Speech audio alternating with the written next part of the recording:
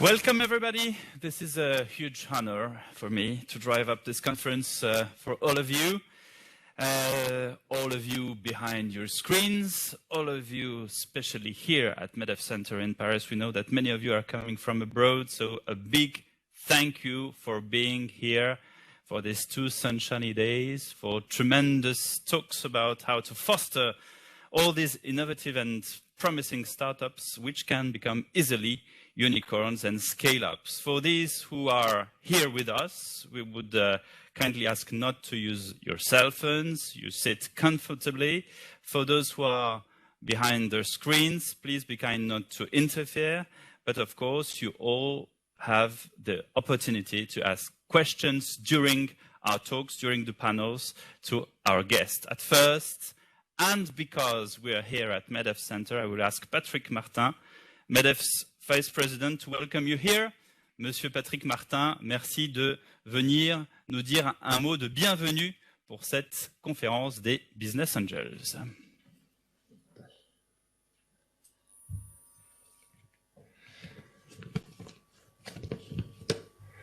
Je vais m'exprimer devant vous en français. Nous sommes à Paris. Et mon anglais ne serait peut-être pas suffisamment bon pour que vous me compreniez tous. Bien, j'ai à vous présenter les excuses du ministre délégué à la transition numérique et à la communication, Cédric O, qui, compte tenu de l'actualité, on peut tous le comprendre, a eu un empêchement. Je voudrais singulièrement saluer Alain Pujol, le coprésident de France Angels, et Luigi Amani, président de Business Angels Europe. Chers amis, vous êtes ici chez vous, dans cette maison MEDEF qui regroupe 190 000 entreprises de toute taille, de tout secteur d'activité et de tous les territoires français, métropolitains et ultramarins.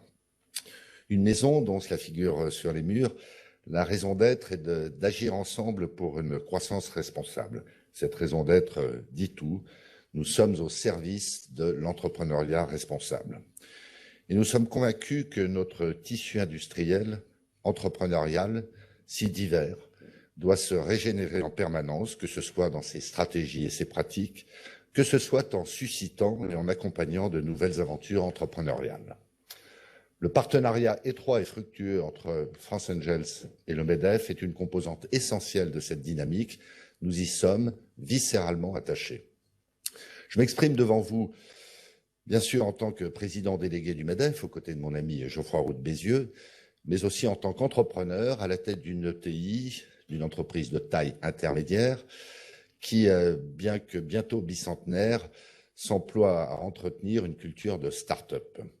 Enfin, je m'exprime en tant qu'administrateur d'un fonds d'investissement très engagé sur les start-up. Je partage donc vos préoccupations, vos sujets, vos ambitions.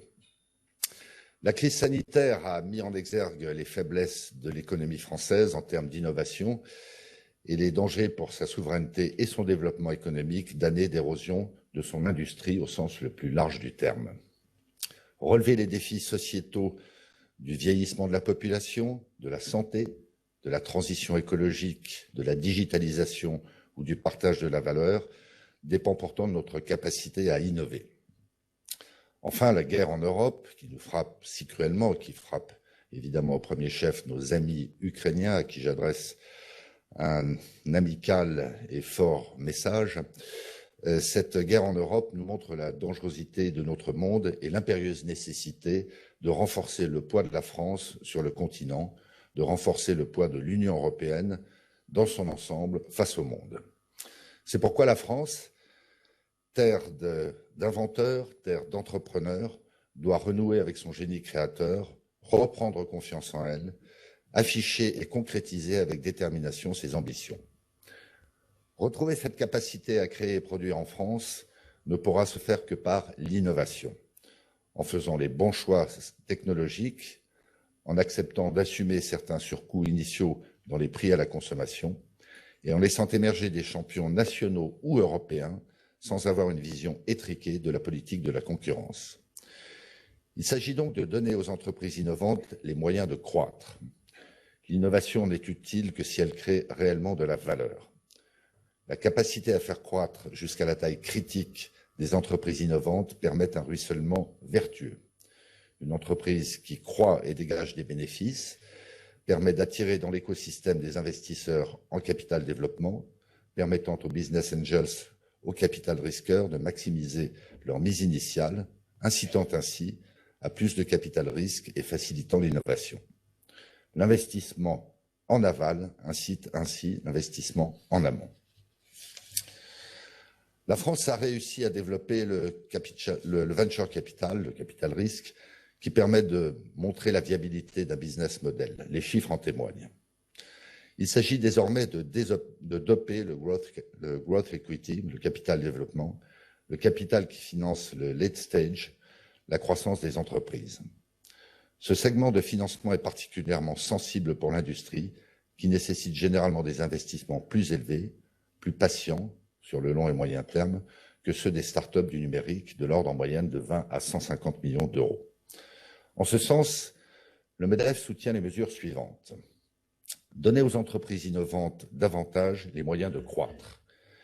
La France a donc réussi à développer le capital risque en amorçage, en première phase, mais doit renforcer le capital développement pour financer la croissance à long terme des entreprises. Cette étape de financement est particulièrement sensible pour le développement et la diffusion des innovations qui nécessitent généralement des investissements de plusieurs dizaines, voire centaines de millions d'euros.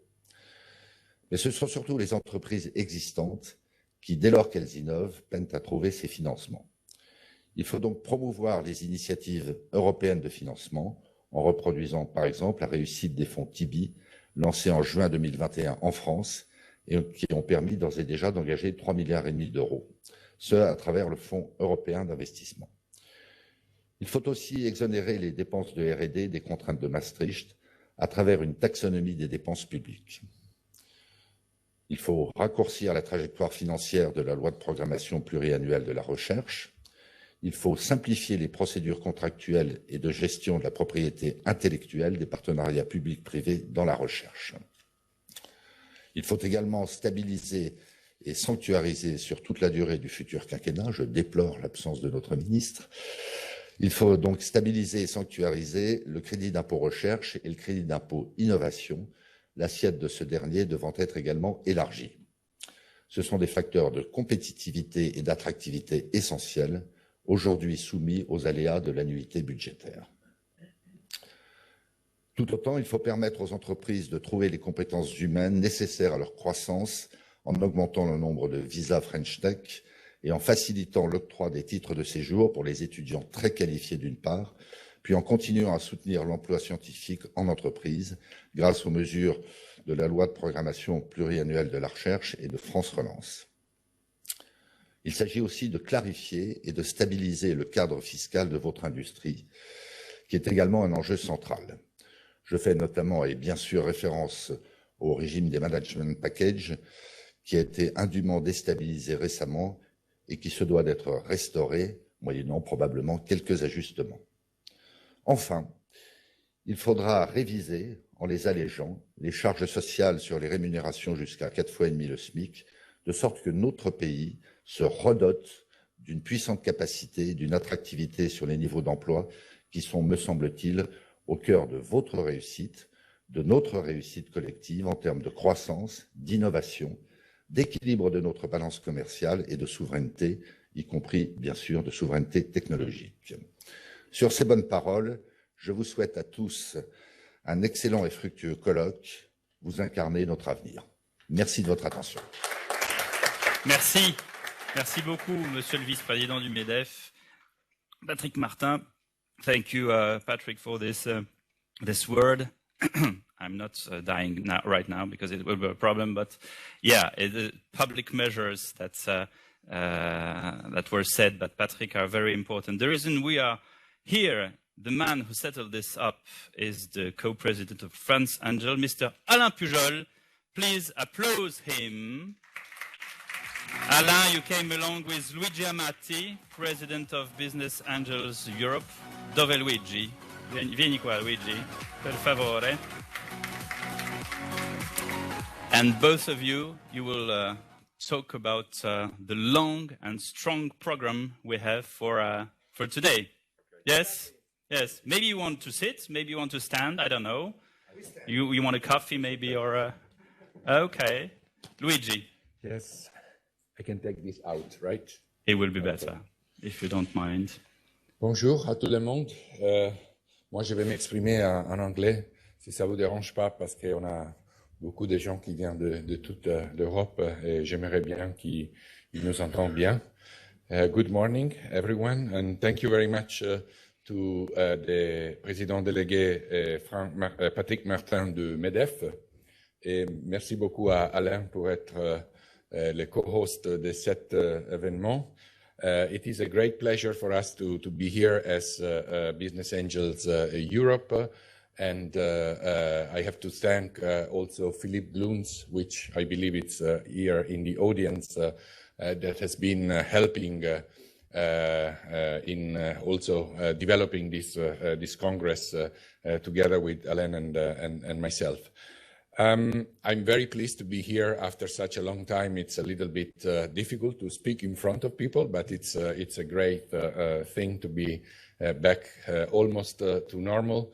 Of course, we are all very saddened for what is now happening in our European continent, and I can only express my wishes that this is something that will end as soon as possible, and that we will have the possibility to sit again, at tables in which collaboration and common grounds for discussion will become again possible.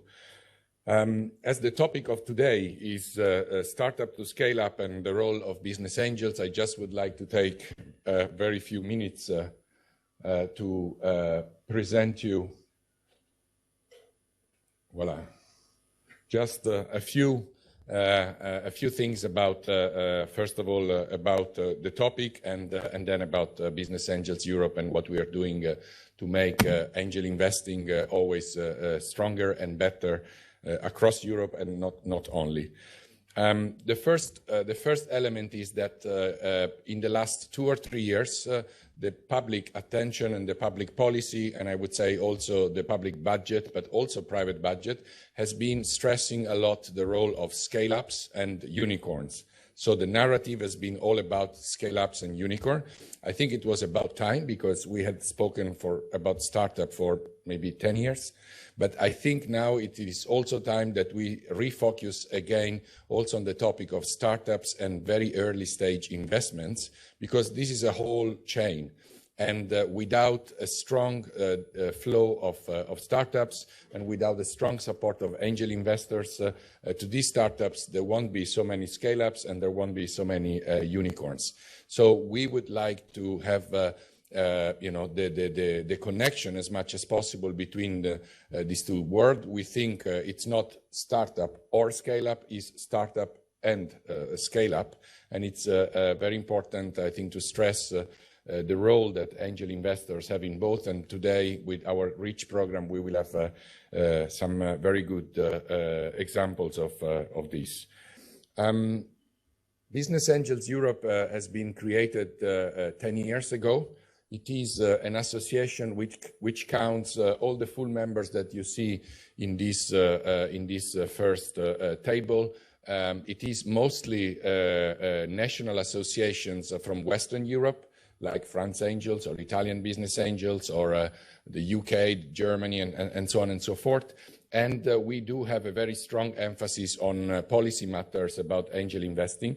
And especially what we advocate in Europe is establishing as much as possible a single European market. We still speak too much about cross-border investing when it comes to Europe. But this is one of our main weaknesses, the fragmentation of the market. We are still 27 countries. If an entrepreneur wants to grow into 27 countries, has to deal with 27 different legislation, fiscal policies, labor laws, and so on and so forth.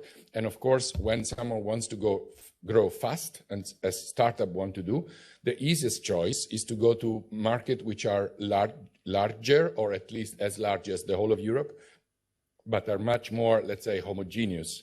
So, we don't want to talk so much anymore about cross-border. We would like to talk as much as possible about Europe and the European market. So unleashing the potential of the single EU market for startups and for angel investors, which are accompanying the startups, it's our top policy measure for which we advocate. We are very pleased, some of you might have seen that just in these days, we have been able for the first time in our history to publish a joint paper with Invest Europe.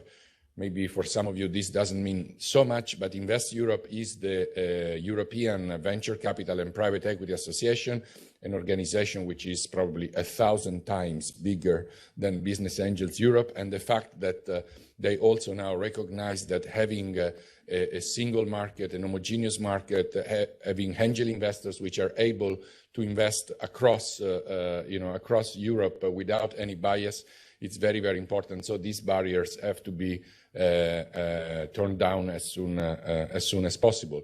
And actually, in the paper, you will find our only recommendation, which is to adopt the French legislation. We know that the French are not so happy about the fact that the amount of tax deduction is not very high. Actually, I think you're one of the lowest nowadays in Europe. We are, at this moment, probably one of the luckiest, having individual business angels up to 50% of tax deduction in Italy. But I think, the amount is something we can work on. Whether it's 20, 30, 40, we can discuss. It has to be something to incentivize. But what it is very important about the Madeleine legislation is that if I am a French angel, I can invest across Europe, no matter in which startup I'm investing, I will still get my fiscal incentive. So I don't have any bias whether I'm investing in France or I'm investing in Portugal or I'm investing in Germany or wherever else. And this is the only case in which the French legislator took seriously what the European Commission says about competition, that we shouldn't disfavor SMEs, and especially we shouldn't disfavor our European SMEs, which are, at the basis of our wealth. So we are really encouraging the European Commission, but all you as national associations to really push strong in order to have this legislation passed not only in France. France is more a problem of increasing the tax deduction rate, but also into the other countries. I want to welcome the Scale Up Initiative, Startup Europe. There are many organizations that will be part of this program. I think Alain will tell us also a little bit more about this, that make this program very, very rich. Just let me give you a second, very quick snapshot about what we are doing. Because we like to do what we preach and not just to preach what we do, we have created, if you like, a second layer in Business Angels Europe, which we call the BAE Club. This is a number of affiliate members to our organization, which represent the leading or some of the leading angel networks across Europe. And in order to be a member of the BAE Club, you have to meet certain requirements in terms of yearly investment amount, just to make sure that when you access the club, you are really a network that is investing and it's leading in its country. In Italy, I'm very pleased to say that our two networks, which are member of the BAE Club, are Italian Angels for Growth from Milan and Club degli Investitori from Turin, which do represent the largest network in the country and do have a strong interest in starting investing at European level. So we started this idea a few years ago. We have grown from a few clubs up to now 19 clubs and 20 probably with the membership we voted yesterday. And I'm also very pleased to say that we have some of the leading clubs that are starting to join us also from Eastern Europe, which is a new market forming little by little. There are still not very strong national associations, but a few clubs and we have the representatives today from Sofia and from Bucharest of CEO Angels and Tech Angels together with us. And little by little, we are starting not just to know each other better and to trust each other. You will never invest together if you have no trust in the person who is investing together with you. So this was the first step that took us a few years, and COVID didn't help very much, but still, we're building this trust. But now, little by little, we are having also some events in which companies are presented and all the European networks can invest. We have a participation of over 70 angels and managers every time we do this. It's being done online. We hope to come offline very, very soon. And it's also for me a pleasure to say that we already had 2 deals that were made. Not huge deals, but one has been between a club in Belgium and a club in Canada, because we also have a partner member of Ange Quebec in Canada, one of the largest clubs in North America.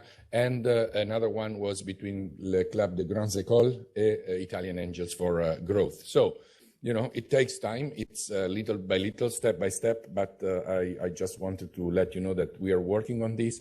We just named a new coordinator, so I want to thank Tanguy de la Fourchardière, who has been the coordinator for the last 3 years, and welcome Reginald Bossen as the new coordinator from the Flanders Business Angel Network. We also work, and this is the last thing I will say, sorry if I'm taking a few minutes, but this is the occasion. We also take some time for working in what we call outreach. So we are just not focusing on building a better policy environment, in building a better investing environment, actually doing it, but we are also focusing on expanding the power of angel investing outside of the current boundaries in Europe. This is why we take part to numerous programs and projects. And we are very pleased today to have a very high-level representative from the European Commission, Monsieur Ouaki, who has been also supporting us through all these years with the program, an initial project that then became a program called ESIL, the European Startup Investors Launchpad, with which we are going, you know, to countries in which the market is not so well developed. And we were able to create and also develop, and now have also, as if you like, affiliate members, networks from Armenia, networks from the eastern part also of Bulgaria now just joined.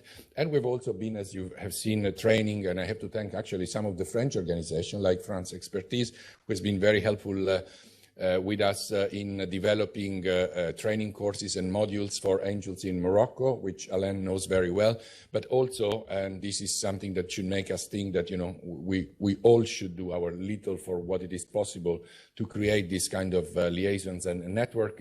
Recently, we've been training the 2 future network managers for the Libyan angel network as well.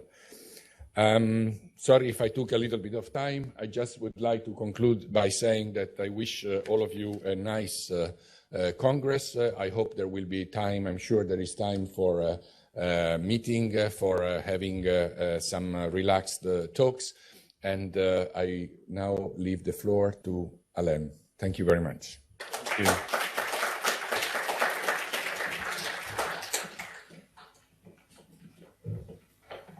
All right, so is it working? Yes, now. Strong welcome to the MEDEF, and thank you very much to the people from MEDEF to welcome us today. We are really so happy to be with you physically present. However, you are not sitting on each seat. You have seen that, because we are in a transition period between COVID and not COVID at all. So basically, the MEDEF, starting 15th of March, will stop all restriction. However, now it's not the case. So we had either to postpone our meeting, we decided not to do it, or to really take into account the rules, really from the MEDEF. It's a reason why you may or not wear masks in the amphitheater, do what you want. We will also have our catering outside of MEDEF. So basically coffee and teas outside. And also the lunches and the dinner tonight will be served in a restaurant in Avenue Bosquet. So that's really what we do, but really happy to have all of you with us present, people also online. And now in a few words, France Angels. So basically, we had the 20th anniversary birthday that was really last year. So France Angels was created in 2001. So far, 4,300 companies have been financed by the members of France Angels. So that's basically around 700 million euro invested, and more than 21 thousand jobs created. In 2021, in France, we have almost 5,500 business angels, and our federation has more than 65 networks of business angels. Most of them are here today. I see, not most, large majority. So you will see, are here today for this physical meeting. We have networks that are really in our regions, what we call donc réseaux régionaux. We also have specialized network. I'm part of Angel Santé, which is investing in healthcare, and we are also Femmes Business Angel. We have Business Angel, des grandes écoles also with us today. Our partners, so without them, we will not be here today. That's very sure. So I would like to really thank La French Tech, and you will see in our program people from La French Tech. I would like also to thank BNP Paribas, and we'll have later on today Nicolas Otton, who will speak about BNP Paribas. Of course, we have BPI with us, really happy to have that. We have also Scale Up Europe. Probably you know already Scale Up Europe. Most of you or some of you. Doesn't matter. Philippe Huberdeau will tell us what Scale Up Europe is. We have the privilege as well to be recognized at one of the meetings from the Union européenne, donc France 2022, donc par rapport à la présidence française de l'Union européenne. Very honored to be recognized by this group as really a leading event. We have also le patronage de Bruno Le Maire, our Minister of Finance, and also welcome by the MEDEF. So again, thank you to MEDEF. We have other speakers and sponsors, Vauban, WEgate, the Open Commission, of course, and Invest Europe. Our program, day one, introduction. So we are already late, but I'm sure that Philippe will... Zero fault. Zero fault, okay. So we will start, first of all, with testimonies. So scale up and angel investors. So we'll have two examples, and so that will come right after my speech. And then we'll have a keynote. And as Patrick told us, Cédric O could not be with us today. However, he sent us a video that was yesterday night, sorry, at 1 a.m. in the morning. So we received it, and he will speak to you via video. Then we have a panel on scaling up French tech, then a keynote by Nicolas Otton from BNP Paribas, and we have a lunch at 1 to really, and the lunch will be a little bit longer so that you can either go to the restaurant, come back, and also network. That's the goal of really of this event. Then we'll have at 2:30 Jean-David Malo just welcoming us, and he will be physically present. He came from Brussels today. We'll have a panel on public policy measures and co-investments, then a break, and then how to incentivize angel investing in Europe. So this will be another panel coming. Closing remarks at from 5 to 5:30, and then the cocktail. So strong welcome to join us for a drink at 6. And then we'll have pitches by startups and scale-ups in the restaurant just on Place de l'École Militaire. Tomorrow, oops, I should have tomorrow. Okay, tomorrow we'll start at 9, and we'll have 3 verticals talking to us. One will be in healthcare in the beginning of the morning. Another one will be on Mixity, so how to develop women entrepreneurs and women investors. And the last one will be on impact investments. So, and we will close at 3 p.m. tomorrow. Pierre, it's now up to you. Strong program you have now. So I propose to applaud you again because you organized all the thing with Business Angels Europe. Thank you, Alain. You will come back at the end of the day to say the program to give us information about the program of tomorrow. But let's start, and we start with some testimonies. It's a good start for a startup. unless you're a billionaire, to be helped, of course, to be fostered, not to be alone. It's the principle of a business angel. So the fit is very important. Like two persons who decide to do something, to lift something together. It was the case 10 years ago for Content Square. Please welcome Nicolas Fritz and Franck Delorme, if they're here. Thank you for coming over. Welcome, gentlemen. Please have a seat. We'll have a little conversation about your, I can't say wedding or marriage, but yeah, collaboration together. Please have a seat anywhere, take a mic. And so, Nicolas Fritz is COO at Content Square. He joined the company 7 years ago. Franck Delorme is president of Seed for Soft. He's what's called a business angel, VC, and serial entrepreneur. Franck, how first did you spot Content Square? How did you identify it? I will tell you a bit about the story, and Nicolas will complete it. Just a few words about Seed for Soft, because this is the reason why we selected this company. Seed for Soft is one of the 65 members of France Angels. We were created about 11 years ago, almost day for day. And we are made of, it's a closed club of 22 one woman, 21 men, partners, investing, as the word says, in software, which means today software as a service, the SaaS word that we all know. So we're all experts, or we pretend of being so.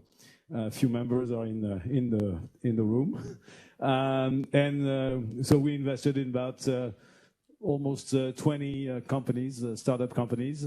And one of the early ones was, I think it was the second one, historically, in 2013, if I'm not wrong, which is less than 10 years ago.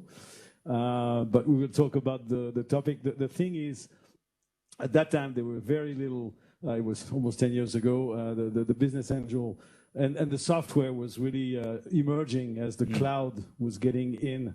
It was not as popular as today. So we met with Jonathan Cherki, who's the founder and CEO.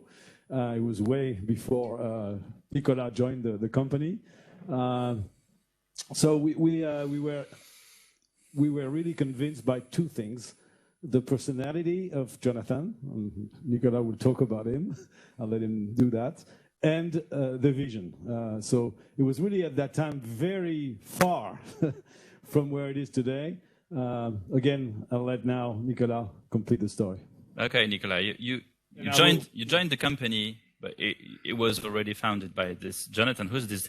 Is this a Superman or something? Because Franck Delorme is talking about him like very.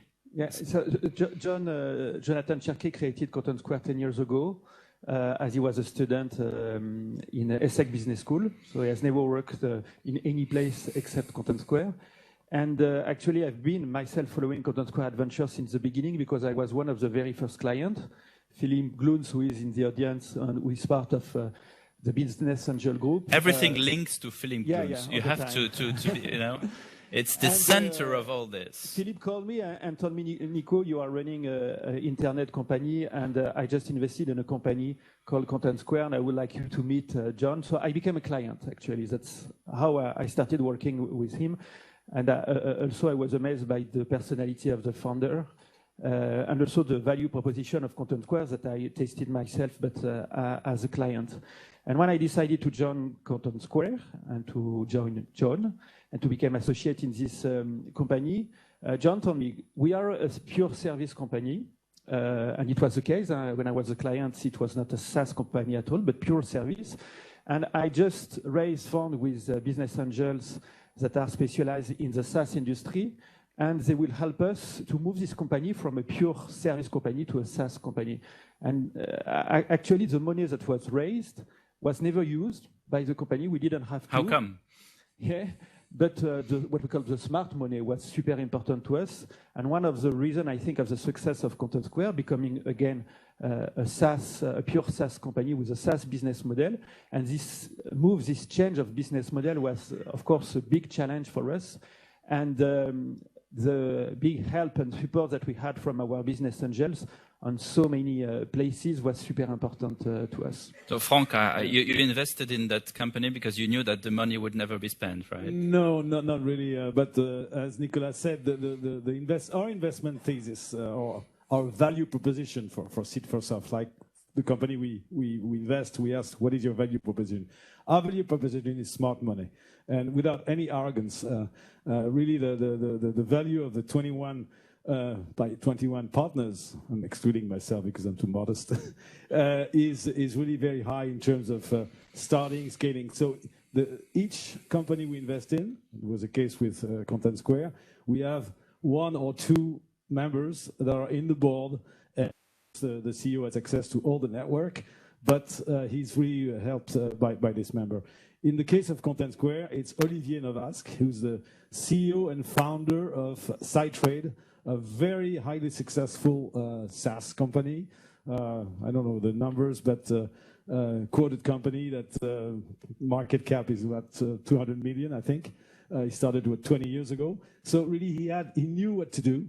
And he helped John in the very early days, and John would recognize he helped him to walk, to swim, to eat, to everything, you know. The thing is, Jonathan was very willing to receive advices, and this is one of our criteria. 3 months ago, we turned down after a full investment committee a company because we estimated that the team was not willing to get all our advices. Not to say always yes, but so this was the case. And I think the first 3 or 4 years, I think the company, we raised $500,000 in the first place in 2013. That lasted about 3 or 4 years. If I recall, the company in that time moved from a service company to a product company. With all the help, so we avoid John to make all the mistakes. You know, we told him, this is the wall, so don't do this and that. We should probably do that. And he listens to you? He did.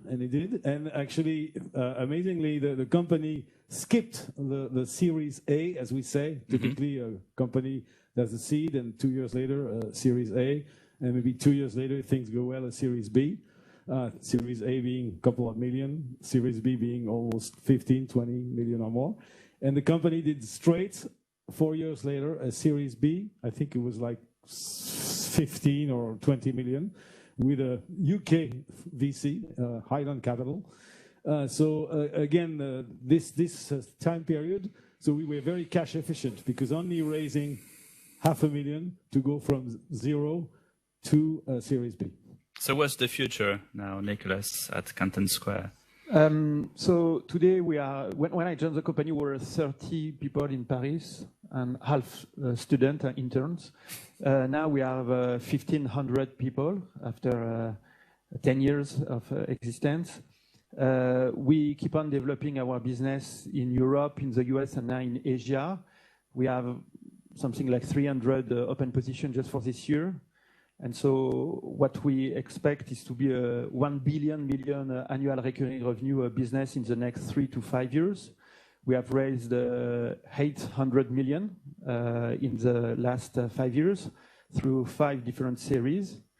What is interesting is that the role of business angel is still the same for us. You know, it's not that when I started this business, and even before in my previous experience, I thought that business angel will be focused on the very early stage part of the business, but it's not the case. Olivier Novasque, that you mentioned, is still a board member and very important board member for He's checking, he's seeing if everything goes right. Yeah, he's online maybe here. Yeah, probably. And, you know, after even in Series B, Series C, Series D, and even Series E, when we're talking about hundreds of millions raised with big valuation, we have new business angel entering. And it's also, I think, maybe something new on the market is that you have entrepreneurs that are successful, that did exit part of their money, and that have the capacity to become big business angel, I would say. And so even on Series E, we had business angels that joined the Content Square pool of business angel, and they help us a lot. Yeah. For example, one of our part of the trajectory for Content Square is to become a public company and to be quoted.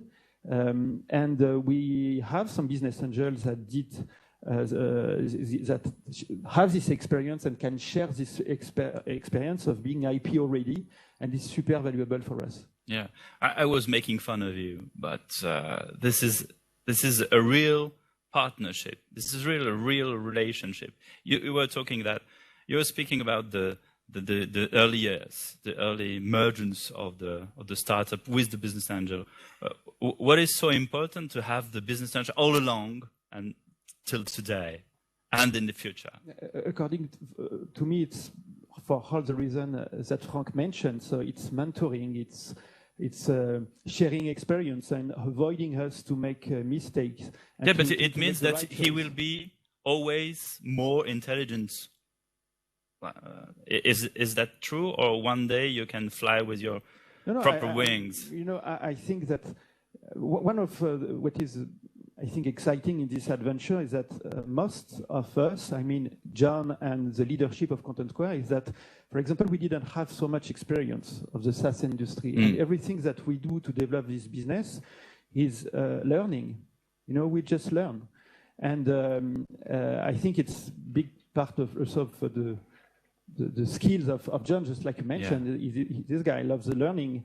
It's also my case, and I think of the rest of the leadership, we enjoy learning and discovering new stuff. And we just try to have around us the right person to help us and to drive us. And again, I can give the example of the founder of Datadog, who just invested on the last round of Content Square. Datadog is a very famous American company, but founded by entrepreneurs.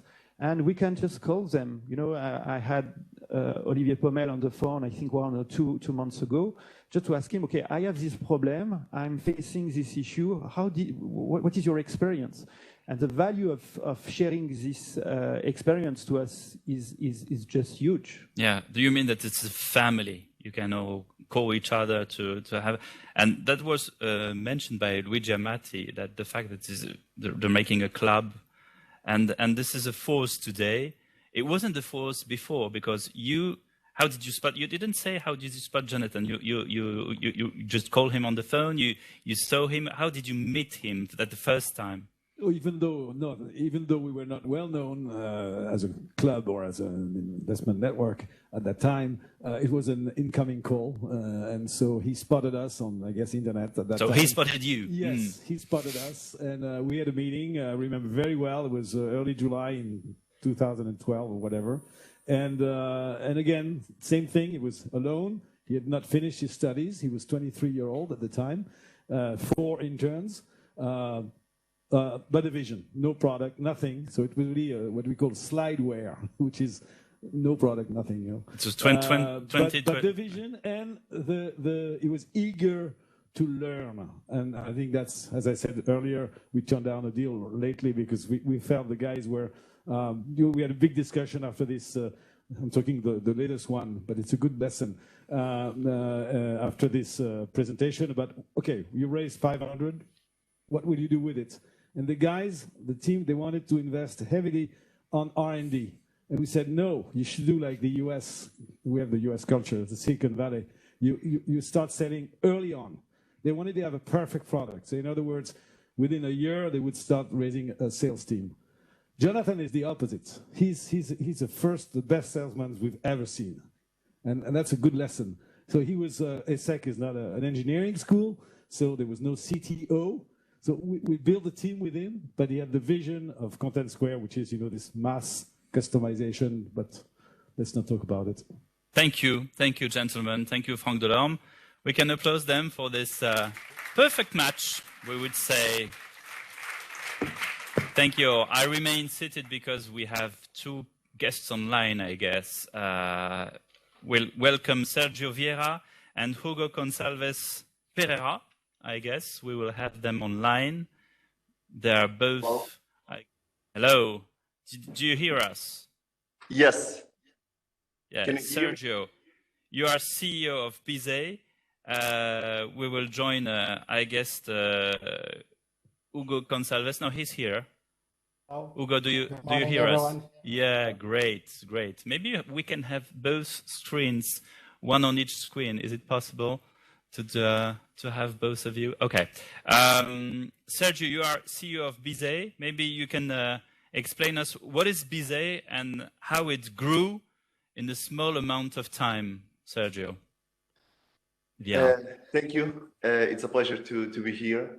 Bizet, it is, I would say, one of the most successful startups in Portugal. And it is a managed marketplace of all customized products. So it connects both sides, demand and supply. On the demand side, we democratize the access of SMBs, small businesses, to customized products. That is a cumbersome process to them. On the supply side, we bring major offline suppliers that typically serve large corporations, large offline corporations, and this happens driven by disruptive supply chain technology, because we don't have any own capacity, we don't have people on the field, so we are a tech company that is managing this, what we call this managed marketplace. In the two of you, what was the link between the two of you? Who spot who? I mean, Sergio, Hugo, how was the connection made? We had worked before because I was Iberian controller of a small parcel logistics company in Portugal and Spain, and Hugo was an investor there. So we met before, and I don't remember exactly when, but probably eight years ago, around this time. We had lunch, and I told Hugo that I was launching a new company. He was not impressed at that time, so it was not easy to convince him. And I believe that 3 or 4 months after that, we met again. And he was impressed by the traction that we were already presenting. So at that time, we were able to find a partnership among ourselves. But Hugo, feel free. Hugo Gonçalves, you are a business angel, sharing partner, founder of Investors Portugal. You are hard to convince if we hear Sergio, but finally you did. What was the final matter that finally conducted you to invest in Bizet? Let me just do a brief introduction of Shilling. Shilling is a group of business angels that got together in 2011. We were all doing our own business angel investments before, and we decided in 2011 to join forces and create an investment vehicle to create a bigger portfolio and diversify and to strengthen our commitment to the ecosystem and to actually take advantage of the multiple expertise that was within the partners. So we had people that were coming from different sectors. And so we started small, but over the last 10, 12 years, we did more than 20 investments, and last year we actually raised a 52 million fund to become a full-fledged venture capital fund. So, but going back to your question, so I met Sergio when we were working together at this logistics company, when I was doing these initial business angel investments on my own. And I was very impressed with Sergio. We worked very closely because I also supervised the finance function. And actually, not only Sergio, but one of his co-founders, George, was also working at that company. So actually, we had the privilege of, or I had the privilege of knowing them for at least 2 or 3 years and know how good they were, the drive that they had. So even though the first impression about the business model wasn't wasn't, as Sergio said, very, very positive.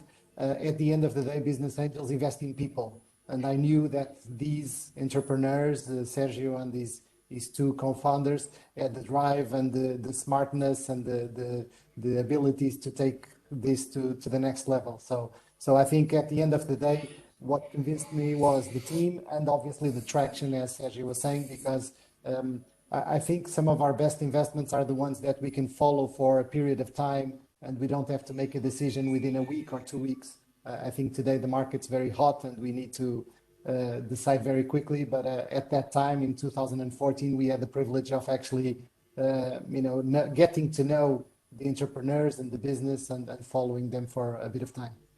Hugo, as an investor, because we will be speaking during these 2 days about public measures, about tax, about private and public investment. What would you say about European public measures? Are you helped with measures in your country and in Europe to invest in business angels, or is it a little bit hard? And what would you like to see maybe for the future? Okay. So we are definitely helped by the measures that have been implemented in Portugal. Actually, if there weren't for those measures, we wouldn't be sitting here today, because the reason why we got together was not only to get scale and get diversification, but because there was some European grants that in Portugal, it's a co-investment scheme that would leverage our capital with a 65% grant. And so I think that was a very important, and investors, Portugal had a very important role in spreading the word. Just so you have an idea, at that time in 2011, about 54 business angel groups were created, just like ours. So I think that was the start of the boom of the Portuguese ecosystem. So I think those measures were very important. Obviously, they're not perfect. One of the problems that we have today is that companies are global by nature. So they start in Portugal and then move the headquarters to the UK or to France or to the US. And a lot of times this money that is coming from the EU is restricted. So we have a lot of problems in justifying why, one of our companies is changing headquarters when new investors come in. I think a policy where there would be more flexibility, at least within the European space, I think would be very welcome, because that would allow us to invest in other companies outside of Portugal with that money, and would allow us to also other investors to invest in Portuguese companies. I think that's an obstacle today that needs to be addressed. More flexibility. We will speak about it a little bit later, but this is this is one of the mainstream of today's discussions. Last question to Sergio Vieira, and we will shorten this discussion because we're already late for this Congress. I would like to ask you, Sergio, because we heard Nicolas Fritz and Franck Delorme. Is it for you and with Hugo, is it a permanent relationship you have now in the future, or? It is an interesting question, because with time we get more and more investors, and the table is quite full, or becomes quite full. So it is a very interesting question. Hugo, I believe that because if he learns it today, it will be a little bit a clash, right? I would say that it depends on the type of the investor. Because with time, it is true that the lead investors of last rounds typically become more important. But as Hugo, since the beginning, was able to help us and to bring challenging, to bring know-how, to bring benchmarking, we have been able to keep this relation. And the truth is that even 3 or 4 weeks ago, we were having a lunch and discussing part of the strategy of the company that typically at this stage, I would say that it would be more usual with the new investors. So I would say that it depends on the type of the investor. For sure, in our case, and with the relation that we have, Hugo will help us on the future path of the company, even being a business angel from 7 years ago. Thank you, both of you. Thank you for these perfect examples of how a business angel can foster a startup and how this relationship can become more than that. Thank you, both of you, and thank you for being online from Portugal, both of you. Now we'll focus on thank you, Hugo. Thank you, both of you. We will focus on 2 keynotes, if you please. The first is addressed to us by the French Minister of State for Digital Transition and Electronic Communication. Please listen and watch Mr. Cédric O, who speaks in French. Bonjour à toutes et à tous. Je suis très heureux d'avoir l'occasion de prendre la parole devant vous aujourd'hui au siège du MEDEF, et je voudrais remercier Business Angel Europe et l'ensemble des organisateurs, le MEDEF également, pour m'avoir convié aujourd'hui. Je crois que la question de l'innovation est une des questions absolument clés dans la période que nous vivons.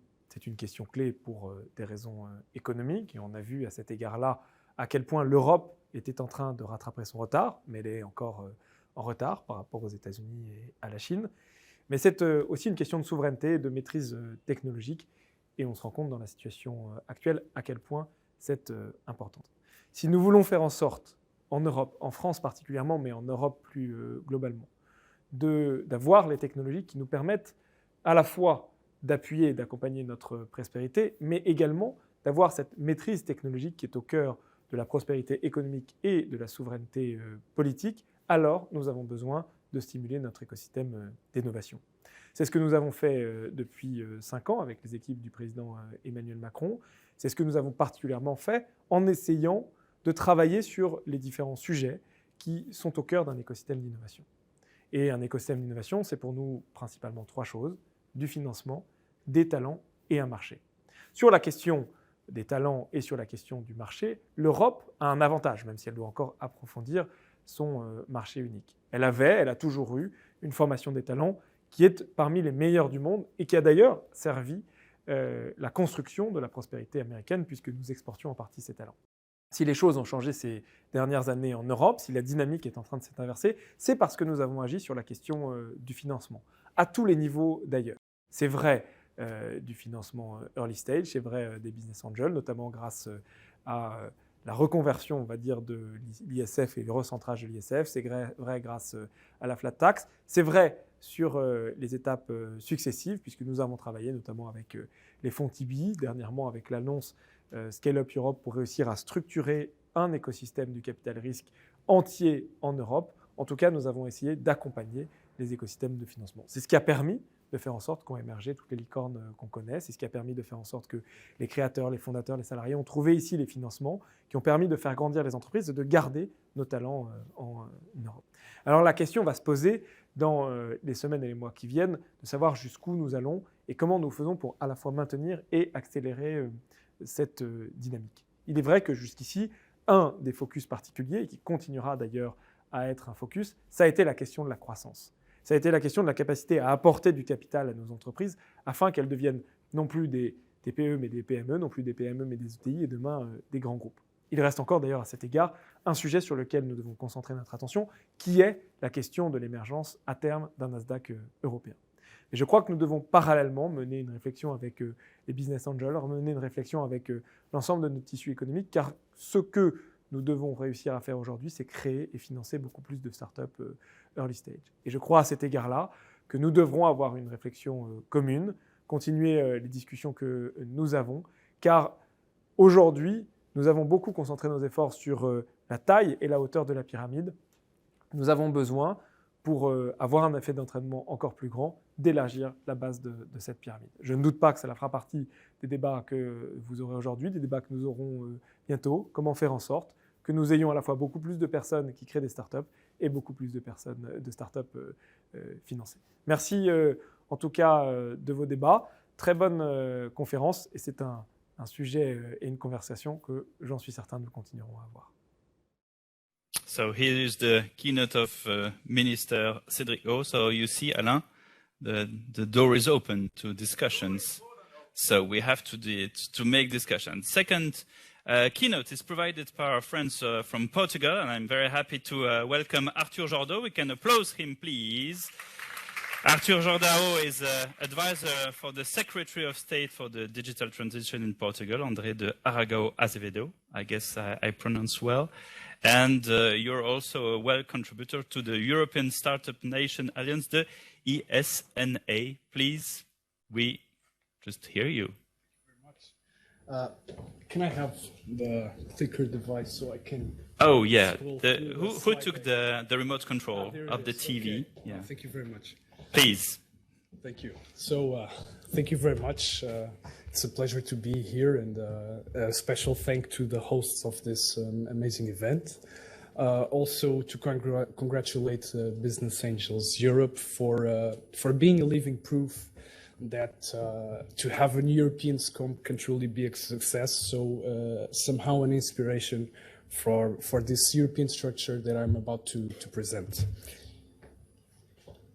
So, in that European structure, I'm sure that some of you already heard of it, Europe Startup Nations Alliance, that started more than 1 year ago with discussions prior to the Portuguese presidency of the European Council, and a line of thought that was how to really step up the European ecosystem and to reach its potential.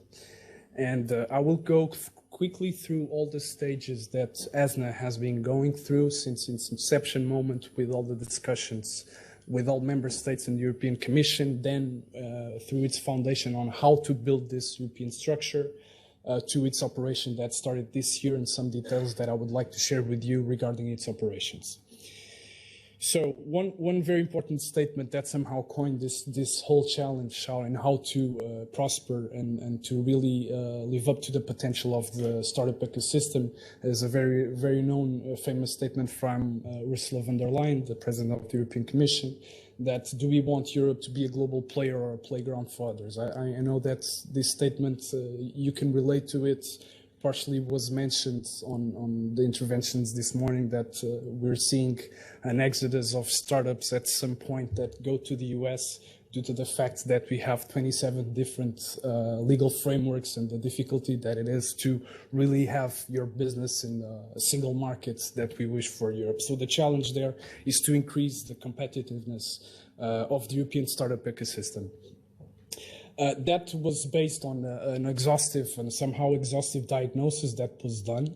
That we know that Europe compares poorly, and it has different leaders on this ecosystem when we compare the relative indicators like startups, number of startups, the ecosystem value, the number of employees, and the number of unicorns that we found when compared to other regions in the world. Also, a very important aspect for people that are in the management positions and deal with numbers and indicators, that we found different definitions for a startup. ESNA doesn't have the intention to solve this, because this is probably a problem that cannot be solved, but at least to push, to harmonize somehow for a common definition that helps public policy makers and to help businesses to better consume this information.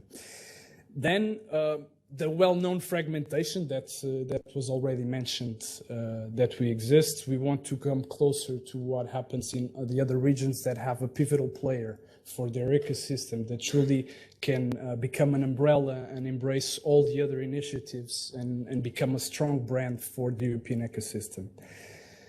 And last but not least, and probably the main reason that led to this wave of unity and willingness to do something different for Europe, 1 year ago, around March, during the Portuguese presidency, a Startup Nation Standards of Excellence declaration was signed by 26 out of the 27 member states plus Ireland, pointing out to 8 best practices that could make all the signatory countries friendly to the startup ecosystem.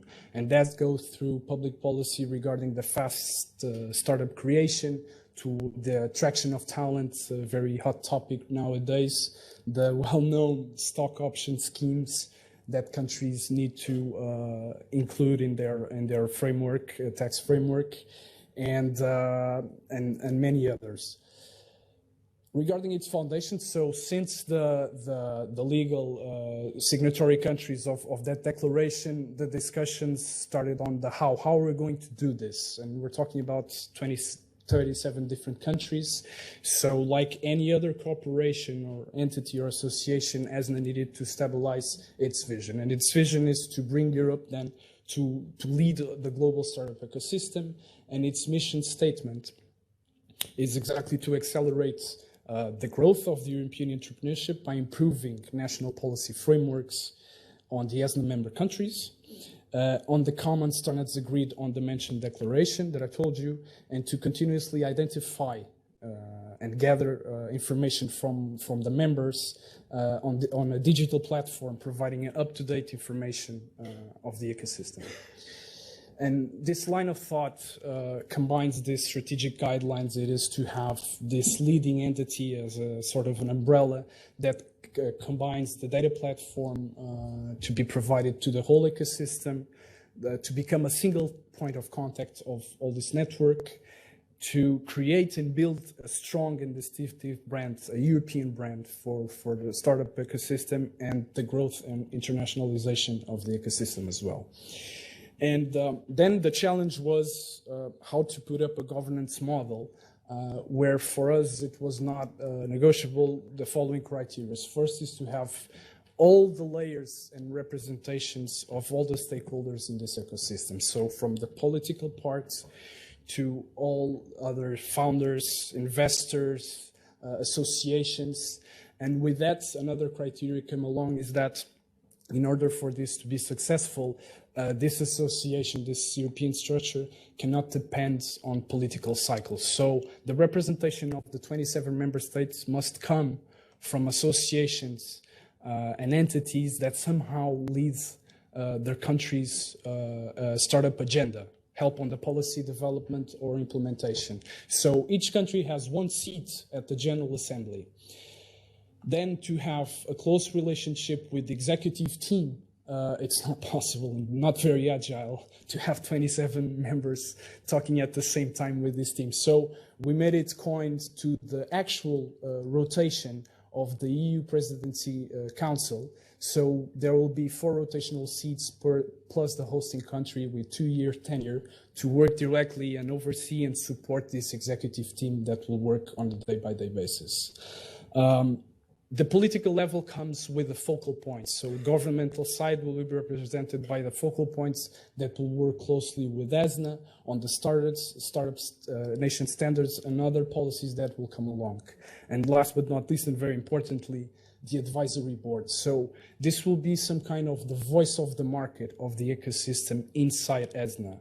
We're talking about founders from different maturity stages of these companies, the investors on all types of formats, business angels like this forum, or venture capitalists, academia, universities, other associations need to be there, give their contributions, and contribute to the whole conversation and improvement of the ecosystem. So ESNA was founded formally and launched officially last November during Web Summit with 3 founding members coming from Austria, Portugal, and Spain. Last week, we just announced the entry of 3 new members coming from France, Czech Republic, and Slovenia. And here is just depicted the logic of the rotation of the presidency board that I was just explaining. moving into the action area that started this year after its foundation. So ESNA will focus its action plan on 4 main areas of activity. The well-known standards that I already mentioned, for best to improve the policy making and to become countries a friendly country for startups. The insights and analytics, which is to bring to life a platform with more data and reliable data with this harmonized concepts, because we all feel sometimes when looking and crunching numbers of this ecosystem, sometimes I feel that I'm comparing apples to pears, and we don't want that. We want to improve that quality of these indicators. Then the network sharing exchange, which is not only to start the advisory board, but to seek for good projects that are being done in Europe and spread it across the remaining countries. And to hear for better policy as well. And last but not least, the marketing and communication side that will be transversal and at the same time looking to build a strong European brand. Here is just a couple of important milestones that I just achieved that will basically go through what I just said. This is a kind of a timeline that was achieved by ESNA until now. So in March, 1 year ago, the Startup Nation Standards Declaration was signed, moved into the foundation, multiple discussions among member states and the European Commission on how to bring to life this entity. And then starting this year, an interim team started laying down some groundwork for its operations. Last month, during the French presidency, 2 of the 8 standards have begun the discussions with member states on how to implement them.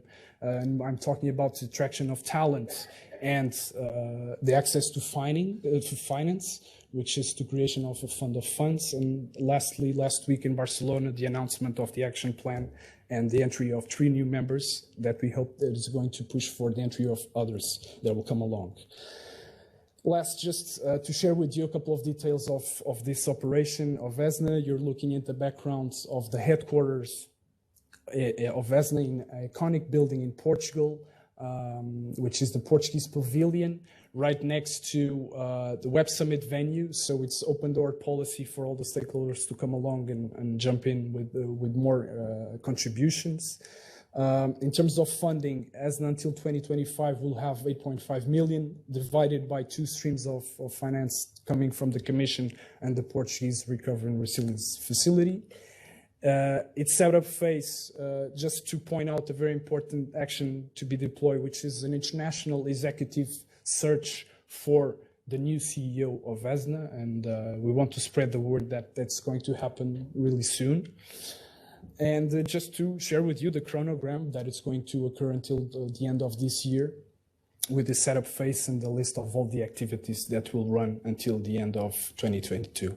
So to this distinct audience and for people who are seeing at home, thank you for this opportunity to share what was the ride of ESNA. And we count on every single one of you to keep the conversation going. And I wish you a good event. So thank you very much. Thank you. Thank you, Arthur. Thank you for this brilliant presentation. Now I'll ask on stage David Bougeot, Franck Delorme, Olivier Mathieu, and Anne Miller. Please welcome them. I hope everybody's here. David Bougeot, Deputy Director, Deep Tech Department at BPI. I will take just that chair for me, if you don't mind, to see you all. We have Franck Delorme, you know him, he's President of Seed for Soft. Olivier Mathieu, Vice President. Welcome, Anne Miller. Anne comes from the US, so, you know, she made a big trip to join us, please. Olivier Mathieu, Vice President of Investor at France Digital, and Anne Miller, Head of International Affairs at La French Tech.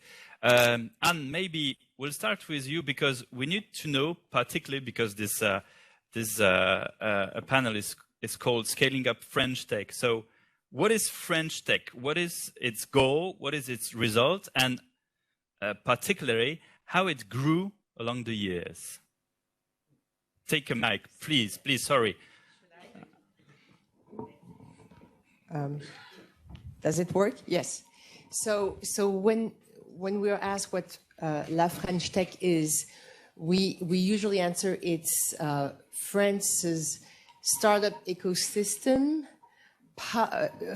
It's the name of the French ecosystem of startups, powered by the ecosystem, but bolstered by the government. So why do I define it like this?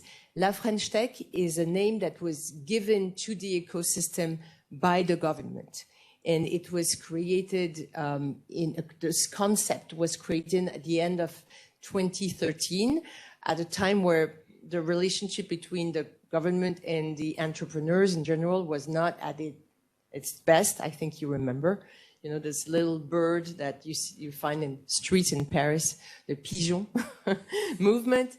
So, but then there was this idea that it was crucial to regain the confidence of the entrepreneurs in France. And that's when there was this genius idea to call the ecosystem, to give it a name, to make it aware of itself, to create a sense of cohesion, a sense of community, and also to project this image of France being a startup-friendly nation outside. So I don't know if you want me to go in the stages of French Tech, or if I don't want to be too long though. So should I go very fast? It depends if you take an hour or a few minutes. I'm going to try to do it in kind of 2 minutes. So you heard what Cédric O said. He said we have more and more champions. We have to widen the base, and it's really interesting because more and more unicorns. And we have more and more unicorns, and we have to widen. It's really interesting because you can see that French Tech goes into phase. So la mission French Tech, because French Tech is the ecosystem. La mission French Tech, which I'm part of, is a very actually small task force of not even 20 people, and there were 5 of them in 2013, that's located in the Ministry of Finance. So this whole sense of community is bolstered by this small team. And so there were 3 versions of French Tech. Originally, it was really, we have to empower the ecosystem, make it aware of itself, and help it grow. So that was the first version 1 of French Tech. Then, around 2017, said, yeah, we have more and more companies, but we don't have champions. We have to do something to create champions. So that's when we came up with this. You probably heard of the French Tech 120 and the next 40 programs. That's when we said we need to accompany those most promising startups in a way that help them grow and overcome the obstacles of growing in France and having a better relationship with the administration. And that was a huge success, because I don't know if you noticed, but the first startups that were growing, they moved abroad. Now our unicorns are still here. Their headquarters is here. Even if Jonathan Cherki is a very good example, he moved personally to New York, but his company is still headquartered in France, and it means a lot. Version 3 of French Tech, and you heard the Minister O earlier, it's now to say again, we again need more startups, but in some key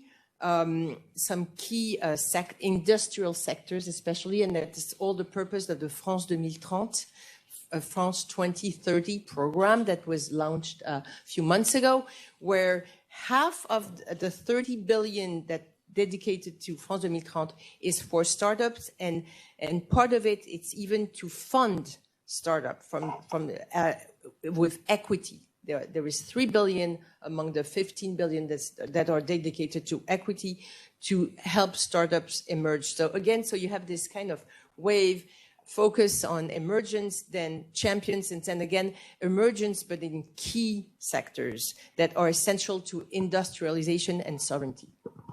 Olivier Mathieu, France Digital is of course a mainstream in this, and they have the same goal, same philosophy.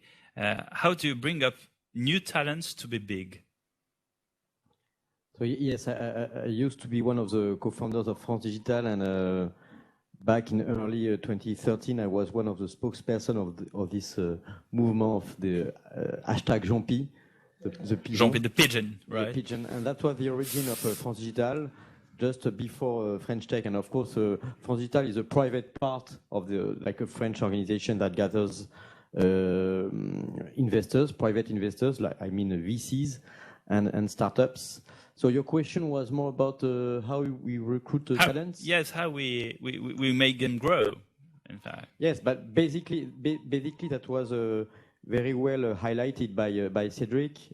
We need financing. You make Cédric O. Cédric O, yes. Yeah, it's your friend, right? Cédric. Yes. We are Cédric. quite close because we collaborated also when he was next to the president before he was at Bercy, at the French Ministry of now you have to call him Sorry? Monsieur le Ministre now.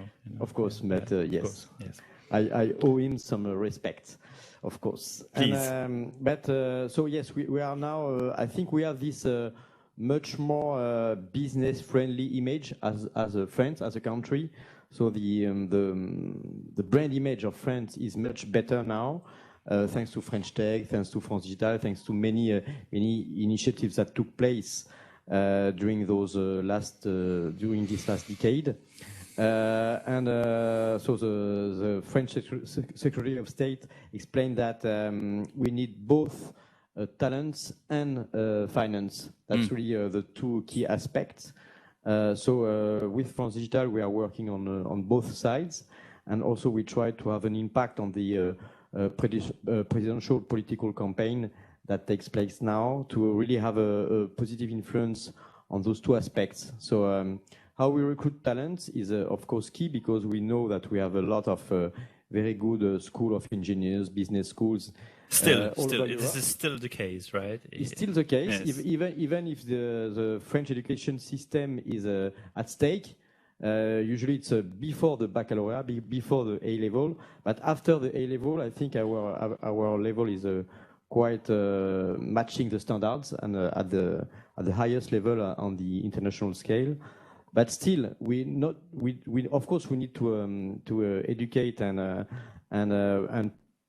to get more and more talents on the French labor market. But it's also a question of how we can attract talents from all over the world. It's not only about how we can decrease the the escape from our brain to the Silicon Valley or to China or Southeast Asia. It's also how we could or how we should attract more talents from India, from China, because it would be a good criteria, a good indicator to see how attractive is our country. So that's one of our first mission, and the second one is still to get more and more finance, because we know that we need business angels at the early stage of the startups, but we also we need to tackle another issue, which is how we can finance our startups or our scale-ups at later stages, because it's one of the big issues is that we don't have enough late stage funds, not enough exits. So we can be proud to have more and more unicorns, as Mr. O said, but it's not enough, because unicorns is not a way to get money from the exit. It's just like a theoretical valuation of our scale-ups. But of course, you know the expression, put your money where your mouth is. We really need to have some good exit in France and in Europe to demonstrate to the world and to the financial world that our scale-ups are really worth investing. So that's maybe one of the biggest issue now is how we can get the largest fund and a later stage and exits and from industrial, from IPOs, and from all the needed tools. Maybe Franck Delorme can react to this after we go to the deep tech. Yes. Because it's very deep, right? Yes. I'm a lucky man. Previously, in the previous session, I talked about Seed for South. Now let's talk just a few minutes about myself, and you will see my experience can be shared. Last 27 years, so more than a quarter of a century ago, I started into this ecosystem of startup tech, financing, and so forth. As it said, as a VC first, then an entrepreneur, which is a smart, interesting move, and for the last 10, 15 years as a business angel. I've seen a lot of changes, and it's been exponential. It's not been linear since 1995 until today.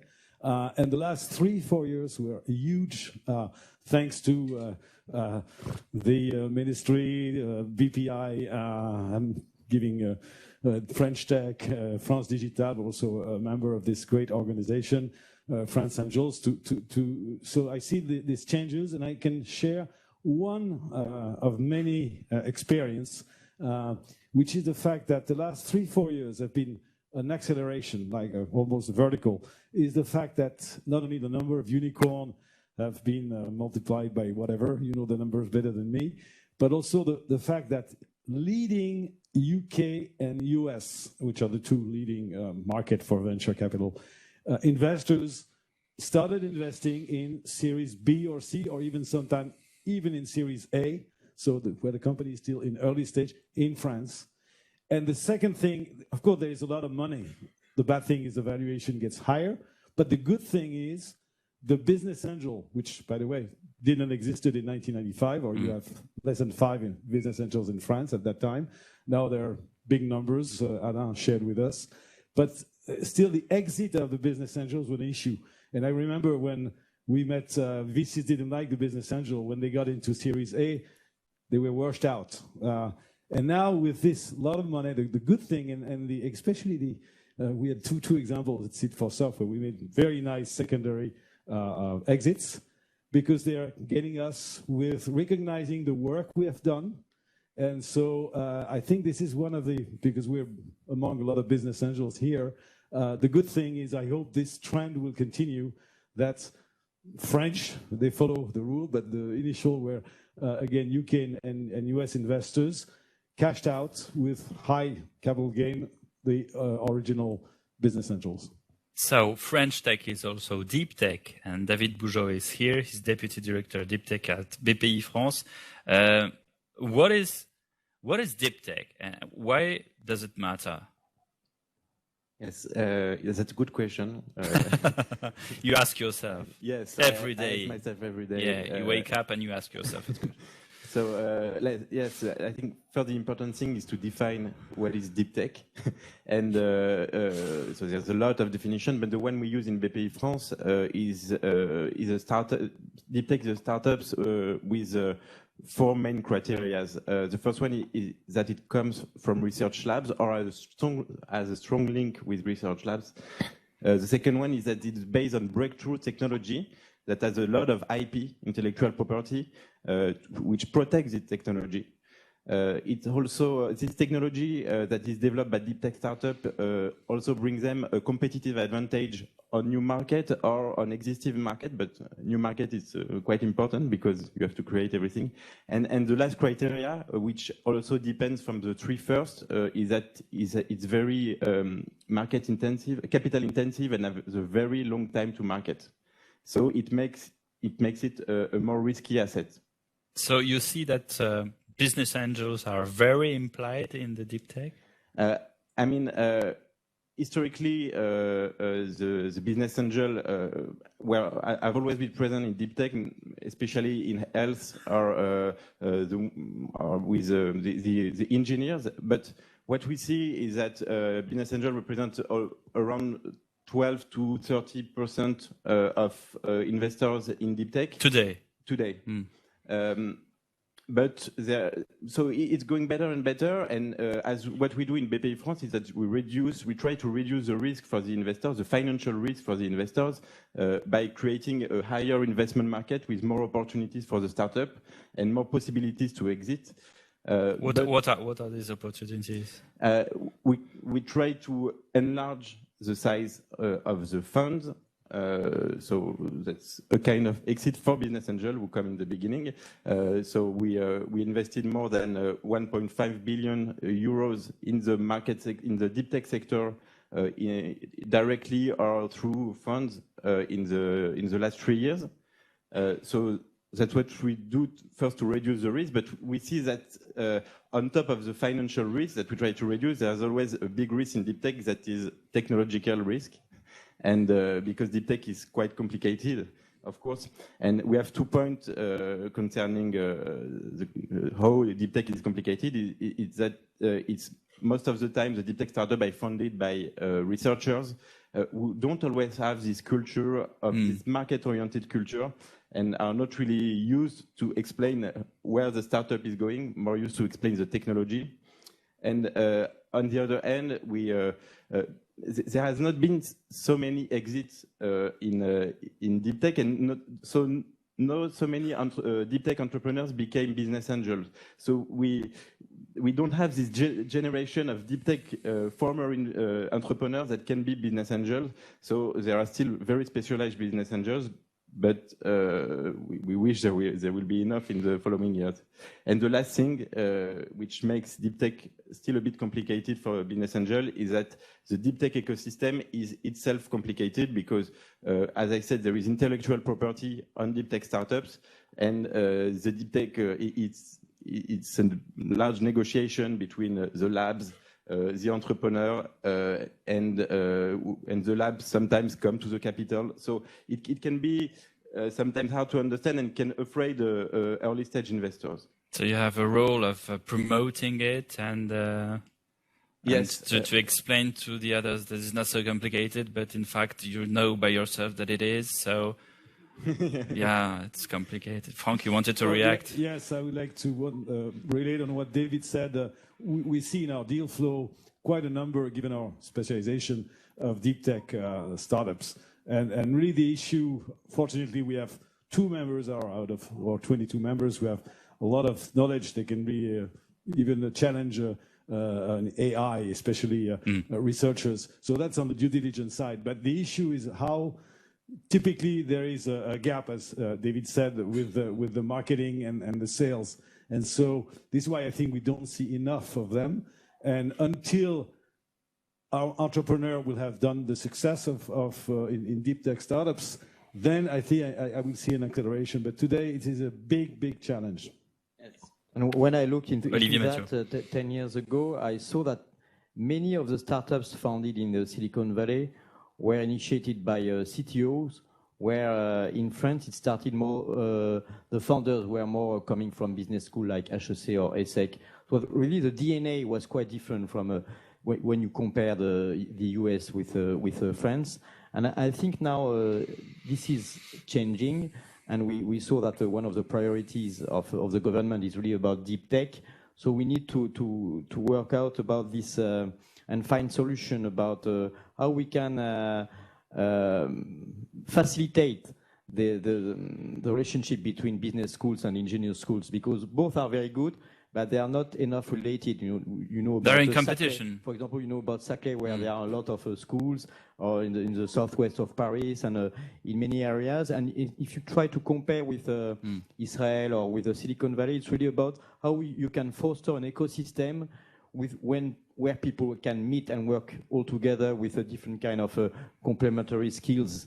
I mean, technical skills, deep tech skills, and also business skills and go-to-market capabilities. But engineers and commercials hate each other. It's in French culture, right? That's what we think in France. But when you're in a business school, you hate engineers and vice versa. Yeah, but now the schools are working closer, and they try to create a relationship between engineering schools, science, universities, and business schools. So there are a lot of masters, M1, M2, where they can meet and work together, which is a very good opportunity to initiate your startups just right after your diploma.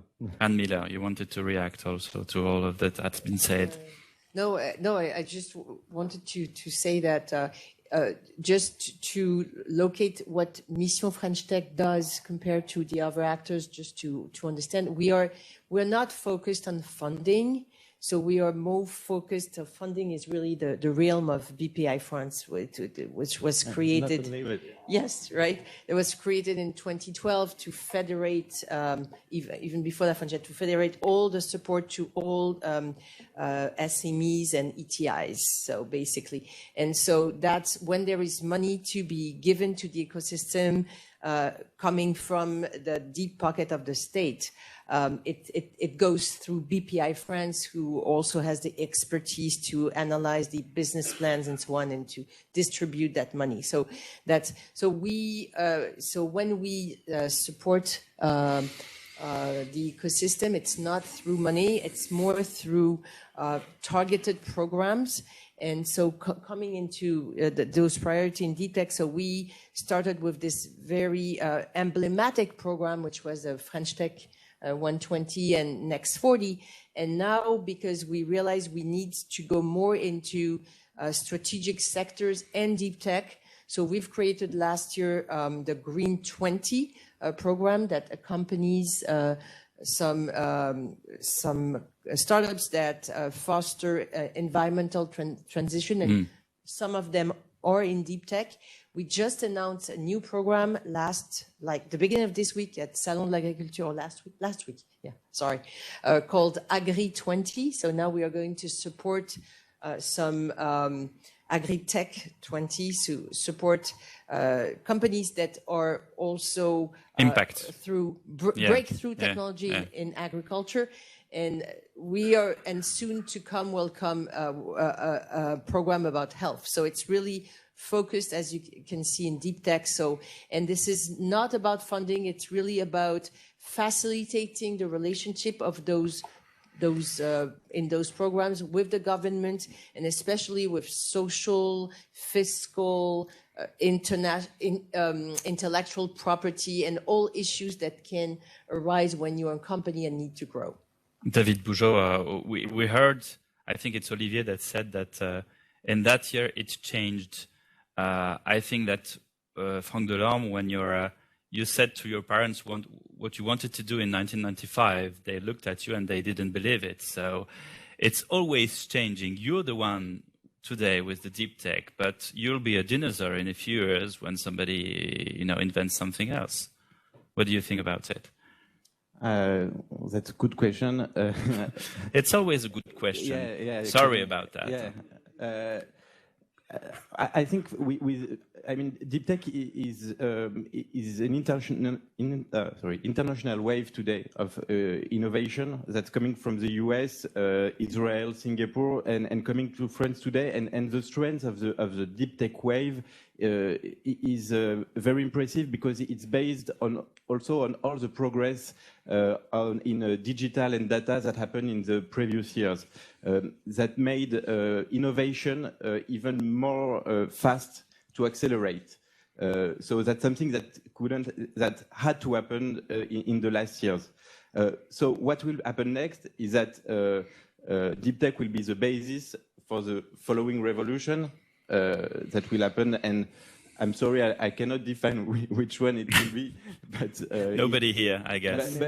Maybe I can add something, because I guess maybe deep tech will never be really old-fashioned as you try to guess, because let's take the bets. But maybe the definition can change, and now that's why we founded a new VC which is called 2050.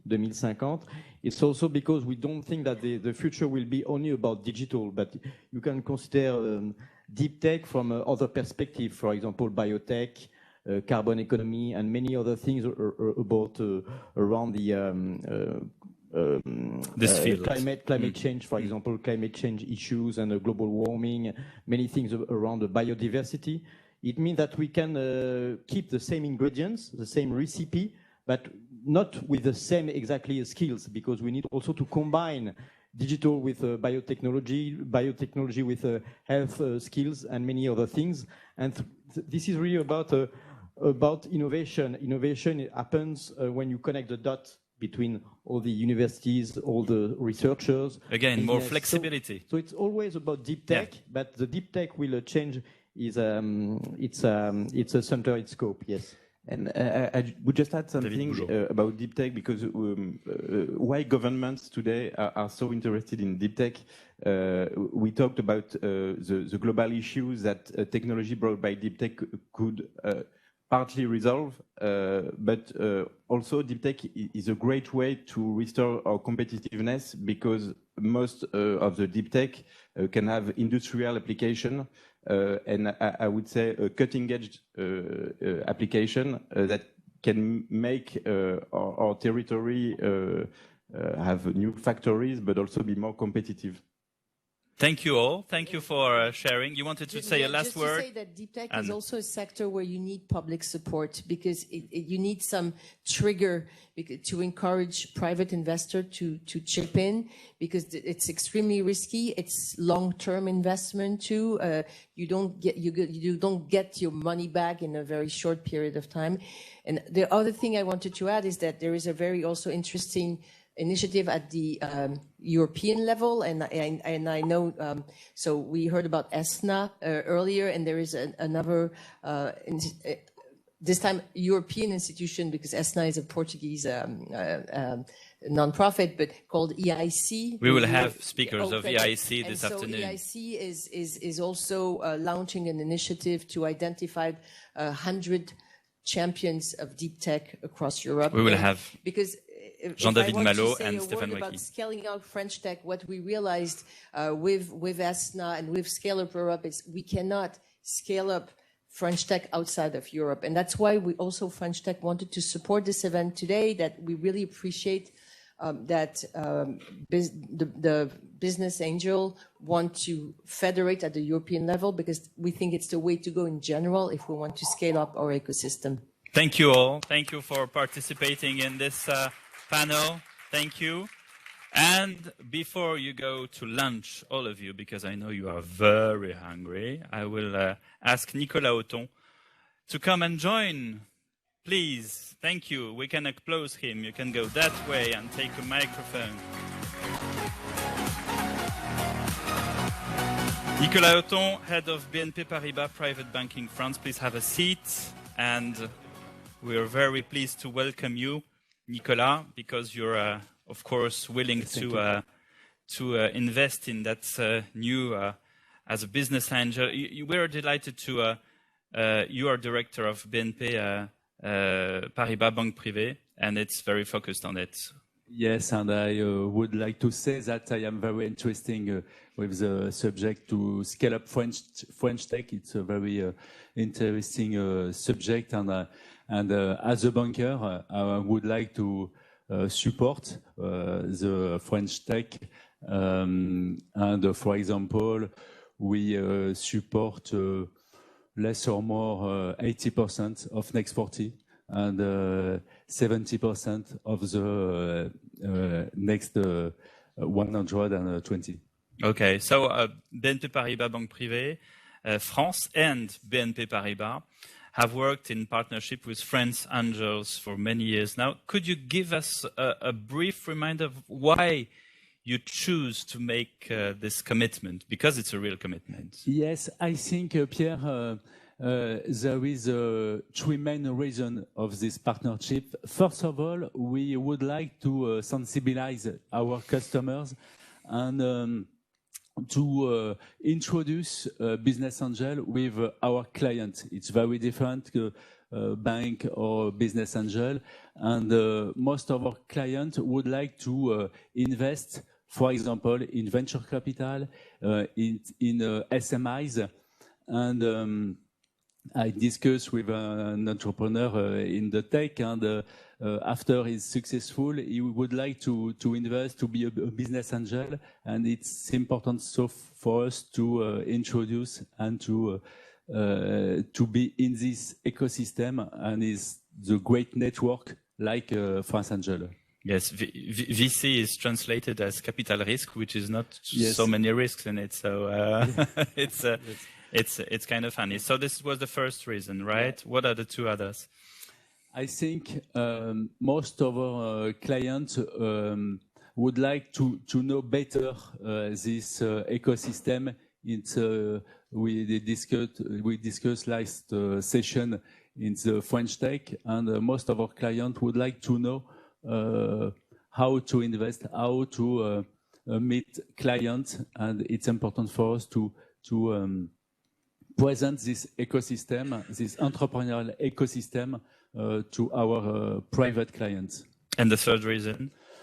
I think most the third reason is to deal because our clients want to become a client of the private bank in the future. So we support young client, and after they can become a client of the private bank like us. You offer this long-term support to SMEs and mid-sized companies too. Yes, as I said, 80% of the next 40 is client of BNP Paribas, and it's important for nous to support them in a long-term period. We are in a crisis in this moment, and it's important to support in long term. And I would like to give us 2 examples of our support. For example, you discuss like IPO, and Porzampar in France can offer IPO for SMIs or mid-cap, and BNP Paribas Development can invest in private equity to mid-cap. So we are an environment interesting for entrepreneurial. Very recently, BNP Paribas Group has announced its strategic plan. Could you tell us more about it? In 3 words, growth, technological, and sustainability finance. Growth because we would like to continue to be a leader in Europe. Technological because we would like to offer a new experience for our employees and our customers, and sustainability finance because the change in the world change, and we would like to take a large part of this transformation. Okay, and you mentioned that technology is one of the pillars, one of the mainstream of your strategic plan. How it works? So, Pierre, I would like to give you 3 examples of technological initiative in our company. The first is we work with Gambit to offer to our customer a new experience of saving, of digital saving in a BNP Paribas private bank. So is the first example. The second is Floa Bank, who can offer 3 or 4 payments. And the third is probably for people like Nickel Bank, for young people or people who can access the first time to a bank. Thank you very much, Nicolas Otton. Thank you, you. and please, event. thank you for joining our event. So now, Alain, it's lunchtime, I guess, and we'll have a strong and full program after lunch, I guess. Where do we meet for lunch?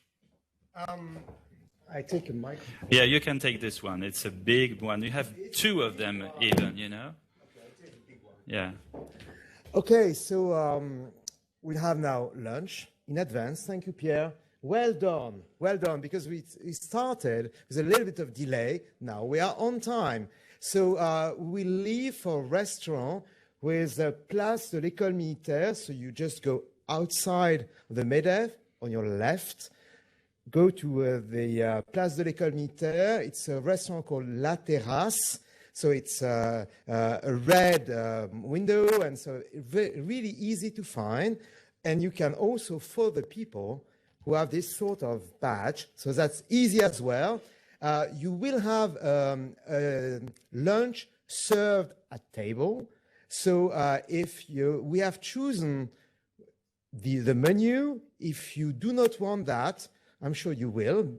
You will like it a lot.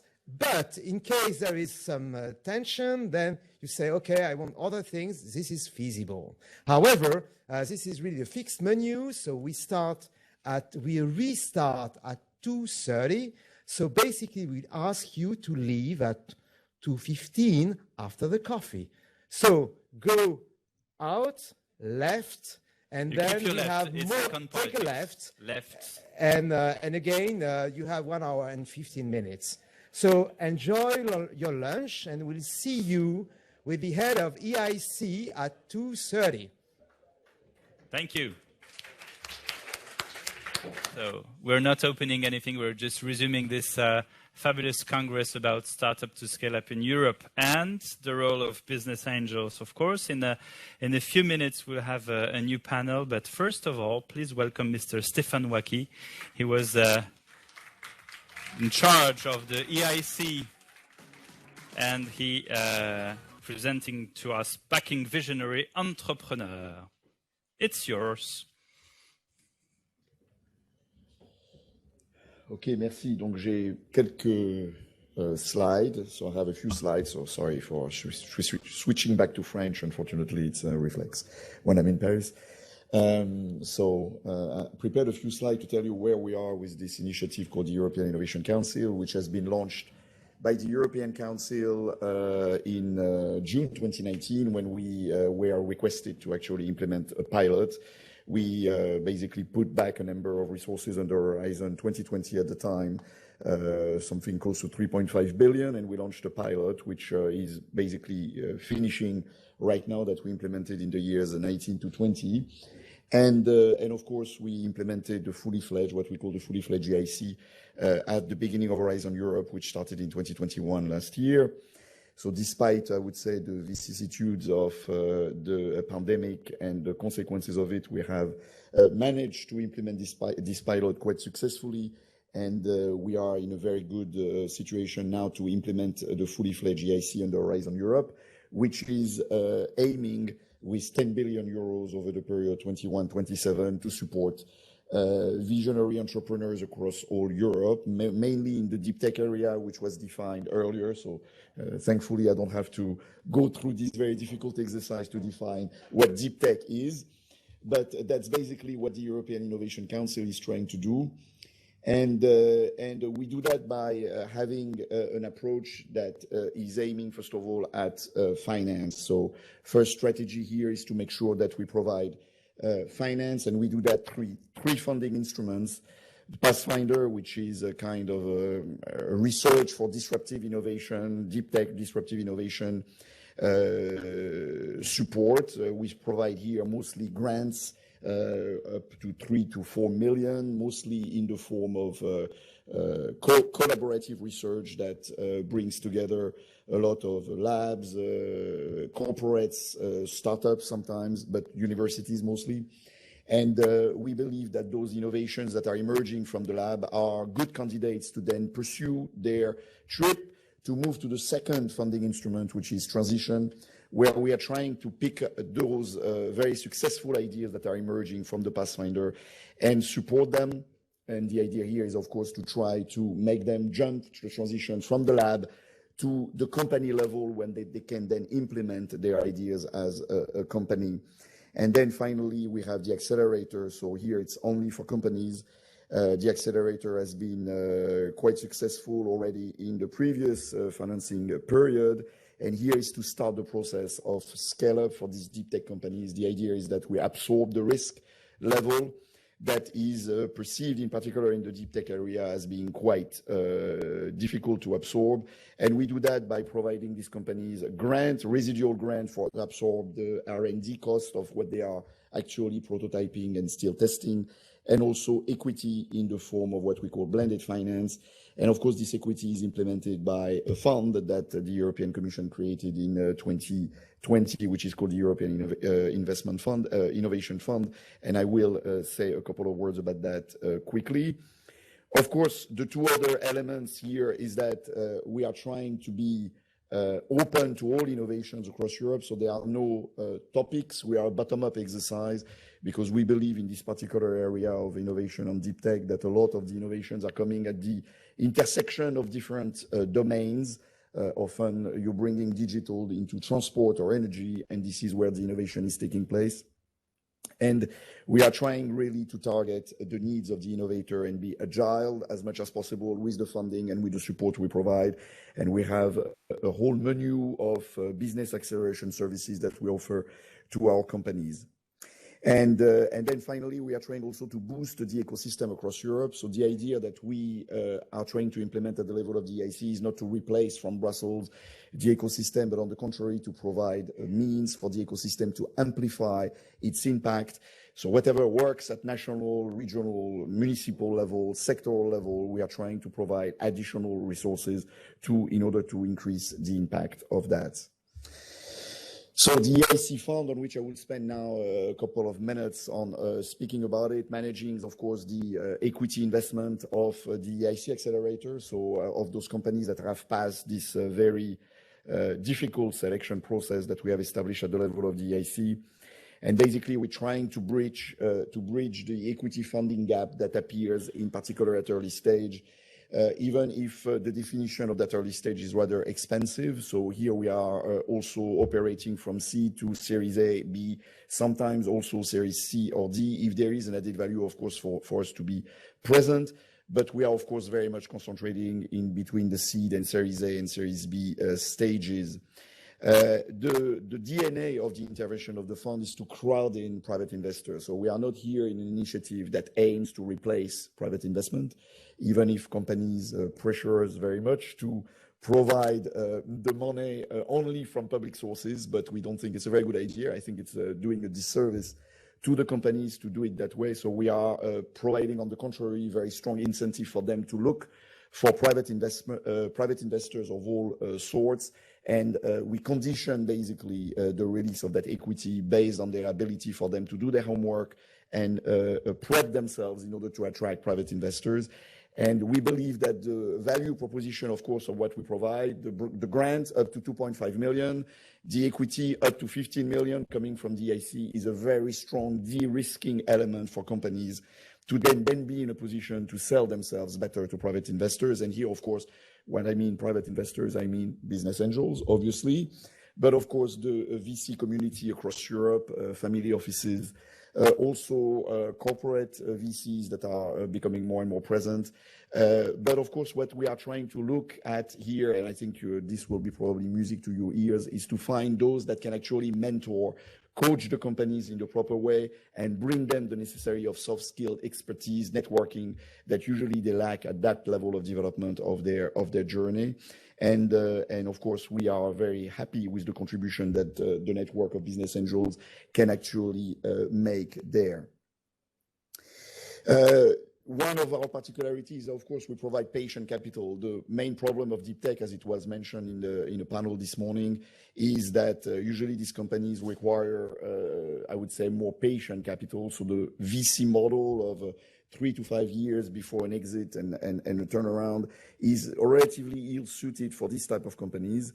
And we are trying basically to bridge that gap in that way, in getting the possibility of being present for longer. We also keep the possibility of following on our deals and be present in subsequent rounds. And usually our ownership is averaging on the basis of the pilot at around 7%. Even if we have the possibility in certain cases to go beyond that. So sometimes we have stakes above 10%. This is quite rare. And the maximum is up to 25%. This has not happened until now. And to evacuate immediately these worrying words on the blocking minority, this is, of course, when we are talking about European sovereignty, as this is often said, companies in which we want to make sure that what emerges from a local ecosystem, let's say, supported, let's say, by the French authorities, don't find itself very quickly prey to investors coming from other places in the world. But of course, this provision has not been triggered until now, since we have not found ourselves in a situation in which this made sense to apply. So what have we done so far? We have taken investment decision well, this is evolving all the time. So 141 companies so far, representing 640 million euros of investment in total. And so far we have actually invested. So from the investment decision to the actual investment, there is obviously a gap. We have actually invested in 24 companies in which we took direct equity. And what's important to see here is that we attracted in those 24 companies, another 400 million euros from private investors. So we have basically delivered on our model of crowding in private investors and not crowding them out, which is quite a nice figure of close to 3 in terms of leverage of our money. And of course, if we look at the impact of all this, the main, I would say, goal that we are trying to pursue here is to, of course, have, we also often present the EIC as the European unicorn factory. We are trying to provide a pipeline of startups, especially in the deep tech area, that potentially could become the unicorns of tomorrow. And of course, we've been supporting those companies for now quite some time under Horizon 2020 in the period 2014-2020. And what we have seen is that we have now, among all these companies that we have supported, which is about 6,000 companies overall, 91 centaurs and 5 unicorns, which is not a very bad result, but of course we're trying to have, I would say, more impact now with our capacity to invest directly in equity. And of course, as I said, since the fund has been operating only in 2020, those results are inevitably further down the road. We also have, and I would say a couple of words also in relation to our activities in the area of supporting business angels network. Very much in our DNA, we are trying also to support what we call the underserved areas of the investment market in Europe, which are, for example, the women-led startups and the women-led funds, of which we have put forward a number of features in our calls in order to ensure, I would say, a higher proportion of women-led startups that are actually being selected.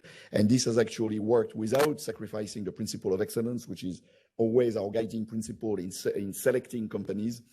But this has allowed us to be, I would say, significantly higher in terms of proportion of women-led startups that are being selected.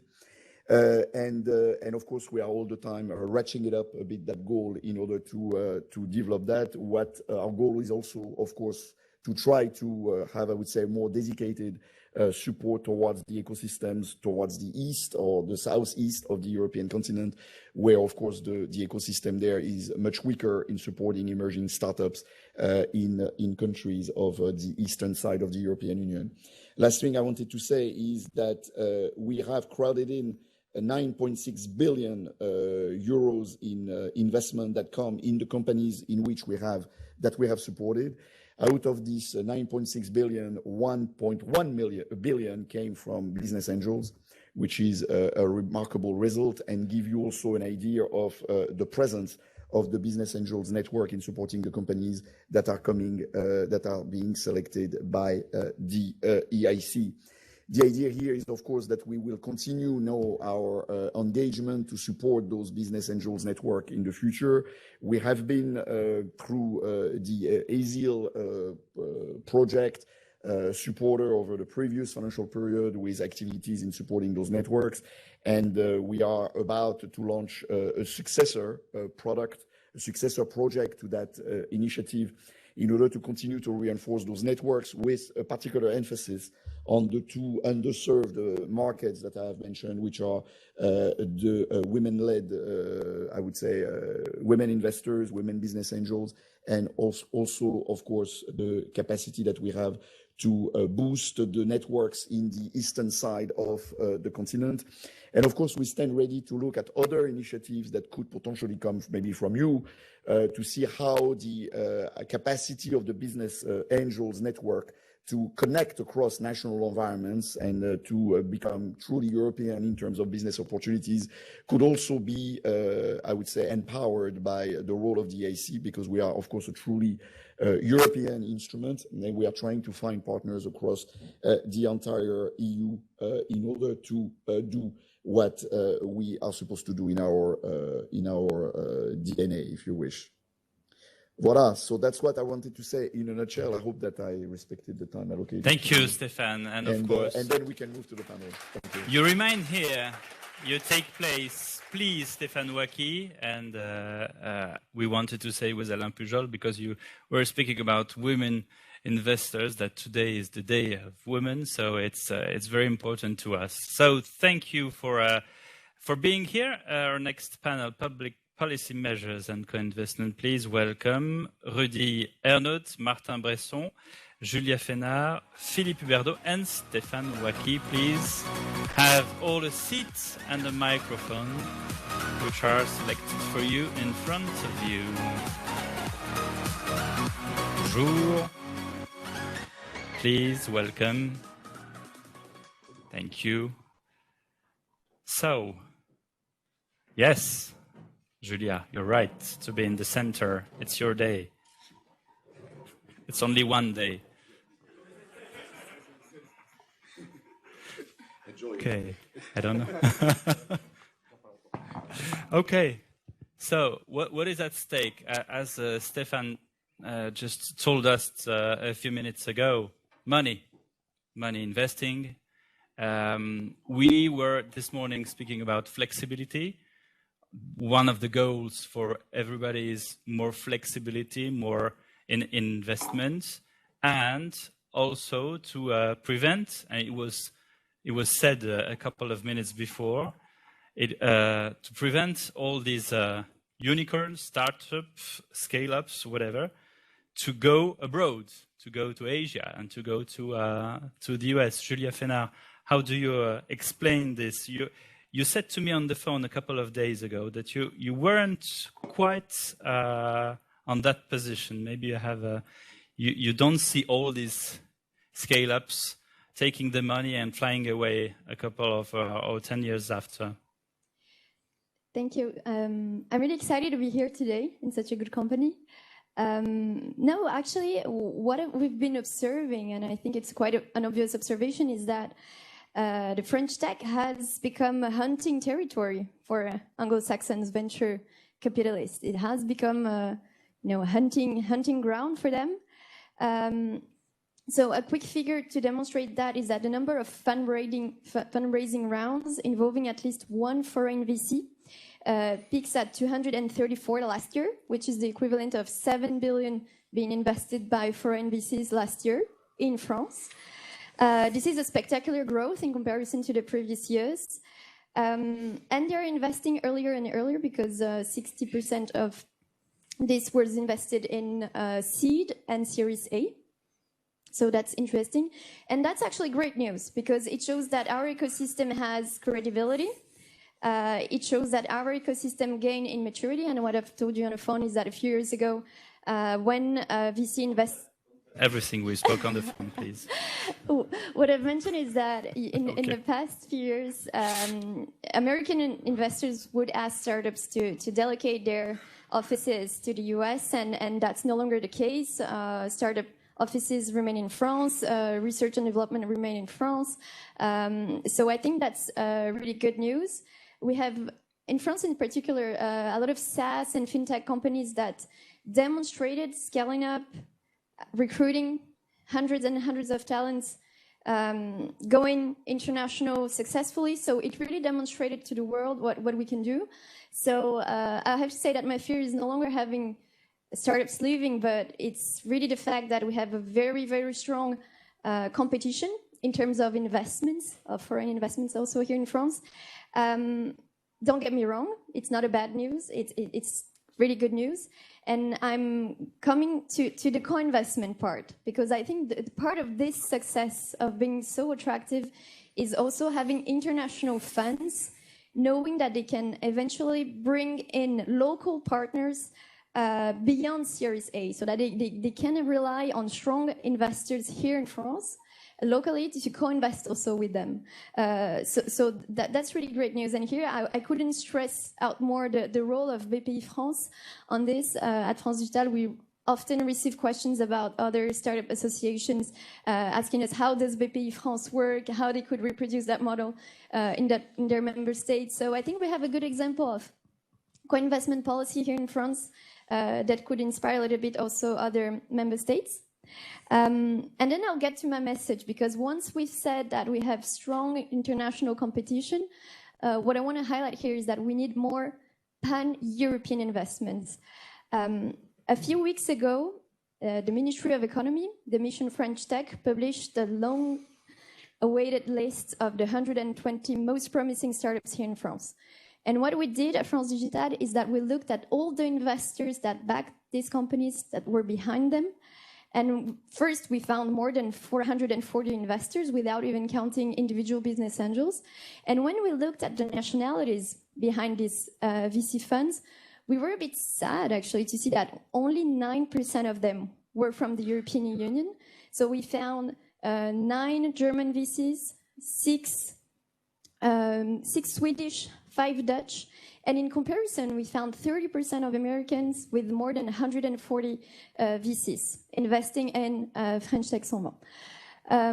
Why is it bad news? So it's not necessarily bad news, but what we want is to see that figure, 9% growing in the next few years. We want it to become 15%.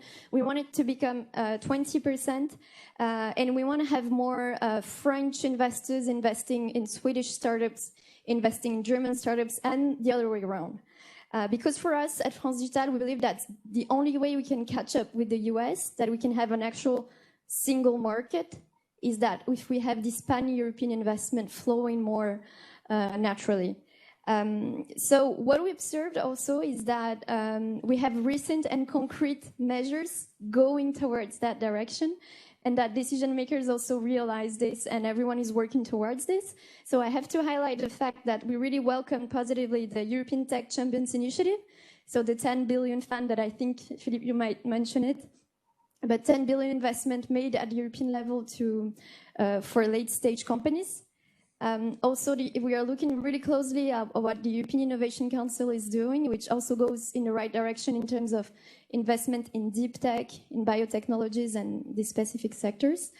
And to conclude, there is this awareness raising, and the danger when everyone takes conscious at the same time is to see tons of different initiatives growing. So the challenge we're facing now is coordination. As we say in the startup world, execution will be key. So I just want all of us to work together towards the same direction. The French, the Portuguese, the European Commission, all the other presidencies that will come.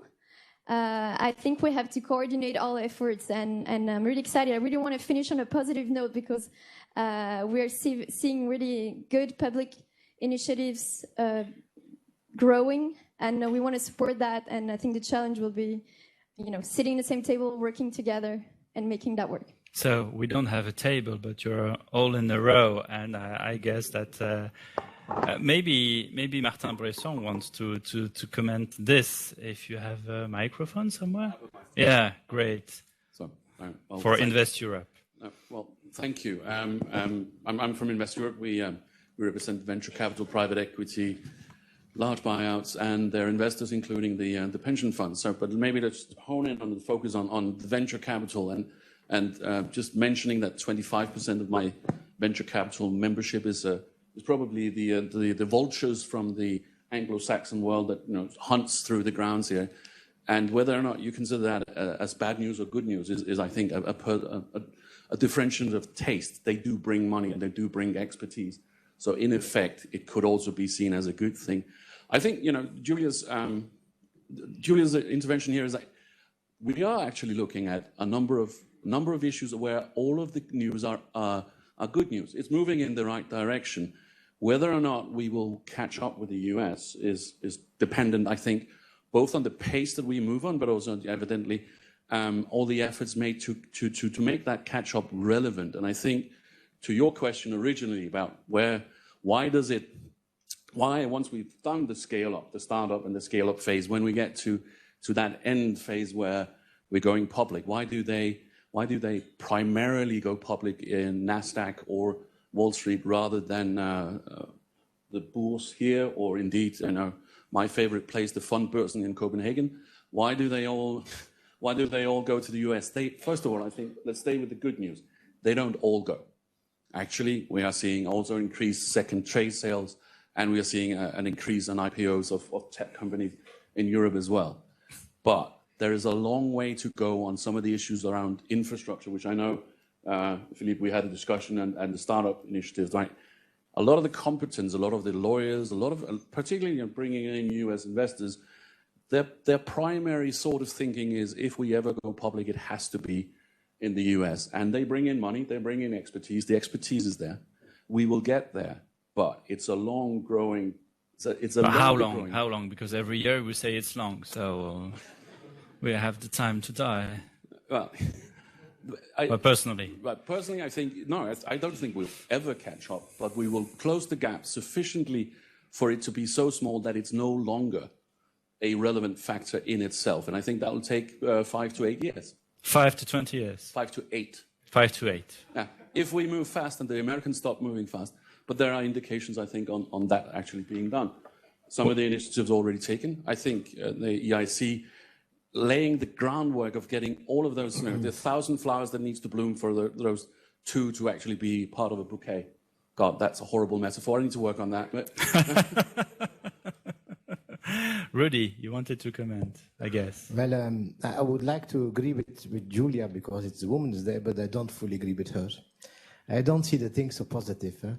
If you look, she's right, something changed. But if you look just before COVID, so we take the period 2010-2019, 45% of the companies that have been financed through BPI, through EAF, through EIC, and that were successful, 45% left Europe. These are facts and figures. How come? Well, the main reason is money. If you look today, the number of funds that have 500 million to invest, 500 million, we have in America 48, we have 7 in Europe. So this is what we call the scale-up gap, and this is still relevant. Now, what have changed, and that you have a point, and I fully agree with you, is that since COVID, and I spoke to a lot of bosses of scale-ups, of unicorn, and said, we cannot move to America anymore due to COVID. We don't want to move anymore. We want to stay here with the family. So the Americans had no other choice than coming with the money here. That's what happened. And what means here? Here does not mean Brussels or Paris. Here means London. Mm. That's where they're all settled. And from London on, they're observing the market. And what they see, and that's something that makes feel purr to my heart, we see that they buy our companies. Of course, you can say, who cares? Yes, but there are 2 elements. First of all, they buy our companies because the multiple on EBITDA, so the value of the company, for the same company that they buy in Europe, they pay on average 25% less than the same company in the United States. So it's rebajas. They come here to buy cheap companies. If you look to facts and figures, if you look to the C rounds in 2020, 2021, in 75% of the C rounds of Europe, we had US money involved. So this means that now US is buying our companies, our scale-up. The Chinese are buying our infrastructure and the automobile, and they are buying our scale-ups. And yes, they are staying here now, but how long? Mm. Do we know that if United States venture capital funds owns a big part of the scale-ups, what will happen with those scale-ups in 3-5 years' time? Nobody knows. I hope that Julia is right, they will stay, but we don't know. So you say that they buy company not for our skills, but because we're cheaper? Well, I think it's all the same. If you buy a house cheap and you sell it 5 years later for a big price, you make money. So it's not about skills. It's not about skills. It's about the simple, easy, basic business model. You buy something, you do the exit 5 years later, and you hope to have a higher return. It's a vision. Philippe Bordeaux, you want to react to this, please? Unless anybody has a gun. Thank you. Thank you very much for having me in this great panel for this very timely discussion. Yeah, that's exactly the scale-up gap that Rudy just mentioned. Exactly the issue that we wanted to address with the Scale Up Europe initiative launched by the President Macron. And I agree also with Julia in saying that having all this money coming from the US is not a bad thing. It's helping to boost our ecosystem. It's bringing in expertise that European VCs do not have or do not have to the same level as US VCs. So it's a good thing in the short term, but in the long term, we do not have to be too much dependent on this source of financing, and we have to have alternatives so that if for any reason US investors do not like investment in European tech anymore, that there are alternatives in Europe. So what's the alternative? What's the method? What's the tool? So the tool is the European Innovation Champions fund that Julia referred to, that we launched last month, which will be a 10 billion euros fund. Okay. Co-financed by public and private sources, and actually it will be a fund of fund run by the European Investment Fund, which will help European VCs to get more means to invest in later stage, to be able to move down the investment path. And the objective is to have 10 to 20 European VCs that reach the level of 1 billion euros, so that, because this level is the level that you need actually to be in a position to finance a ticket around 50 million euros on a single deal.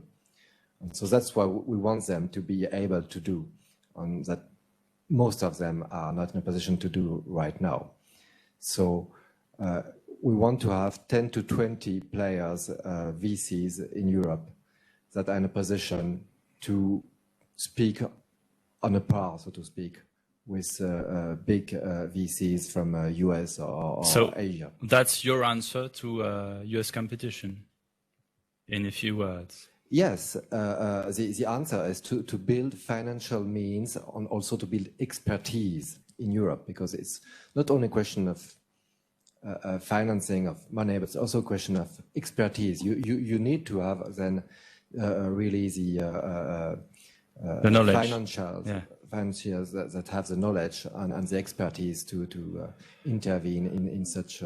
Stéphane Ouaki, do you agree with that? Because as you said first, we have this new tool, which is the EIC and the program you built. But is it sufficient to to make a strong policy? No, I think it was well said by Martin. I mean, the EIC is basically growing the pipeline of potential companies, potential startup for becoming unicorns later on. But you're right. I mean, there's going to be 2 out of 100 that we support that will make it.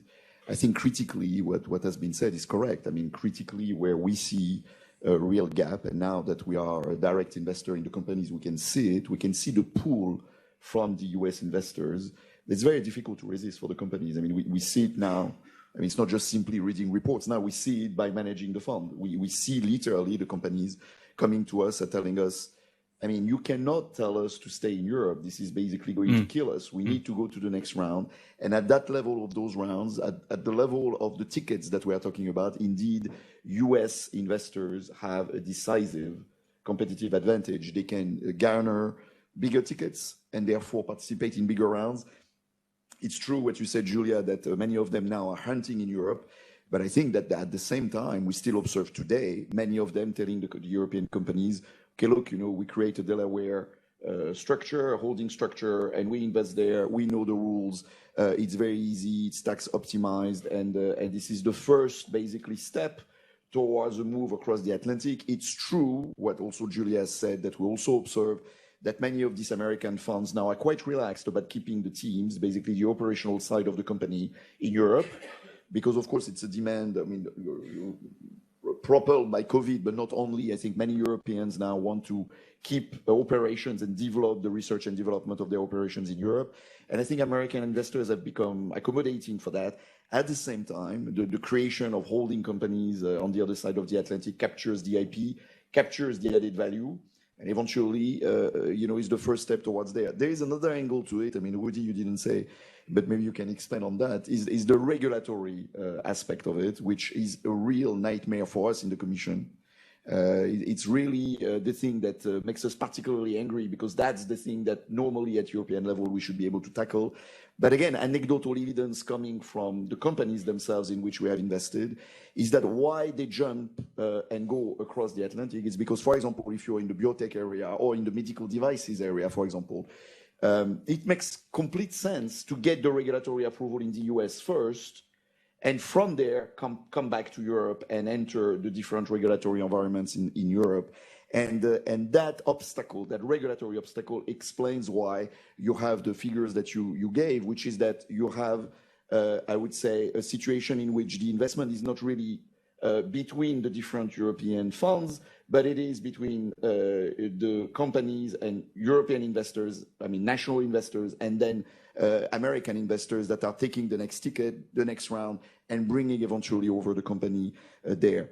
So, I mean, what we do is what has been mentioned. We are, of course, fully supportive of the initiative to boost the capacity we have at the late stage level, even if, of course, 10 billion is not going to resolve the problem, but we need to start somewhere. And this is a very good first step in trying to gather more speed.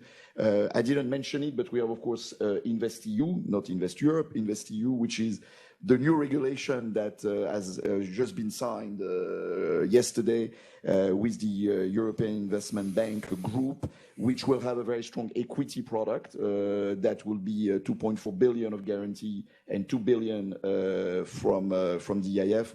And I think this will also amplify our capacity to help the European investors there. It's a start. Amplify, or, and I take the words from Julia, it's coordinate, because you said there's another tool and another tool, another tool. So it seems to be like everybody wants to fight against, but finally, no, it's not really the point, Rudy. I would say it's the opposite, because if you look to InvestEU... Because when you see European Commission or European Union, in fact, as we see, as we journalists, and sorry for speaking for my job, but it's an obstacle for everything. So now you prove to everybody that it's not an obstacle, it's a tool. So how it works and how it can help to foster all this. The first thing you should say that we try to simplify, and that's what we said since 1 century, I suppose. But if you look to InvestEU, the one which has been signed yesterday for 19 billion, this program was a program that grouped something like 15 programs that existed in the past, like Innofin and like Cosme. So we try to make things more easy and try to make the difference back office and not front office. That's one thing. The second thing is, if you look at InvestEU, and EACS is the big exception, because normally the Commission, through EIF, through EIB, whatever, we do not invest directly in companies. EIC is the big exception. We invest into funds. The whole issue is, in my view, except for deep tech, Eurocrats are not the best place to choose the best projects. We can perhaps avoid losers and scams, but we are not there to pick the winners. That's why we go to the professional market, the funds, and the funds of funds. And that's something, and I want to draw your attention to this business angel community. So in principle, InvestEU, we invest with EIF between 7.5 minimum from the capital of the fund up to 25%. That's the principle general. But we made in this reglementation one exception. This is for business angel communities that set up side funds. And if they set up side funds, we go up to 50%. So, and the condition is that it is managed by business angel or that is focused on projects that have been financed by business angels. And this is something I would give a call here publicly to say, please use that, because now you're speaking about the scale-up gap. And I would have said 2 years ago, the scale-up gap is okay, but the first equity gap is no longer there. If you look at the last 10 years, 35% of all companies were born in Europe. But what do we see now with COVID? Business angel resilience. They still invest, but they invest mainly in the companies that already invested in, because they have seen the portfolio companies confronted with liquidity problems. At a certain moment, 77% of all the companies in the portfolio of business angels could not survive more than 6 months with their money. So what did the business angel do? He kept or she kept the money for the next round for the companies he had already, meaning that the starters did not have financing anymore. What did the VC do? Look at the figures 2021 compared with 5 years ago. Out of the venture capital today, only 3% goes to seeds. 5 years ago, it was 10%. So what I fear now is that, again, we might have a new early stage gap or a small equity gap. And again, I think as Luigi Amati said, if you don't start from the beginning, you don't have development. We are back there. So I think we should scale up gap. I'm a big fan. We should build it. But now, again, we should look at the first equity gap and try to find it. EEC is an answer for some deep techs. But for the rest, I think we don't have an answer for the moment. Martin, you wanted to add something? Well, I think, going full round, I think basically agree with Rudy on the last point. There can't be an exit or an exit problem to solve unless we have the right entry framework. So evidently, and I agree, we actually, given a very, very healthy resilience of the business angels and the venture capital environment, has been very resilient, but it has reinvested in second and third rounds, actually. So yes, we will get to that problem as well. I think the point where I was nodding at you was maybe just make it a short intervention. I actually, and Stephen will know, I've been slightly skeptical about having a mandate given by the Commission to select how to invest. And I think from an Invest Europe perspective, investing in funds and leaving it to the markets to make the choice is generally, in our perception, a better way of going. I used to work in the Danish Ministry of Economic Affairs, and we used to say we're really good at making windmills. And then one of my colleagues said, yeah, if we've invested the same amount of public attention and money into pineapples, Denmark would be the leading market of pineapple producers. So there's a delicate balance that you have to make when you make politicians choose. The brilliant concept of the EIC is actually saying we are sector agnostic, and we demand that you do a market test afterwards. So if with the descaling that we're offering, the de-risking we're offering, if you can't bring that to market and get my members to invest, then the project is as it should be, probably not invested in. So I think we're kind of getting there in that combination of public and private money to hopefully resolve. The question is always whether there's money enough, right? 10 billion at the top end, 16 billion at the, well, yeah, we can always demand more money. But at least I think we're getting the tools right. Okay. You have, of course, the possibility to ask questions in the audience. So if you want to go on, I see a question. Do we have microphones for the audience? I have been heard that somebody's... Oh, yes, we can hear you.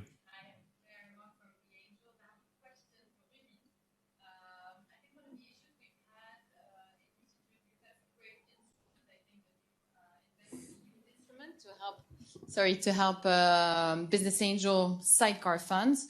I think one of the issues we've had with such instruments is that you cannot use part of the public money for management fees, which deters a number of early stage seed funds, which already have difficulties to actually pay for their own staff to use that money. Will that change? I'm sorry to disappoint you.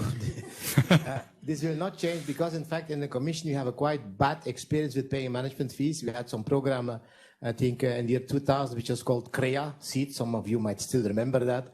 Most of these funds, they went completely bankrupt because they were eating all the management fees. So we then, in fact, transferred to EIF, and EIF, by definition, is looking, in fact, into participation. So this is the real issue. So you're not financing management fees because then you need the kind of subsidy instrument, which is, from a budgetary point of view, completely different than a participation instrument. So I'm sorry to disappoint you.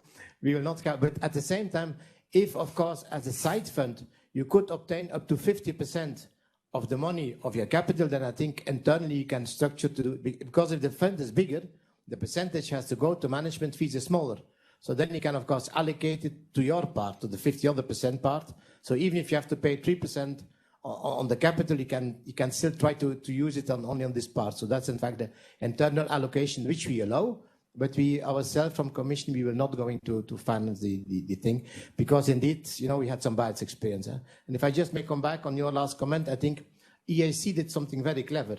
They work with experts who are looking to all the projects. So it's not the director alone who said, this I take, this like the Romans, it's not like that. The experts looking at it, which changed it. But still, I agree with you. For me, deep tech is the exception. I think for the rest, we should really go to fund of funds. And if I make one more statement, which makes us all a bit unhappy, we say 10 billion is not enough, 80 billion is not enough. BPI, as you said, they are doing fantastic jobs. But we are also good, we can say, where would the venture capital market in Europe be without government? Nowhere. But now I will just make a comment on my own comment. Today, if you calculate, the public part in venture capital in Europe is between 35 and 42%. So this becomes a kind of public agencies. And I think this is too far. So therefore, we have to look to new ways to mobilize private money, just like the pension funds. You know, the pension funds today in Europe, how much money they put in private equity? 0.018%. If you could upgrade that to 1%, then we double the venture capital market in Europe. That's, I think, the objective should all take together. You wanted to add something on that point, Stéphane or Julia? I saw you nodding. No, I think we've stressed enough how the TB initiative worked really well in France and at France Digital, and we're not the only one. We've been really pushing to transpose this model in other countries and also at the European level, and that has been done, so I couldn't agree more. Stéphane? Yeah, no, very quickly. We tried through Venture EU to push in that direction. It has not been entirely a successful story, but I think we'll come back to it indeed, because the question here on growing the private VC market in Europe is really presupposed on getting the money coming from insurance and pension funds. And I think that at the end of the day, this is what's going to make a huge difference. Made a huge difference also in the US. We know they don't have the teams to evaluate the VC funds and so on, but we need to start exactly the same expertise learning that will eventually allow them to come into the VC market that they consider more of a kind of an amusement on the side right now than a real vehicle for securing their investment. Philippe Huberdeau, and after there's a question of... Easy, also the reasoning behind the fund of fund we created, which is to attract funds from private LPs, be that pension funds or insurances in Europe. And because the way we see it is that actually they are not investing more into this class of investment because the VCs are too small to get the attention, actually. So the whole idea of the fund of fund is to create a bridge between the very large LPs we have in Europe and the, well, rather modest VCs we have. Question. It's a question to Stéphane. It's a very practical question. How does a company which was a startup and is going to scale, okay, it's going well, it's going to scale, how is the process to get funding from EIC, and how long does it take to get the funding? Well, we have calls with cutoffs periodically. The next one is the 23rd of March for the EIC Accelerator. So you just type EIC Accelerator call, and everything is done through an IT tool that will guide you through. We have improved the process over the years. It's always under redesigning, under improvement, obviously, because it's very competitive. Only 5 to 10% of the companies actually make it as any given call. As Rudy said, we have external people that evaluate. We don't do it ourselves. So we have external people. And even more, when we are at the level of the fund, we have also professionals coming from the VC sector that are helping us evaluate whether we are providing the right investors for the companies that have been already pre-selected. So the process is quite heavy. And therefore, as a consequence, if you now start the process now, probably already the 23rd of March is already passed, and you need to position yourself for the 15th of June. But you can still make it the 15th of June because you will get a very quick feedback. And then if we say the 15th of June, the first money will come, let's say, 6 months after you have actually started to prepare your application. So I would say it's not so bad. We are still trying to improve the speed of which the money becomes available. But of course, it's a huge operation to have a call with thousands of companies that apply across all of Europe, and that we need to all of them be able to rank, compare, evaluate, and therefore provide feedback also, because the feedback is very important for them to know what has not worked, on which parts they have failed, which part they can improve, and of course we're trying also to provide the feedback to them. So this is unfortunately the consequence of running such a massive operation across Europe. You said there was another obstacle. You were talking about obstacles, but why observers say that public money is more reliable than private money? Why is that? Tricky question. Well, because at least in the Commission, I will not speak for all the other public bodies, but when we select someone and we make a promise, of course our letters are drafted by our lawyers, so it's always very full of caveats and exemptions and footnotes and so on. But nevertheless, unless we discover something extremely difficult for us to get over, like a lie or misrepresentation, or the guy is a fraudster or whatever, normally the money will flow within a very set time frame, and the money will arrive more or less in the way it has been agreed and selected. So from that point of view, indeed, we are running a very reliable system. And of course, if you play by the rules, if the companies play by the rules, there is nothing, I would say, unexpected that will happen from that point of view.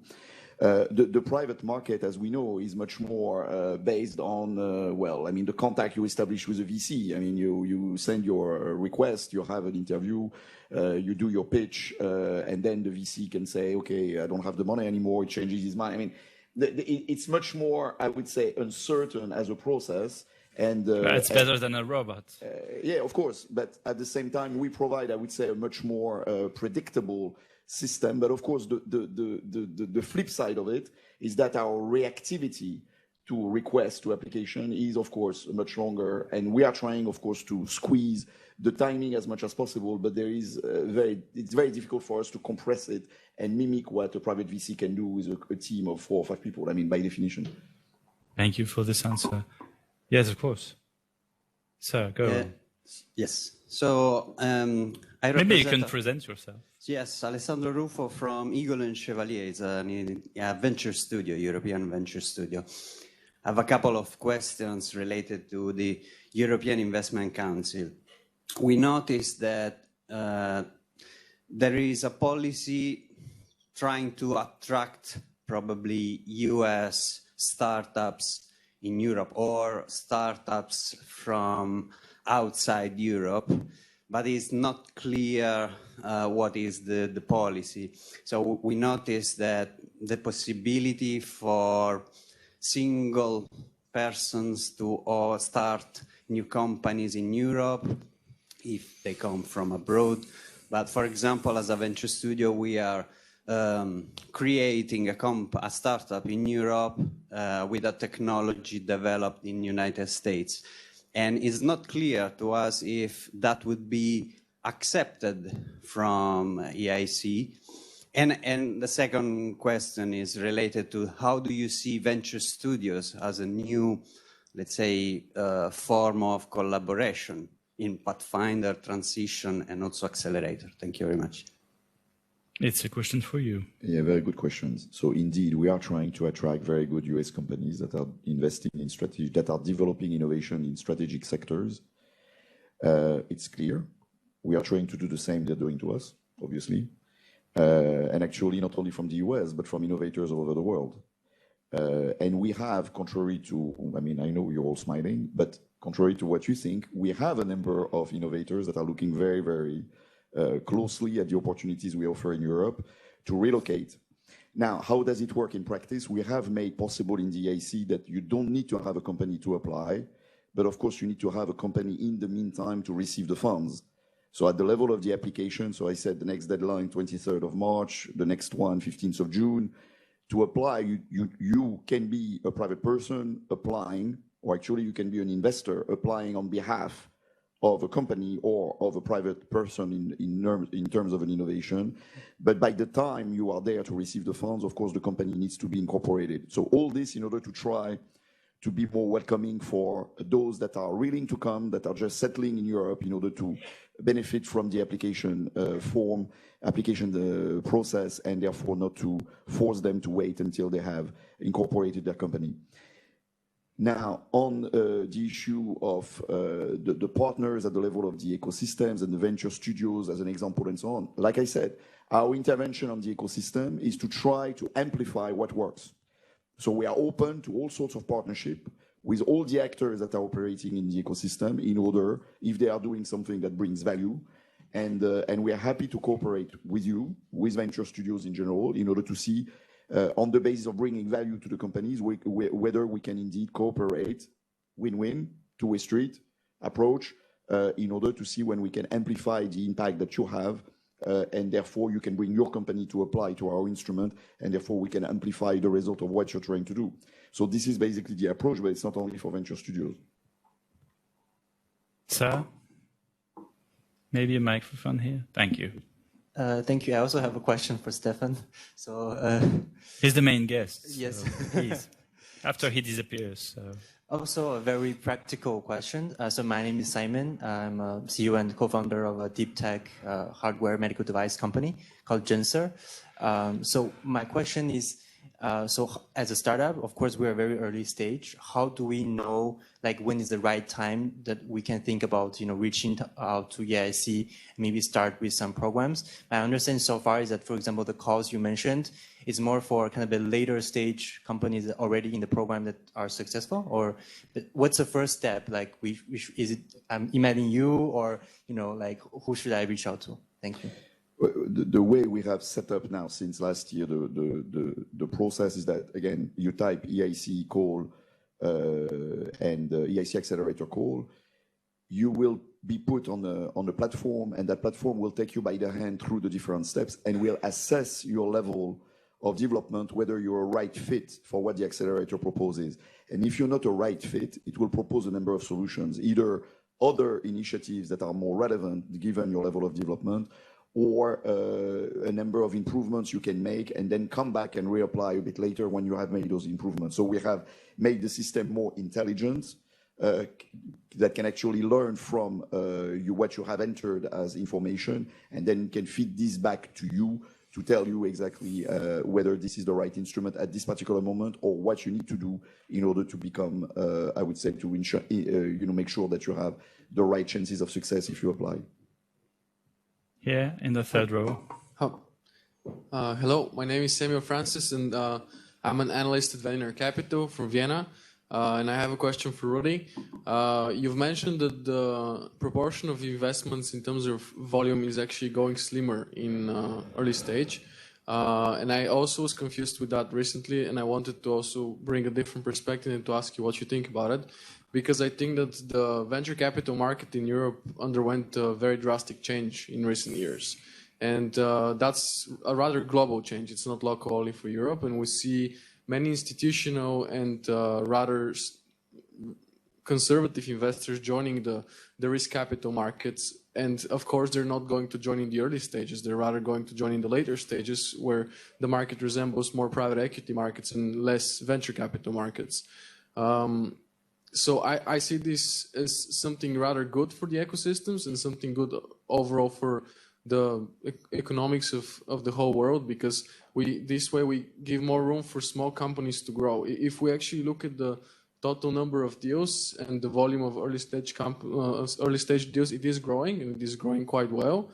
Yes, proportionately it is lower than the growth of later stages, but this is not necessarily bad. It simply, in my opinion, means that there is more room for earlier stage companies to grow and to develop, and for them to have more exit opportunities and more connections to the ecosystem. So instead of them going bankrupt, they can actually fundraise more and develop and change until they actually reach a point to which the value they add actually is of a significance to the economy. So it's a challenge to your bad news, Rudy. I always like to challenge bad news and turn it into good news. But the problem is, let's start with seed.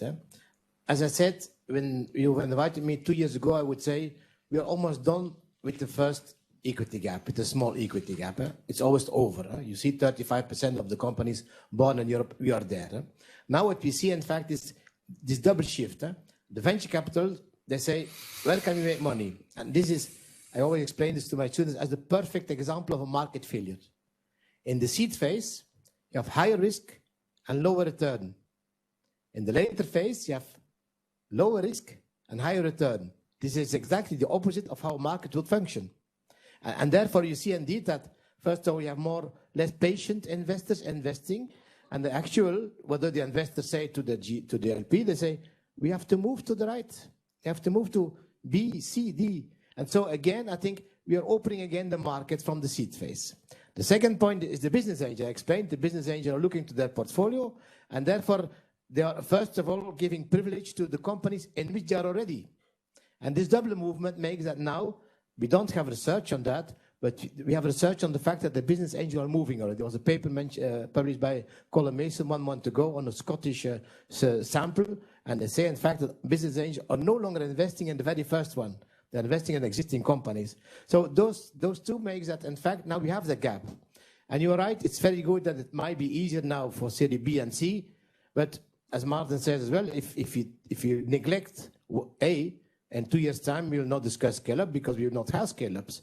So I think it's now time that we should think again about that. And then I would come back to what Stéphane says. We have a regulation issue. And in the manifesto of Business Angels Europe, I think together with Invest Europe, you say business angels should be considered as professional investors. Of course.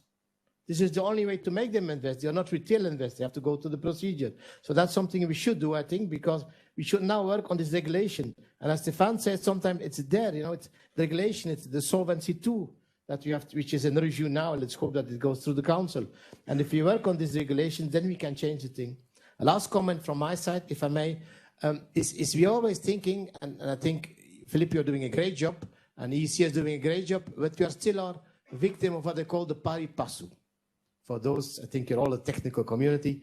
We invest as public sector on the same obligations and rights than the private one. So we increase the volume. We don't alter the investment decisions.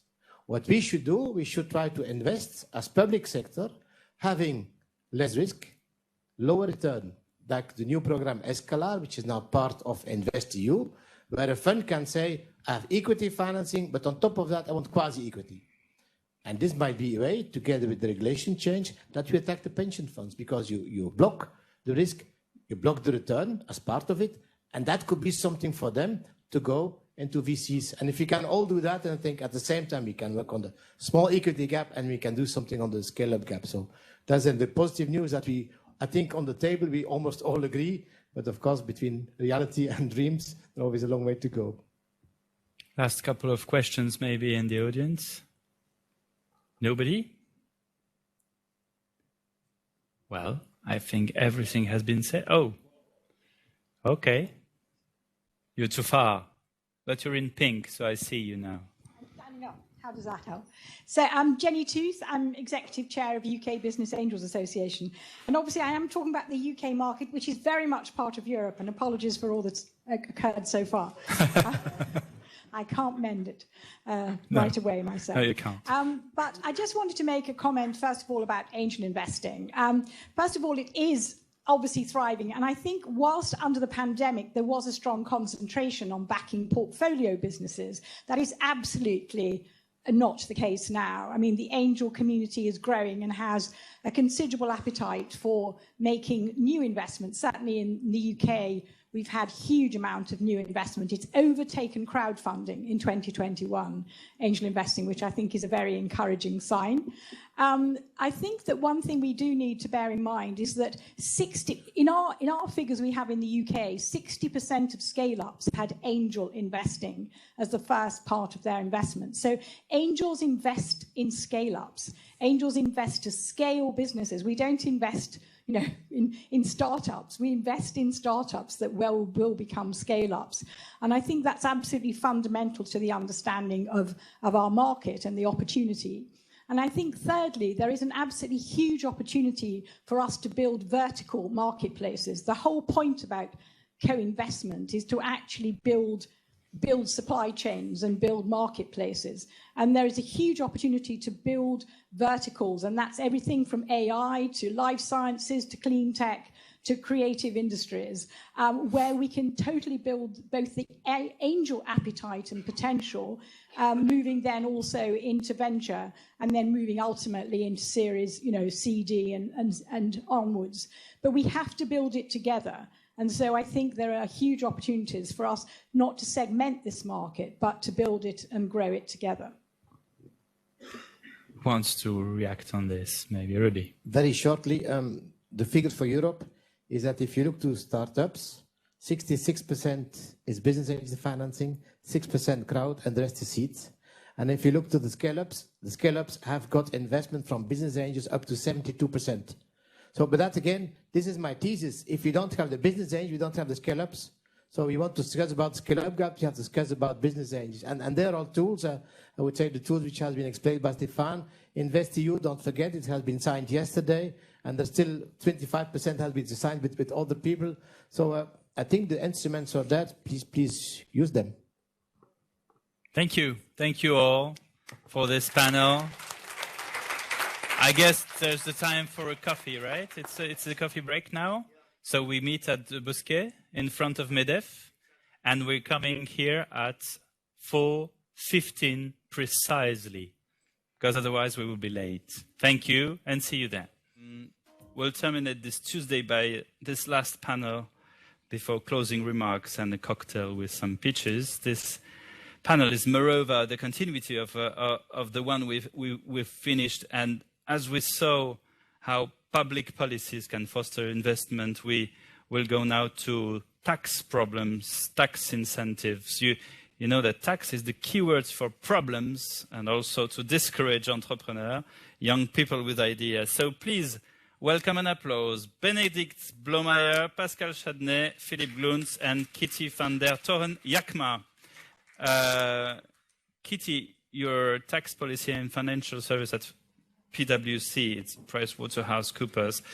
What is relevant is, if I understand, your country, the Netherlands, had nothing before, no policy, nothing to incentivize entrepreneurs to encourage them to invest. And PwC had made a tremendous study through Europe to see how the one and the others are helps or not, and what are the results. You can give us the guidelines, the big lines of this study. I think it works. Don't be shy.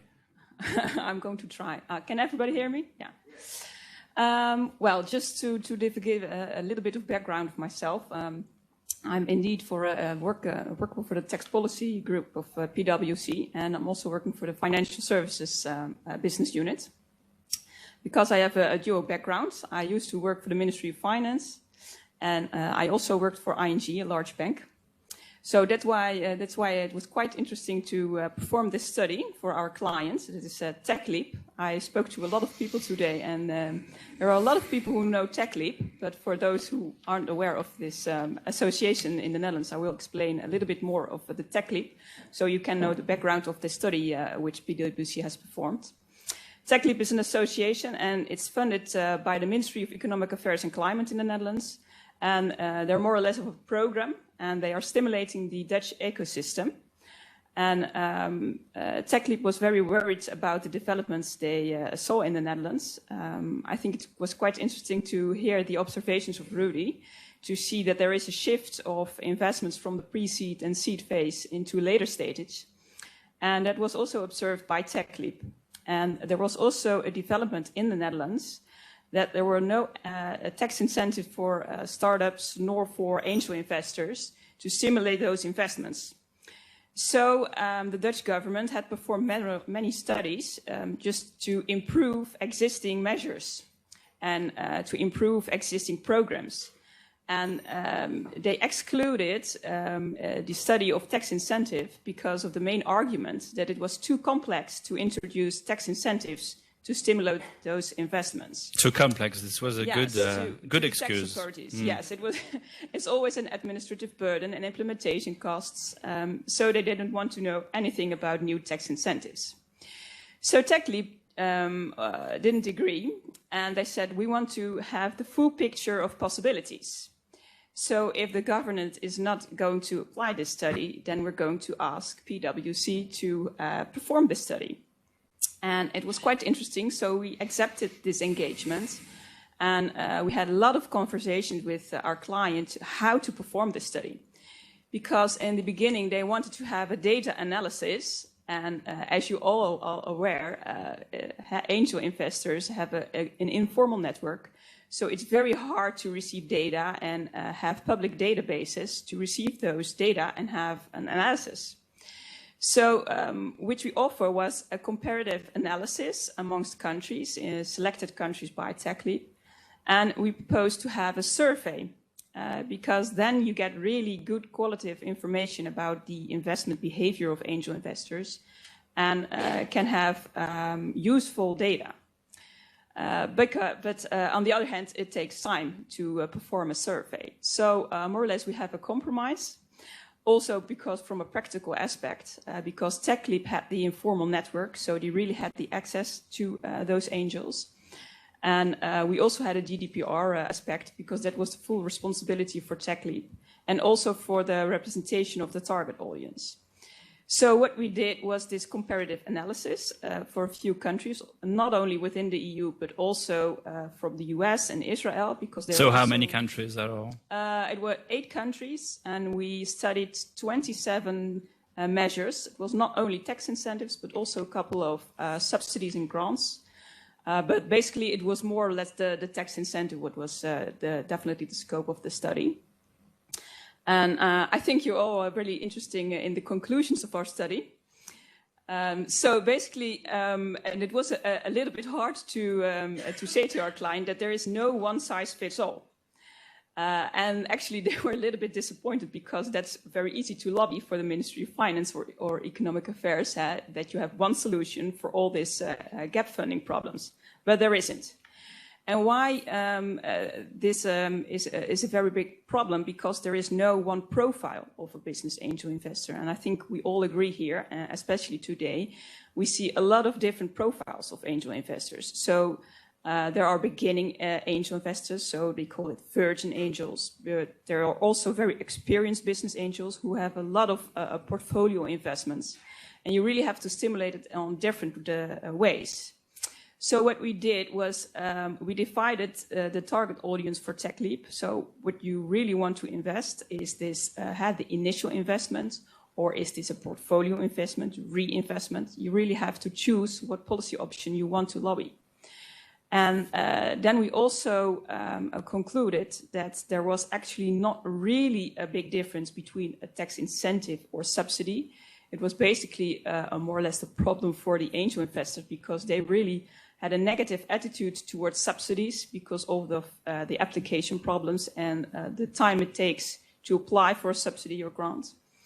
And if you have a good application form and you really have to take into account the timing of the incentive of subsidy, then actually the effectiveness is quite the same. So we had some kind of table with policy options, well, they have to take the next steps to the ministry, but that was basically the main conclusions. So what sorry, I didn't understand what they decided at the end. No, they were thinking about what they want really to stimulate, because for governments nowadays, it is really difficult to spend money, because in these times they really have to raise funds and taxes, because they have to finance all those recovery of COVID-19. And I think we all agree that there will become so it's a next crisis. Bad time. So there are large budgetary deficits, and it's hard for governments now to actually introduce tax incentives. So you better have a really good reason. And I think there is, because angel investments really create economic growth and employment, and we really need that here in the UE. And then they also face the problem that from a public point of view, it's difficult to have a tax incentive for the really experienced business angels, because they really have a large amount of investments. And public opinion is also a bit difficult, because this is also an informal network. So you really have to communicate very well as a government that the funds are used well. And there was a great risk for abuse. So all the capital gains were actually not reinvest in the economy, but goes to the stakeholder. So that was that's also for TechLeap a big issue to make a difference and choice for what kind of investment you want to invest and stimulate, and what not, and what is the political story behind it. Doesn't work anymore? Yeah, it does. As I said before, everything links to Philip Glunz, of course, because he's President Emeritus of Business Angels Europe and France Angels. We spoke on the phone, and you told me we have, moreover, the same problem in France, because we did have a great system with the ESF, and we don't have it anymore. Yeah, it can be tricky. You will see. It's not so easy.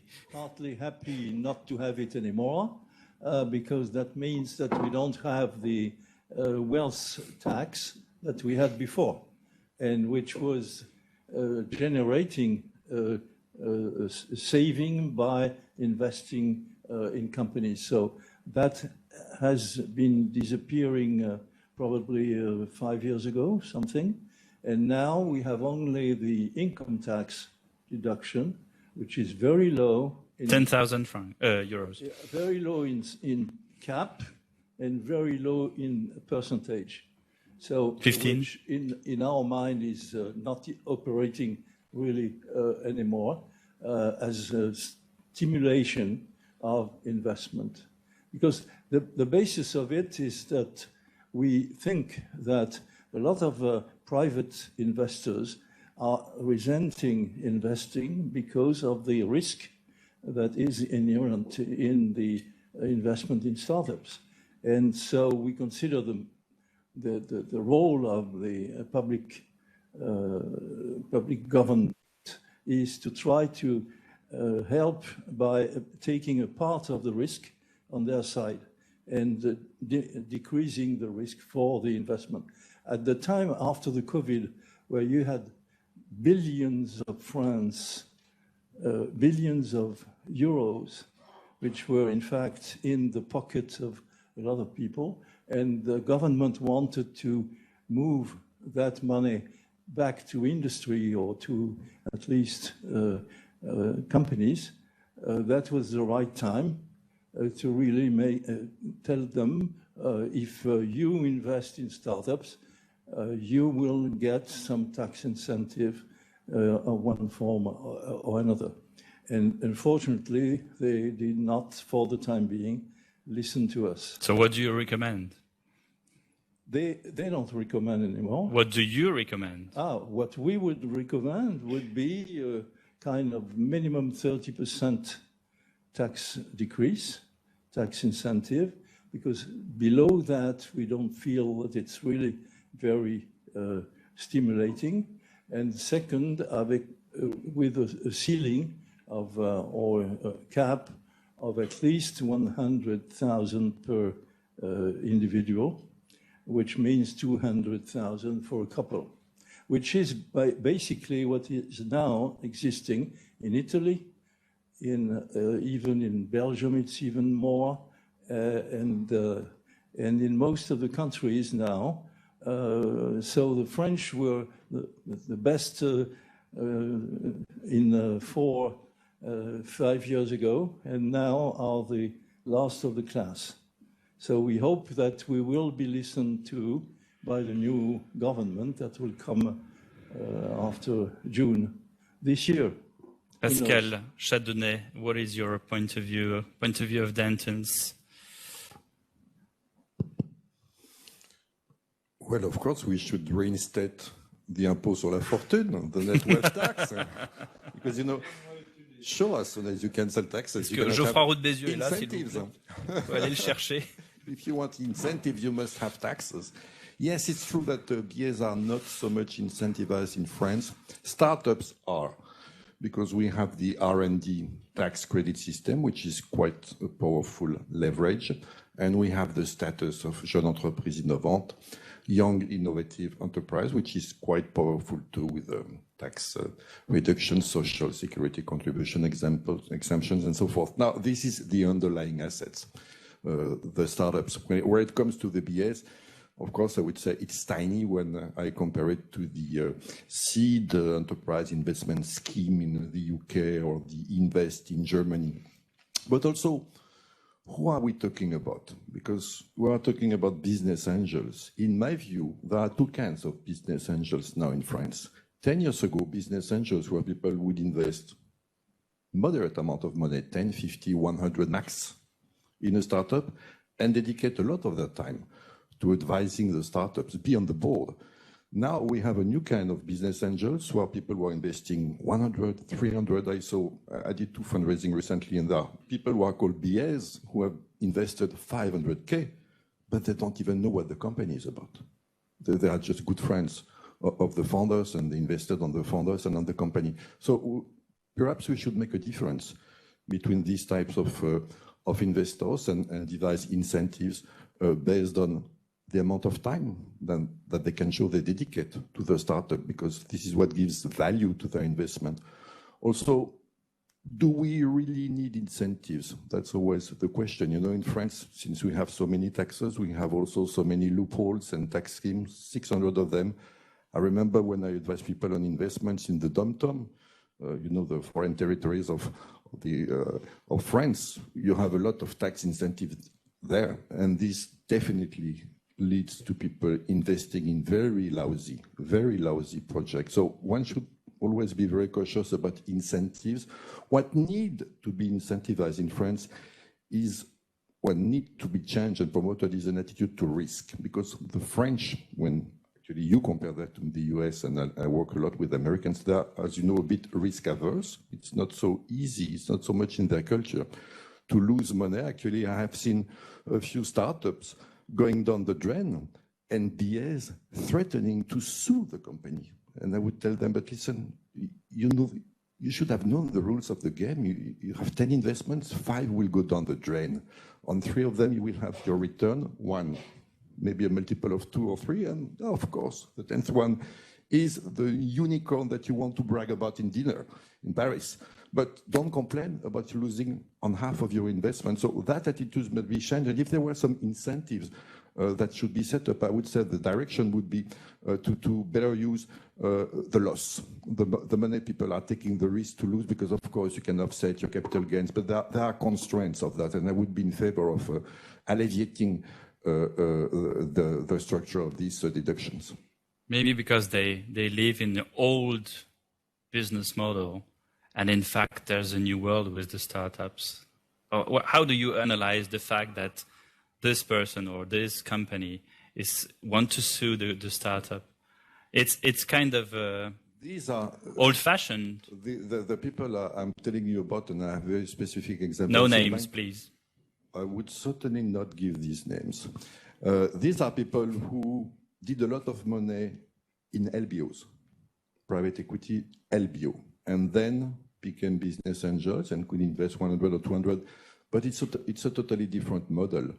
They thought they could manage a certain amount of risk, but obviously after, you know, the disaster, they realized that it was not their mindset. This is what must be changed.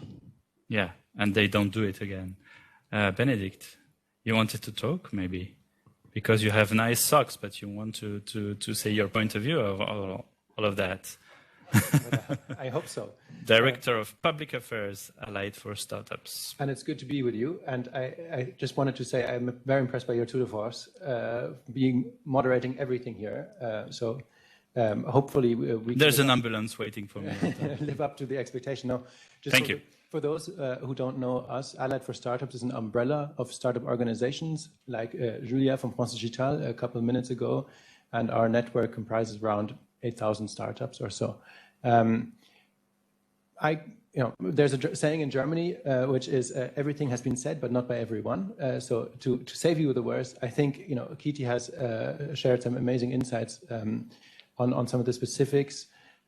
So I would just like to make one point maybe on sharing best practices, because it's kind of in line with what we've also discussed earlier today. If there are best practices like the SES in the UK, or you've had some very legitimate points to raise about what could be improved in the investing schemes here in France. Why are we not doing a better job at learning across Europe from each other on these? Now, I'm based in Brussels, and for all of those who have come here from Brussels, you will know the first thing you hear is, "Oh, this is not our competence. We don't fight this fight. This is member state. This is tax." But I would challenge that challenging times, global times, might encourage us to step up a bit more. And B, it's not that clear. As Philippe Bourdeau was here from Scale Up Europe, and we were talking about startup nations before, I don't see why the European Commission could, for instance, not collect some of the best practices when it comes to angel investing and just circulate, put them out there, and let member states level up and maybe even compete a bit more on that way. So you would give some recommendation to a European Union, right? Yes, that's what we're there. So you prepared a letter to write to them. Oh, yeah, of yes, course, yes. I'm making fun of you, but in fact, this is it. This is it. We said what we said in the morning and early afternoon. Flexibility, crossing borders for investors. It's all the same. Why we're in 2022? Why it doesn't happen yet? Do you have an answer, Kitty? PwC have an answer always. I hope so. I don't think I have an answer, but I do have a couple of more observations which I would like to share. And just to have best practices, I think also a very important point of view is the tax aspects of business angels, because in our study we saw that the Dutch business angels were investing sometimes via their personal holding, so then you have a corporate tax perspective, and sometimes they were just investing directly from their personal accounts, and then you have the personal income tax. And what we saw that was the most tax incentives were formed in the personal income tax. So that means that you do miss a lot of investment in your scope. So if you want to stimulate angel investments in general, then you really have to take a look at the tax system as well. Because if you only look at the personal income tax, then you're going to distort the investments made by personal holdings and in the corporate investment tax. So when we want to have some one size fits all within Europe, you just have to take into account all those different kind of investments, and also the tax incentives. So that's one other thing. And then another thing is also that we saw that there were little differences between what kind of tax incentive you want to give. A lot of tax credits were granted, also tax exemptions, and also tax deferrals. And I think if we want to explore the possibilities within Europe, and I think governments face deficits, like I said before, then I think the reinvestment solution is a really good idea, because then you basically get the funds within Europe, and you get it within Europe, and you only have the condition that you really have to reinvest that fund, your capital gain, in another angel investment. So. This is a good goal, but there's always for governments a more urgent matter than reinvest money. Philippe, you wanted to add something.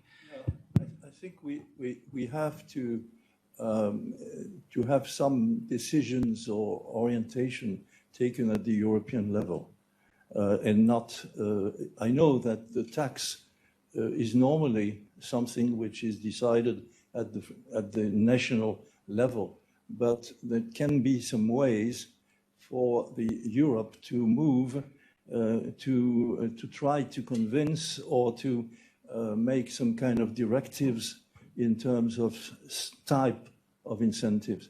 Why that? Because the first thing is that today it's exactly the opposite, because the new legislation on state aid is such that once you have invested in a company, in a startup, you are not able to get a second time your tax credit, because you are supposed to be already a shareholder of the company, and that is impossible for you to get a second time. So that means that if you invest at the beginning, you cannot invest without having no state aid at all.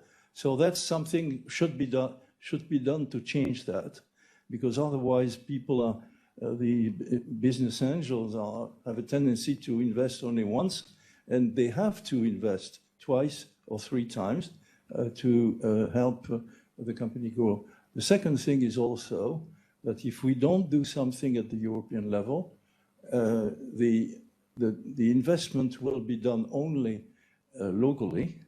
There are already a lot of reasons why business. So France in France, Italy in Italy, Spain in Spain, etc.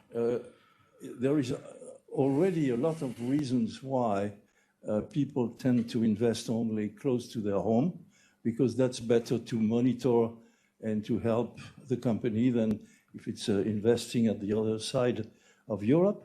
But at least if we want to grow and not to have the growth companies to go to the States as soon as they are becoming important, instead of investing and growing in Europe, we have to do something about it. And today, that's not something that the European Commission has in mind. And they all, when they talk about scale-ups in Europe, they talk about financing late stage, which is obviously necessary as well. But there are a lot of other reasons. We have Europe, which is not a single market at all in that respect, and something has to be done so that the companies are not staying in their country or growing in big markets like the States or Asia, by the way, as well. So something has to be done at the European level, much more than we expect. You wanted to add something, and Pascal, maybe after we take the question of the audience. Just very quickly, I mean, what, 5-6 years ago, the European Commission announced the digital single market. I mean, just a plug here, but we would also love to see it really finalized. But it was, the idea behind it by the European Commission was that 17-18% of trade, digital trade, was cross-border. And as far as I see, we have a similar diagnosis here of the problem when it comes to angel investing. Of course, we're talking about complex tax issues, but it goes to show that if we all agree on the problem, then maybe there can be a direction. So I would fully support what Philippe has said. Pascal? Yes, it will be interesting. I'm not sure we can be optimistic, because I would bet that what much European states will retain at the end of whichever days, their military and their tax administration. But let's imagine that there could be something that could be shared. But first, before thinking about the tax scheme, let's create a market which does not exist, because as you said, Philippe, basically be investment, and I would say in my experience, a lot of even venture capital funds invest next door in their country and not so much globally. And it's like renting an apartment. You prefer it, to be close to you. You like to know where it is, yes. So when I would say most of the fundraisings I have done for the past 2 years, the business angels, when they were business angels, were, and I'm talking about French startups, either French or US. Some American business angels are not wary of investing far away. So let's first try to create a market at the European level, and this is where, of course, this fantastic network and all of these networks of business angels are going to be key.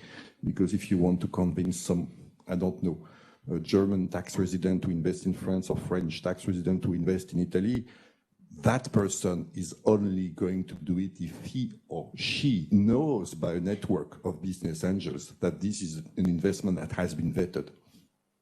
That's why, Philippe, there's a club now of business angels, right? You wanted to say something about the club? We have created the BA club, we hear you. Because of that, to try to have the different networks know each other, trust each other, and being able to invest or co-invest together when a startup wants to cross the border. That is a minimum we can do, but that's only a very small part of the whole story. Yeah. And we should do much more than that. As our friend this morning was saying, there is only one country, it's not because it's mine, where you can have a tax deduction even if you invest outside of your own country. That at least should be a minimum that we have everywhere in all countries. Europe is Europe. If we should not differentiate and have the tax deduction only if you invest in your own country. So we have some ways of trying to improve the crossing the border within Europe instead of going outside, but it has to be done at the European level, and obviously the member states have to support it as well. Kitty, you wanted to say something? Yeah, I just wanted to. I'm not going to represent governments or the European Commission. Not yet. But not yet. But I think there is, for governments, there is a problem that if we want to stimulate cross-border investment, they do see an outflow of their budget, their national budget. So just to explain this for their own public and for their elections, because that's also from a political point of view very important, they just have to match it with an inflow. So I think the initiative of the European Commission to harmonize the tax base in this further common consolidated corporate tax base, I think that is a good perspective. Then you can also harmonize, for example, these cross-border investments. But that's just a little bit out of the. I mean, just to be the devil's advocate, my home country just found 100 billion euros for defense, and I generally would love to think that when there's a will, there's a way.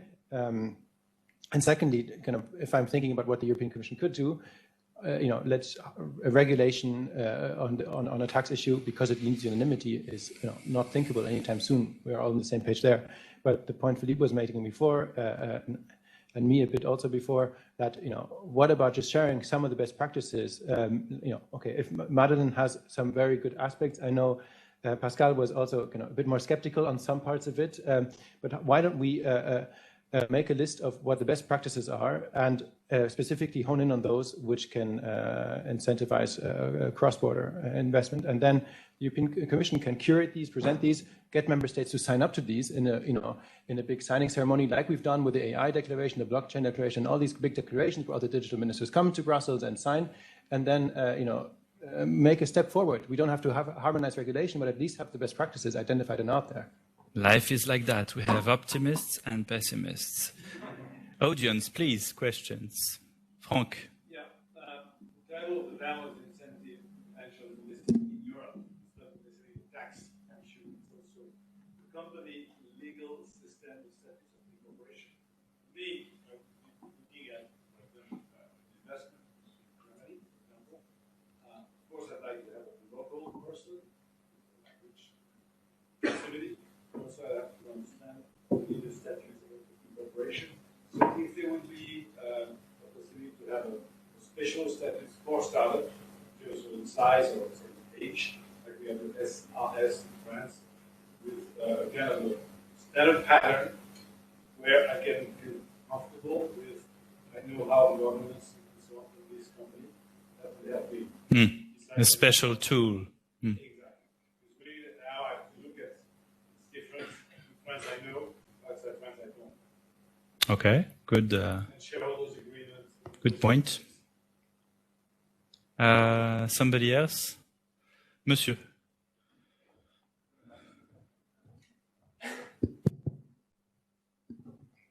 Merci. I would like just to emphasize what has been said. Sorry? Okay, I'm Paul Endaridis, business angel from Les Business Angels des Grandes Écoles. And as it has been said by Mr.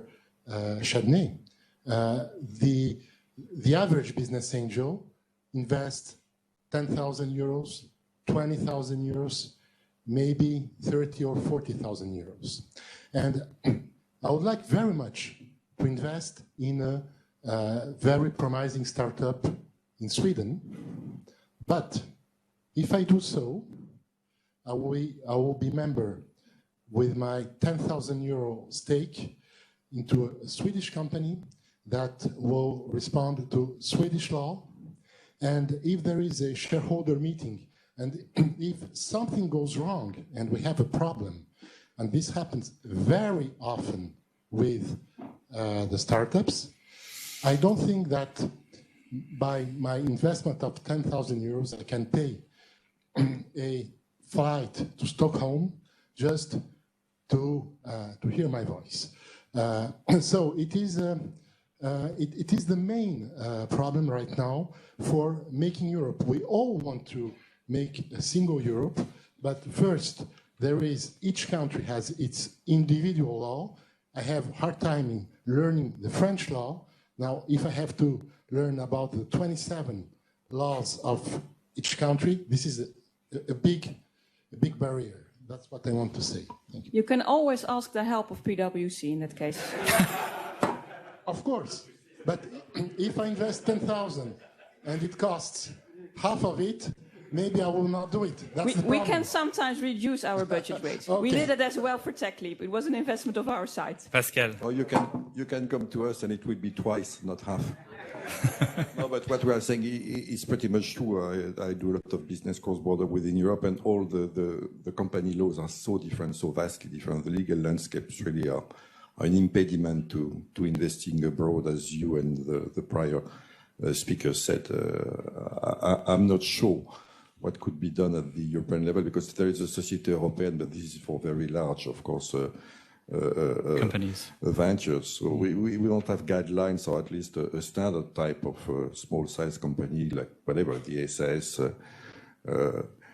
In France, the GmbH already is a bit more complicated, like the SARL. In Italy, there are some countries where you still need a notary to do a capital increase. There are some countries where there are no preferred shares.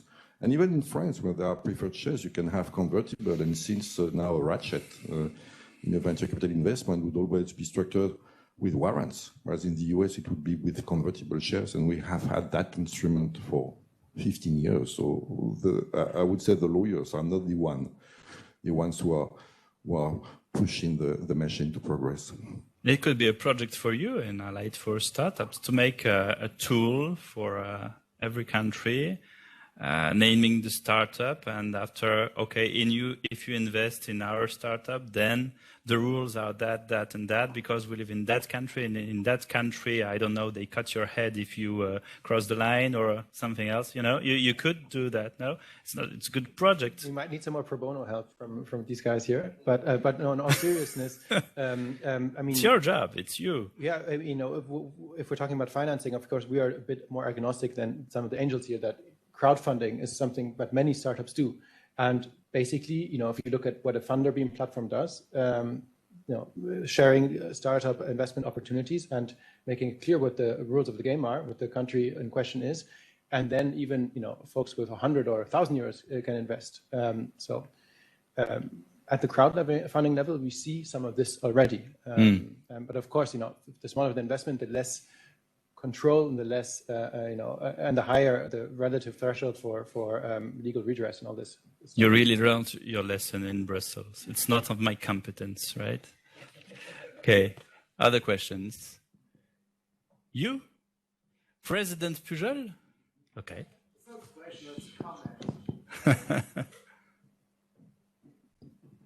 So thank you, Paul, for your question. But again, back to what Philippe was sharing with the Business Angel Europe Club, we know each other from different networks. And actually, what we like to do when we invest cross-border, we ask the local guys concerning the local law and what will happen. And they very often have either dentons or PwC or lawyers, local lawyers that could explain to you, if needed, the sort of law that they have if you want to invest in their country. So again, that's also a matter of trust, knowing people, exchanging before making a decision.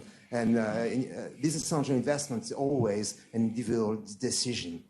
So that was just a comment on that. I would also add that in as much as company law is vastly different depending on the countries, market practice is pretty much similar. There is some homogeneity. I mean, a shareholders agreement, basically, whether in Germany or in France or in the UK or in Sweden, they are not drafted the same way. The provisions are not exactly the same, but the principles are the same, and everyone can feel comfortable with the the ideas, whether there are good leaves, bad leaves, whether there is a ratchet, anti-dilution, preemption right, tag along, drag along. This is what you would find in all of these documents all across Europe, which already is a good thing. So if you want to know what you are doing without really understanding it, it's possible.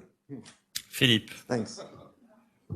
We have two opportunities to try to progress in the comparison and in selecting the right legal and fiscal environment.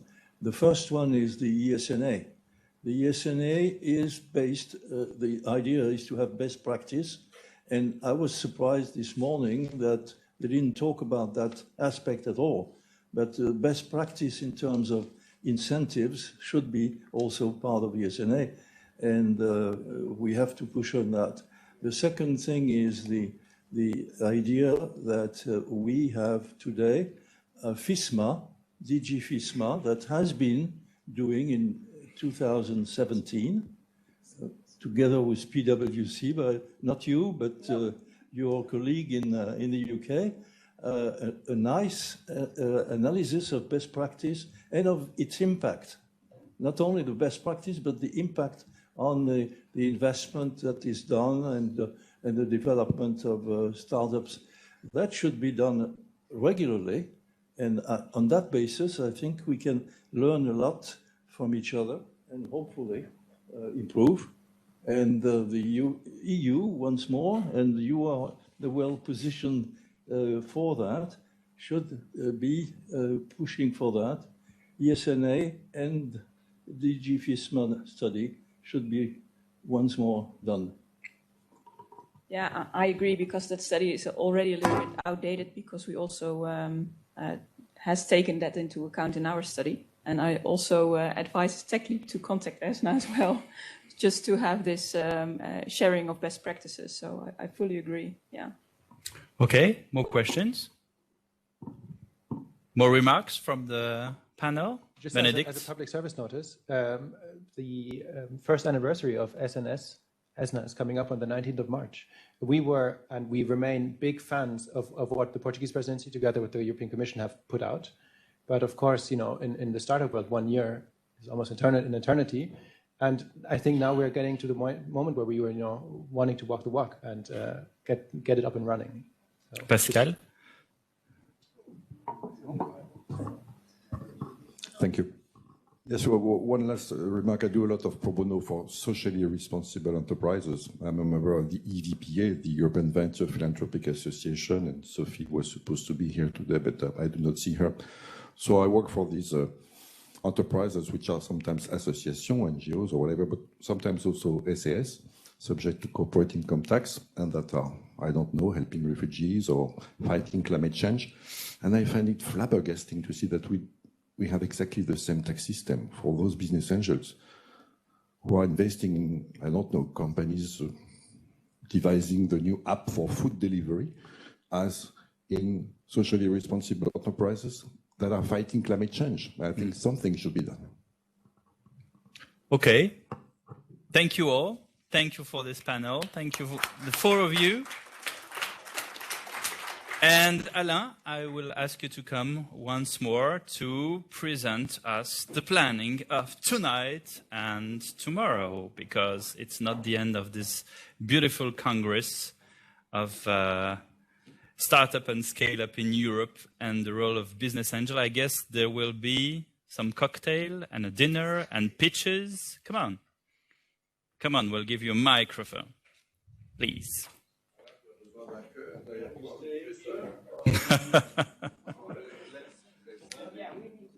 Okay. Thank you so much, and let us applaud also the panel. The last panel.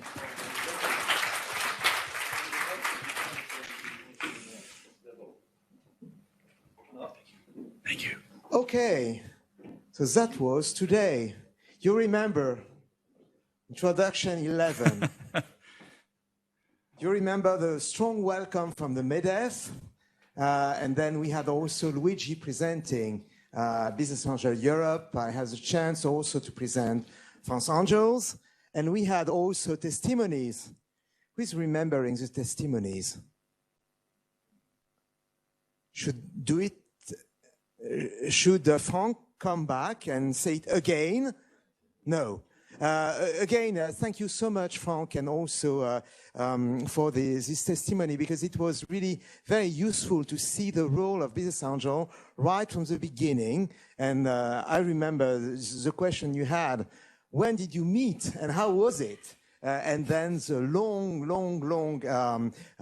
really trip with Content Square, not ending now, but really growing tremendously. So that was really a very good testimony, a very good example. And also the company in Portugal. That was really good. So, and then we had these keynotes. We were really very happy to learn more about the Portuguese initiatives. Who is remembering the Portuguese initiatives? Who can help me on that? Yeah. Yeah, that was amazing. Did you know that before or not? That this initiative that came from the Portuguese presidency? No? So it was good to have that. And also we are expecting a lot from them because they should really help us to scale up also innovation.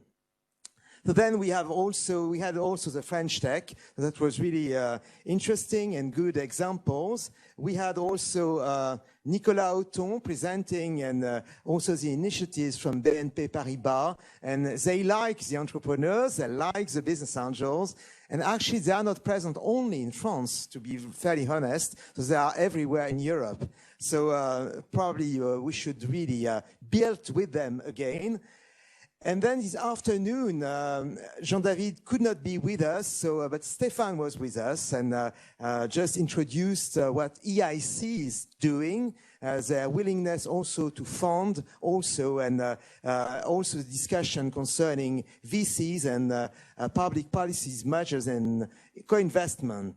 And so we had also at the end this discussion concerning how to incentivize really investments, and also, as Frank was mentioning, how to help entrepreneurs and to help to settle elsewhere. So that was also another part. So right now we are really approaching the cocktail, but you know the place. Have you been to the lunch? All of you? No. Okay, so who can help?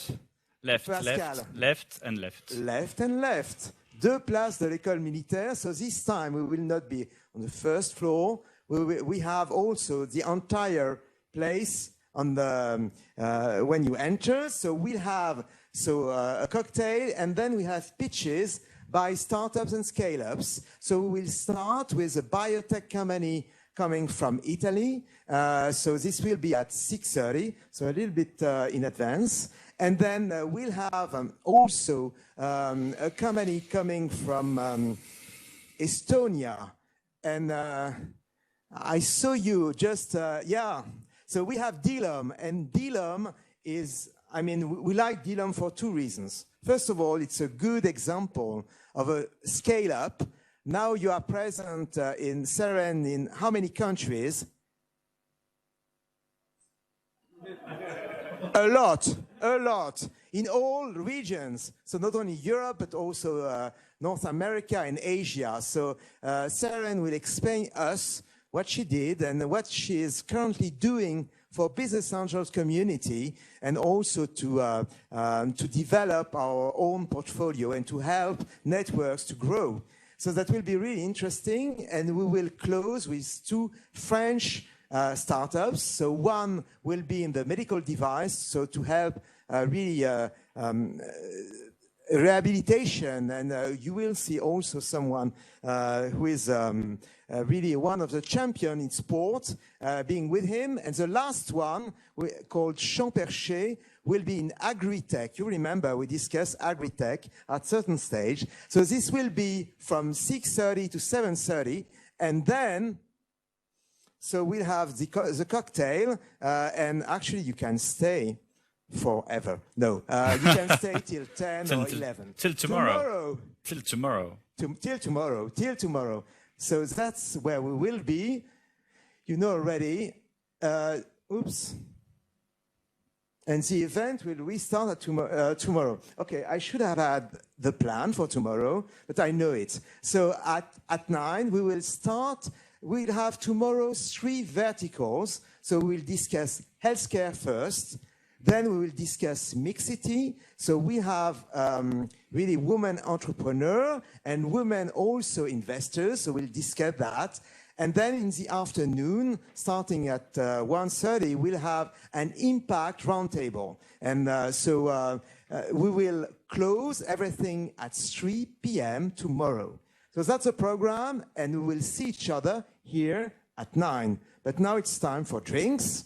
And again, thank you so much for being present till the end, because actually the last panel was not the easiest one, to be fairly honest. Tax incentives, legal things. So, but that's important, very important. So thank you, Pierre, to have moderated that the entire day. So let us applaud Claire as well. Pierre will be with us tomorrow as well for the impact panel. And I wish you a very pleasant dinner, cocktail, and we see each other so we can go now, or the one who wish to come back to their hotels can do it as well. So we'll see each other at La Terrasse, left. Thank you. Okay, so we go. So first, good morning to all of you. I hope you are doing well. I would like first to welcome all those who are joining us for today's session, for this morning. And also for those who were there yesterday, I hope they enjoyed very much the presentation and the discussion we had yesterday all day long. And we will see what we are looking for today's program.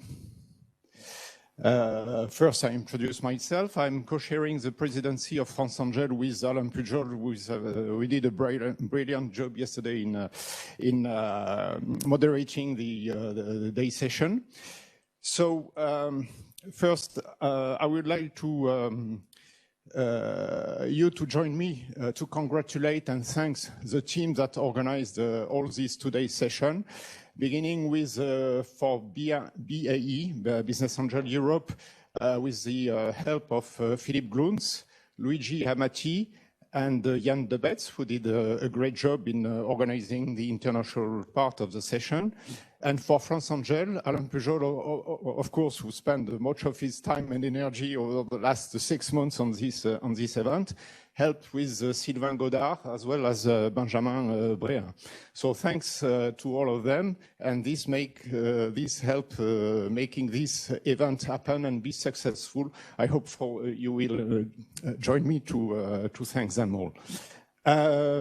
So we will go through the program of the day session. So yesterday we had a session regarding the public policies, and show how to foster investment, angel investment, and help growing our startup in France, but also at European level. And today we will focus on 2 main areas of business. So we will see this morning, we'll have a session on healthcare, a panel with healthcare, which will be first introduced by Caroline Sailly, who will develop an initiative launched by Angel Santé. And then we will have a second panel discussing about the issue of Mixity. We just have 24 hours late compared to the World Women's Day. That was yesterday. And we will show how to foster the investment from women business angel as well as women start-upper. Okay. Now we'll have sorry. Oh, I think he's missing Mr. Cocguen, no? On the program. So we'll have two keynote speakers after these 2 panels. First will be Gilles Cocguen joining us after the second panel. And Gilles Cocguen is head of BPI private equity, Euro-equity. And he will explain us the initiative of Ouaki, which is now a big tool for all business angel and investment in France, and they try to promote it at European level. And we'll also have the pleasure to welcome Sir Ronald Cohen, who is chairman of Global Steering Group for Impact. And he's a co-founder of Apax partner. Sir Ronald Cohen will be online in video conference with us. He's not, he won't be physically here. He is based in New York at the moment, so thanks for him to join us. It will be early morning for him in the early afternoon. So thanks again for your participation. I hope you will have a great day in this today's session, and I would like to give the word now to Caroline Say, who will explain the initiative of Angel Santé regarding healthcare investment.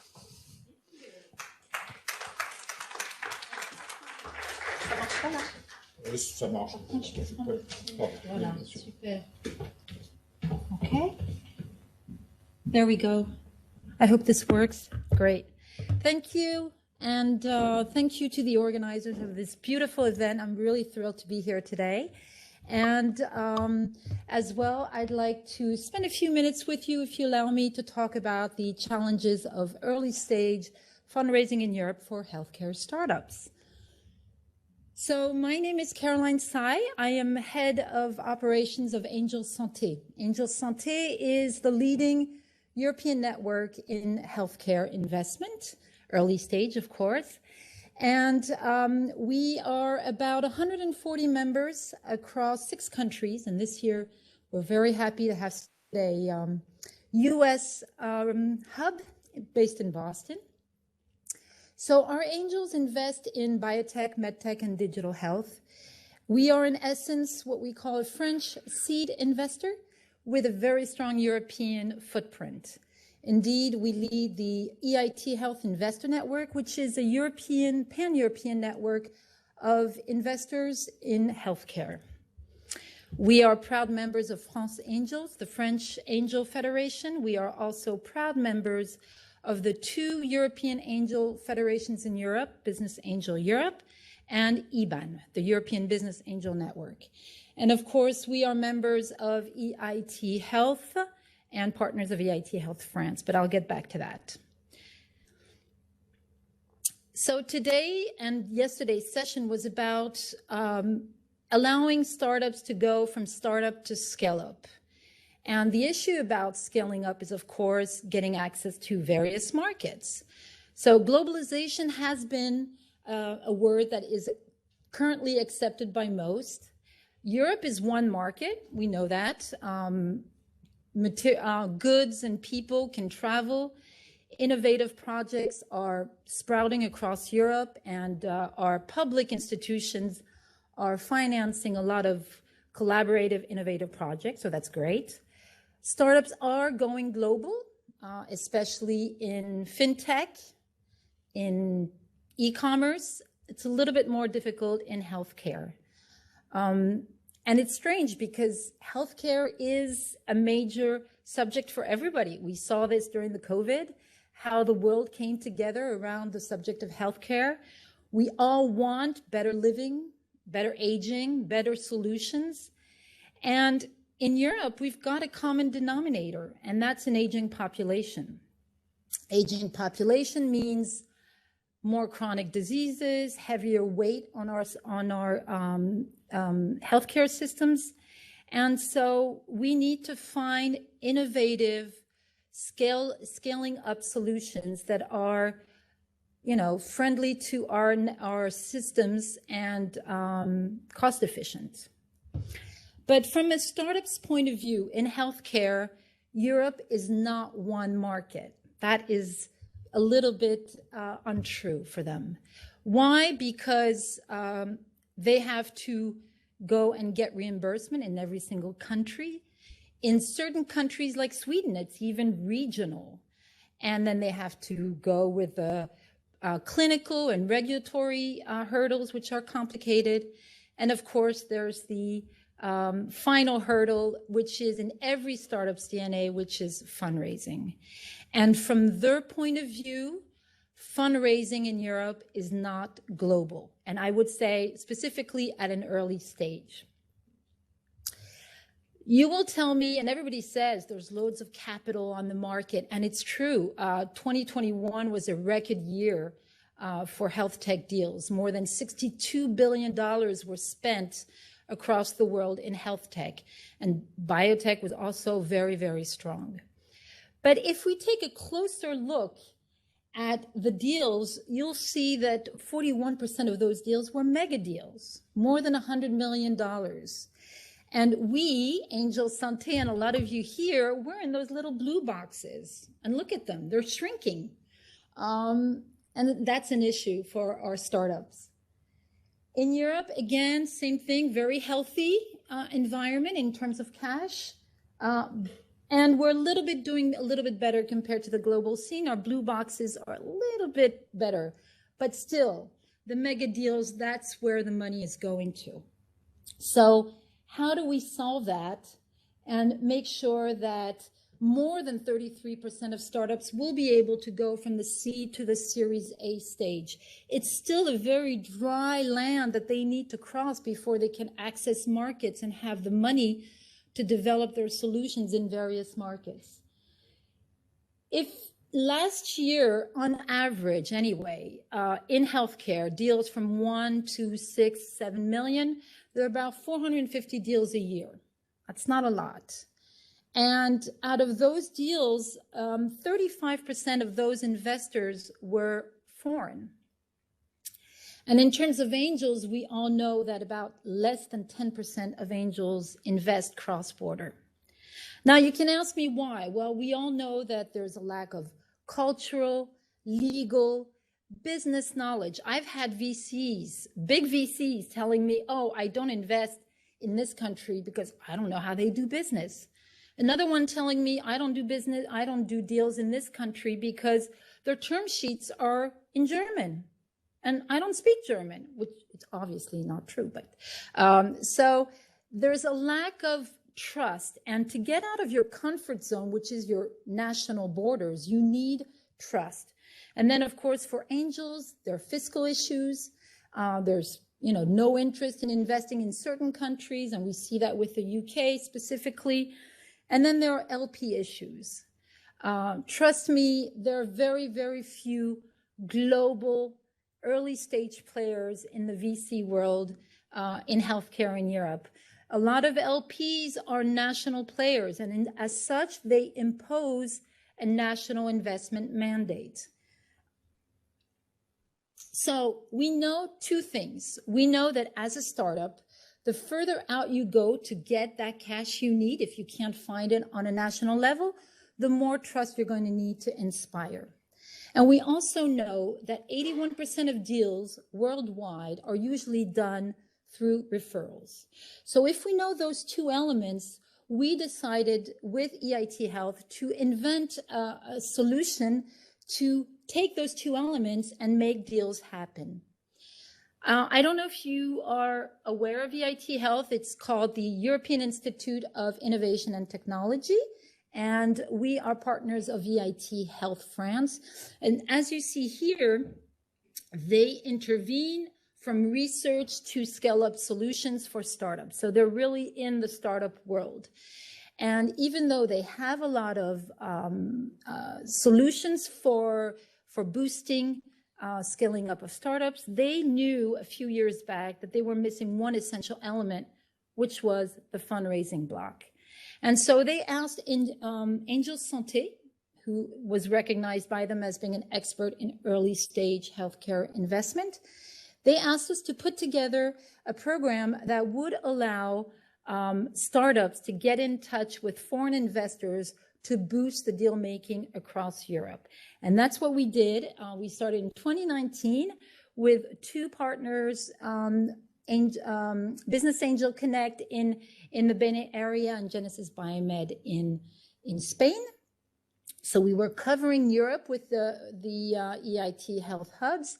And then we've grown to be, in my opinion, humble opinion, a very professional program to facilitate deal making. And this year is the kickoff of the Investor 2.0.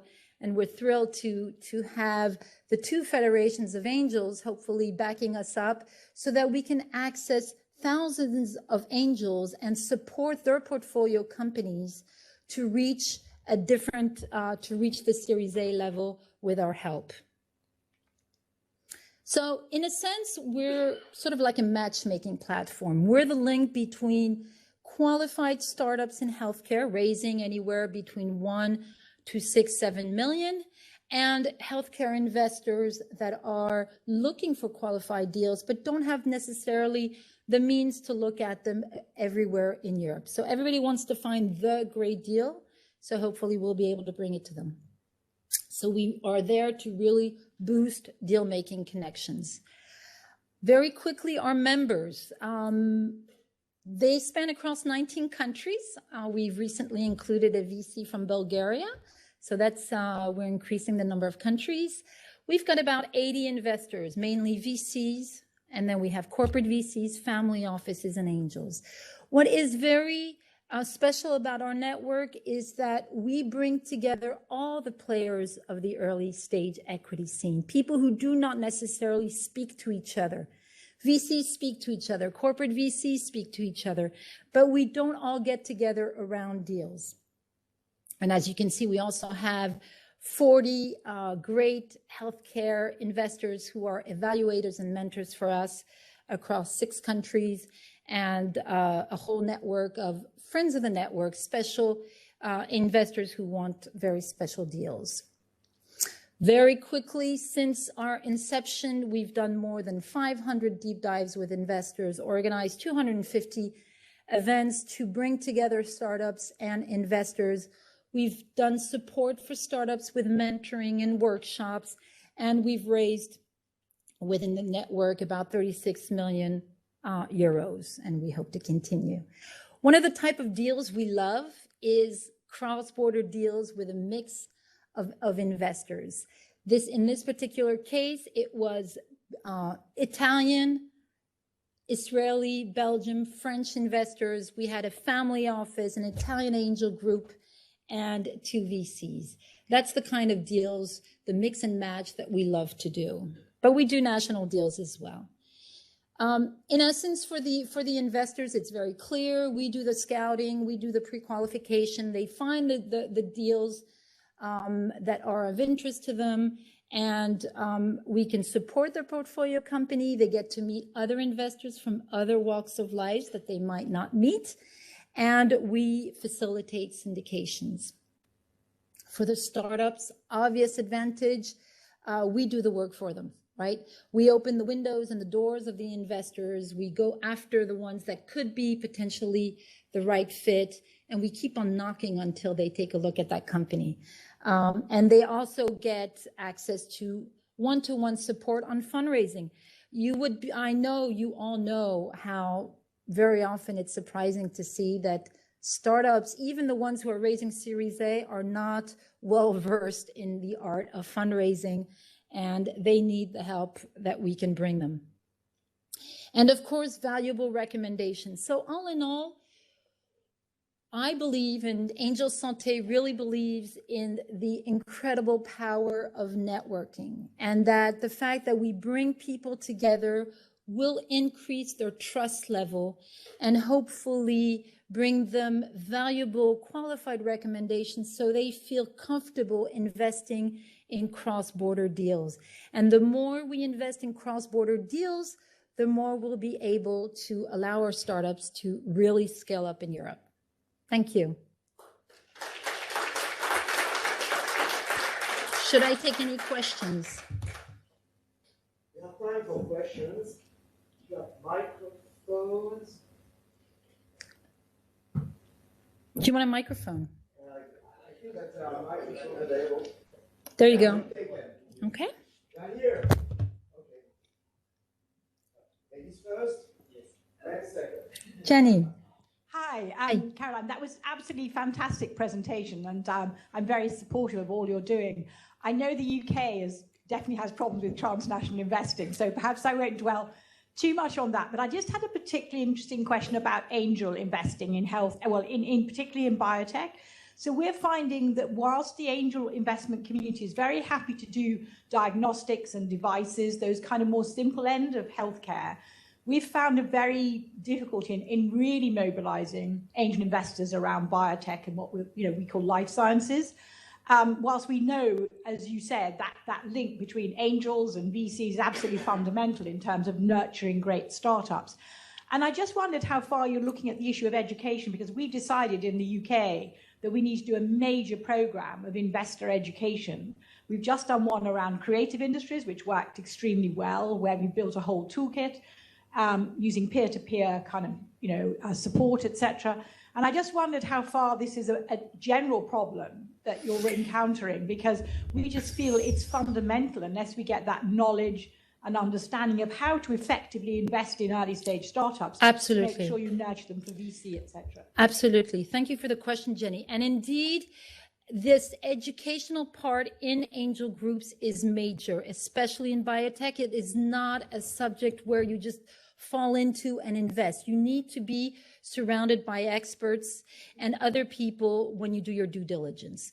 And that's why we really tell angel groups across Europe to try to create specific health hubs within their network, to try to bring together all those members who are biotech, pharma people, researchers who would be able to group together around specific biotech companies and put their expertise together. And that's the strength of our network in a sense, because we've got experts who like Alan, for example, who invest in biotech, who talk to other people within the network. So my suggestion is try to set up health tech hubs within your networks.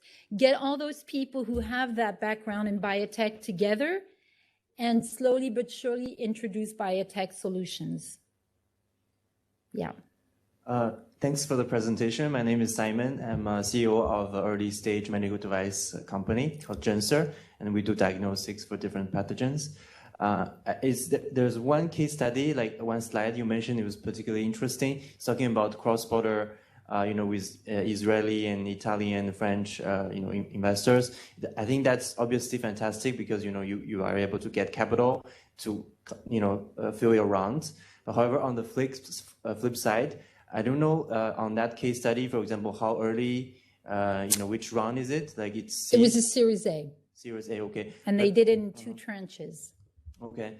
So I wonder, like in terms of rounds, do you suggest that we do it maybe for seed already? Because on the flip side is, you have investors from different countries.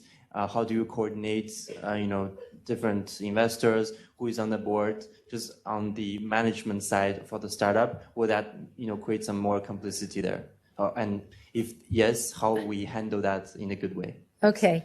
One of the issues that we've learned through our experience at the Investor Network is that, and this is what I said during the presentation, the further out you go from money, the more trust you need to inspire, which means that you need to have, your 5 fingers filled. You need to have a great, well-rounded team. You need to have your IP portfolio there. You need to have a clear strategy to go to market.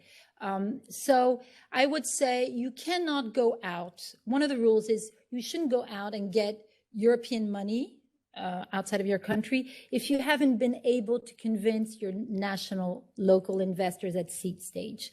So go see your local business angels, try to convince them. And when you have already raised 300, 400, 500,000 euros, then you can move on to talking to investors outside of your country. They will be more comfortable knowing that you've inspired someone from your own country to invest in you. Hi, quick question. Wang Lui from RMIT Business Angel. There were a data matrix, i.e. 1/3 of startups managed to go from seed to Series A. So yes. It is a graduation rate. Is this data data from your portfolio? I mean, Angel Santé No, for that's European startup, no. biotech or medtech startups? So it's not just in healthcare. This is all types of startup on a global level. That's just the average conversion rate from seed to Series A. So my question is, in having lined up some partners from VC, funds, etc., do you expect for Angel Santé specifically to improve this graduation rate? Of course. And what are your objectives and in which terms? Yeah, of course. Now, obviously, if angels usually invest in about, it varies from 6 to 8% of companies that come to them. VCs invest in about less than 1% of the deals that come to them. What we want is to improve, especially those two figures. We're not going to be, we're not going to change the conversion rate from 33 to 63. But if we can, get to 40 or 50%, that would be great. But we have to be humble. There's a question over there. I'm glad the subject is really of interest to you. So thank you for this brilliant presentation. Axel Pogam from Impact Business Angels. One question, how long did it take to set up this ecosystem, and what were the main obstacles for this? We started, we set up the process. It took us 6 months from the time we thought of the idea with EIT Health and until the moment we opened to our investors. Strangely enough, getting investors is not difficult. Everybody that I've contacted was very keen on joining this network and getting access to qualified deal flow. The main difficulty is the qualified deal flow. The main difficulty is finding the good deals that nobody have heard of beforehand. And that takes a lot of human power. So I would say that's the most difficult part. Thank you. Good. Thank you very much and have a great rest of the day. Stay with us, Caroline. Okay. Yeah. Okay, I'll stay with you. Take a chair. Really? Yeah, okay. Exactly. And stay with us. Okay. So I would like to welcome on stage our Bernard Kirsch, who is the president of Angel Santé, and also Pierre-Emmanuel Striven, with the president of Supernova Invest. You have mics available. We should have with us, yeah, exactly. Take the seat you want. We should have with us Kurt Heller. Is Kurt connected? Hello. Good morning, everyone. Hello, I heard Kurt. Excellent. Good morning, Kurt. Kurt is a large guy, so he's not really, this is tiny, but I can tell you Kurt is. And we have also Patrick. Patrick, you are with us. Excellent. Good morning, everyone. Actually, we will discuss healthcare. Can we get bigger picture for them? Okay. That's very good. Again, Kurt, you are the Director of Business Creation at EIT Health. And actually, when I prepare the questions for this panel, say, okay, Kurt will introduce EIT Health. And Caroline did it already. So, Kurt, what was missing in the presentation of Caroline concerning EIT Health? Tell us. Oh, that's actually a very difficult question to start with, because Caroline, you did a very good job to introduce EIT Health. Actually, just a few numbers to add. EIT Health is most probably the largest healthcare initiative with 150 partners, 65 top global industry leaders placed in Europe, 66 top universities across Europe, mainly the top 5 in the top universities ranking, and 50% of the top 25 are part of EIT Health, including their university hospitals, which is important. Healthcare providers really play an important role. I'm responsible for the startup area and of course also for the investment activities. And I'm proud to say that we have 1,150 startups that we have supported so far. And these startups have raised 800 million euro just in 2021 alone. So I think it's a pretty large portfolio that we are covering. Thank you, Kurt. So Patrick, you are with us and you are based in Luxembourg, Patrick. That's correct. Indeed, I'm based in Luxembourg. Okay, so people in the room, why is Patrick based in Luxembourg, according to you? That's an introduction question. Why? Fiscal, not so far away. Another point, why? Is Patrick based in Luxembourg? So tell us, Patrick, and introduce to us EIB, EIF, and tell us. Yeah, well, I'm in Luxembourg because that's where the EIF is headquartered. We're based in Luxembourg. And EIF, so the European Investment Fund, is in a nutshell, the venture capital arm of the European Union. So our main shareholders are the European Investment Bank, which is also here headquartered here in Luxembourg. And the second largest shareholder is the European Commission.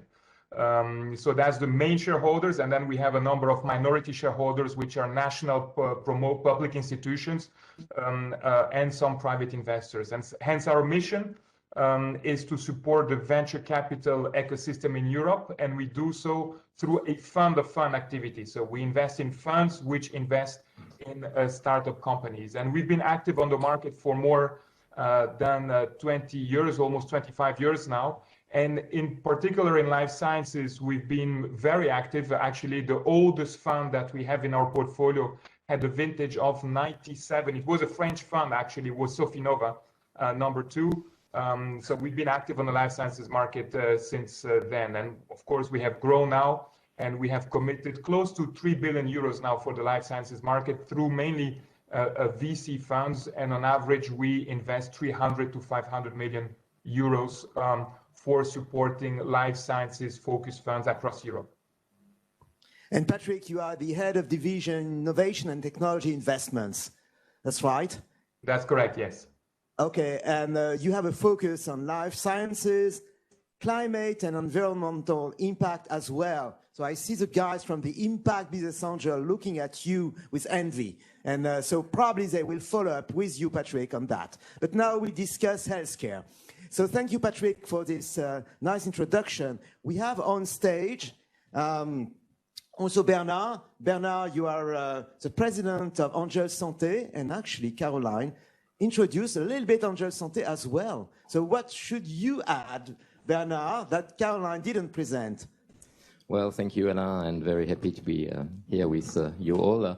So Angel Santé is the largest European business angel network dedicated to health. We only do health, just health, but we do health fully. I mean, we do human health, animal health, and we cover biotech, medtech, digital health, and a little bit of nutrition, well-being, which are just a little bit beside. And just by the way, to answer to your initial question, biotech is about 25% of our portfolio, and we have effectively members who have a specific interest in biotech, but they have a very specific profile, and they look at this deal flow more specifically.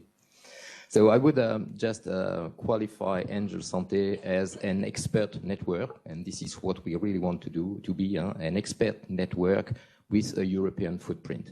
So our objective is really to be at the heart of early stage innovation funding in Europe with seed activities that we operate directly in France, which is the historical mission, I would say, of Angel Santé. Now we are also connected more and more to all the European business angel networks through the health accountability that we have taken on 2 verticals with Business Angel Europe and IBAN as well. And our objective is really to animate globally the seed topic in Europe with these different positionings. And on top of these seed activities, we also have the investor network instrument that Caroline presented, just to be able to scale the best startups that are coming from the initial deal flow for rounds between, I would say, 1 to 6 or 7 million. So as a nutshell, so we are vertical, health only, expert oriented, and fully positioned on the entry track, if I take the EIT wording. And I just take this opportunity to thank EIT Health and especially Kurt, and as well with Jean-Marc Bourrez in France for their strong support and assistance for the creation of this investor network that Caroline presented. So thanks again, Kurt. And we have on my right Pierre-Emmanuel Striven. And Pierre-Emmanuel, you are a president of Supernova Invest. Can you describe Supernova Invest? Sure, it's the only thing that you didn't introduce. So I have so thank you for having me today. So I'm indeed a managing partner of Supernova Invest. Supernova Invest is a deep tech venture capital firm. We invest from inception and to growth phase in companies. We focus on disruptive innovation, aka deep tech or science-based tech. And we've been doing so as a CVC of a well-known research institution in France called CEA, Commissariat de l'énergie atomique et aux énergies alternatives. So it's a very huge research institution, and we spin off as an independent management company in 2017. We have roughly a quarter to a third of our portfolio in healthcare, ranging from a lot of med tech for diabetes or brain and cardiac or eye surgery. Robotic surgery is a big subject for us. And myself, I come from a digital background. I was heading the corporate VC of SFR in the 2010s until 16.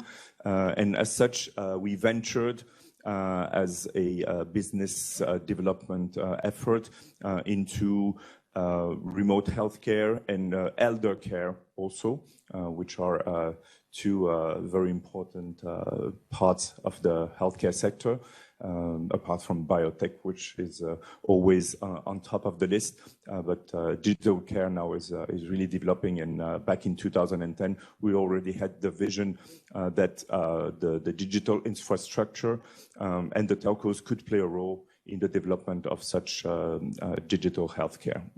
It didn't quite happen that soon, but now is the time.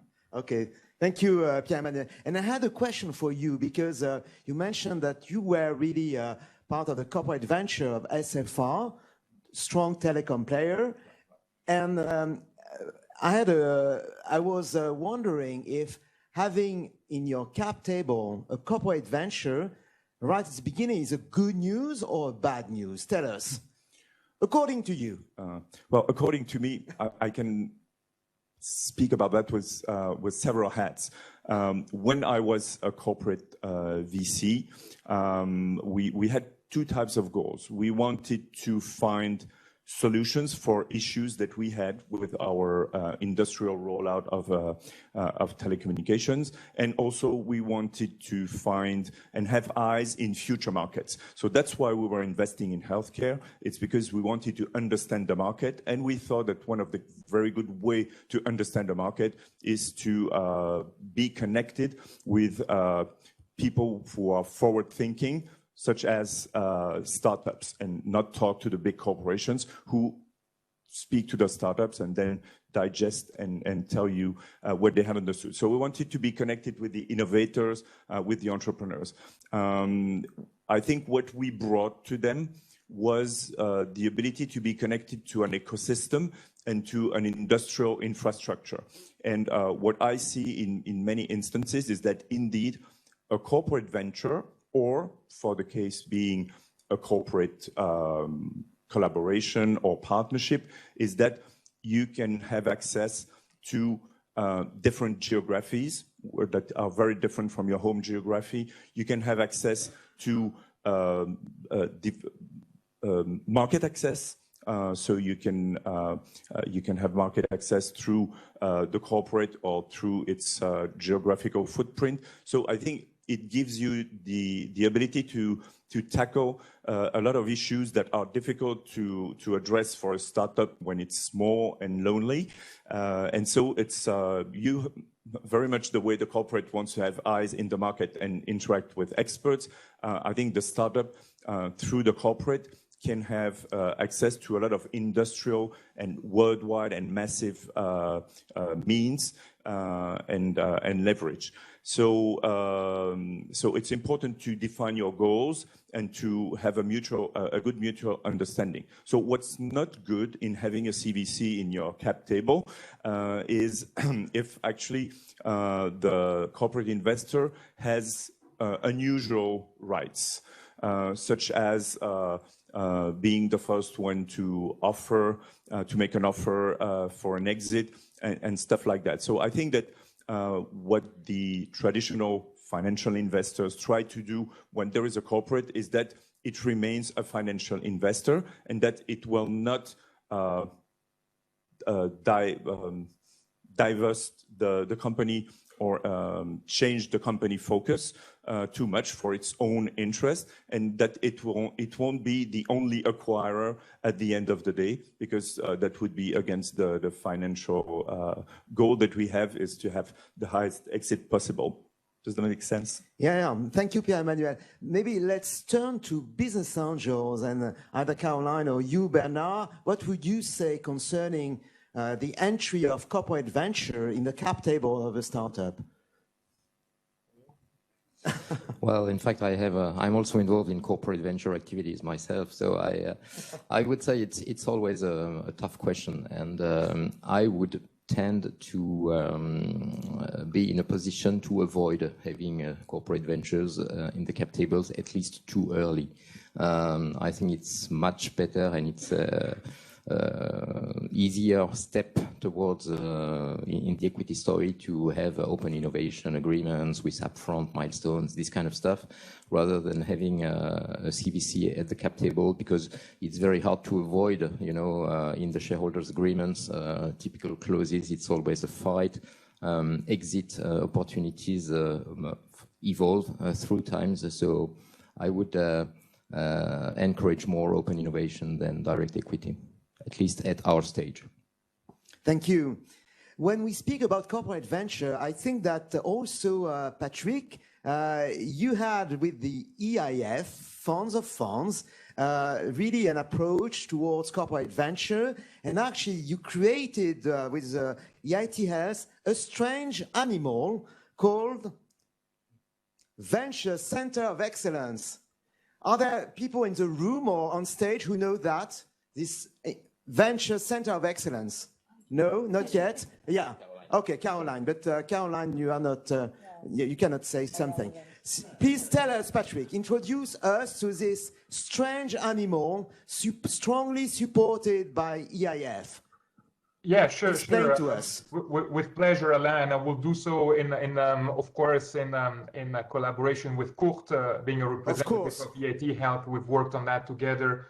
And it's very fine that we call it a strange animal. EIF has always been called a strange animal on the market. So a strange animal has created another strange animal. That's all right.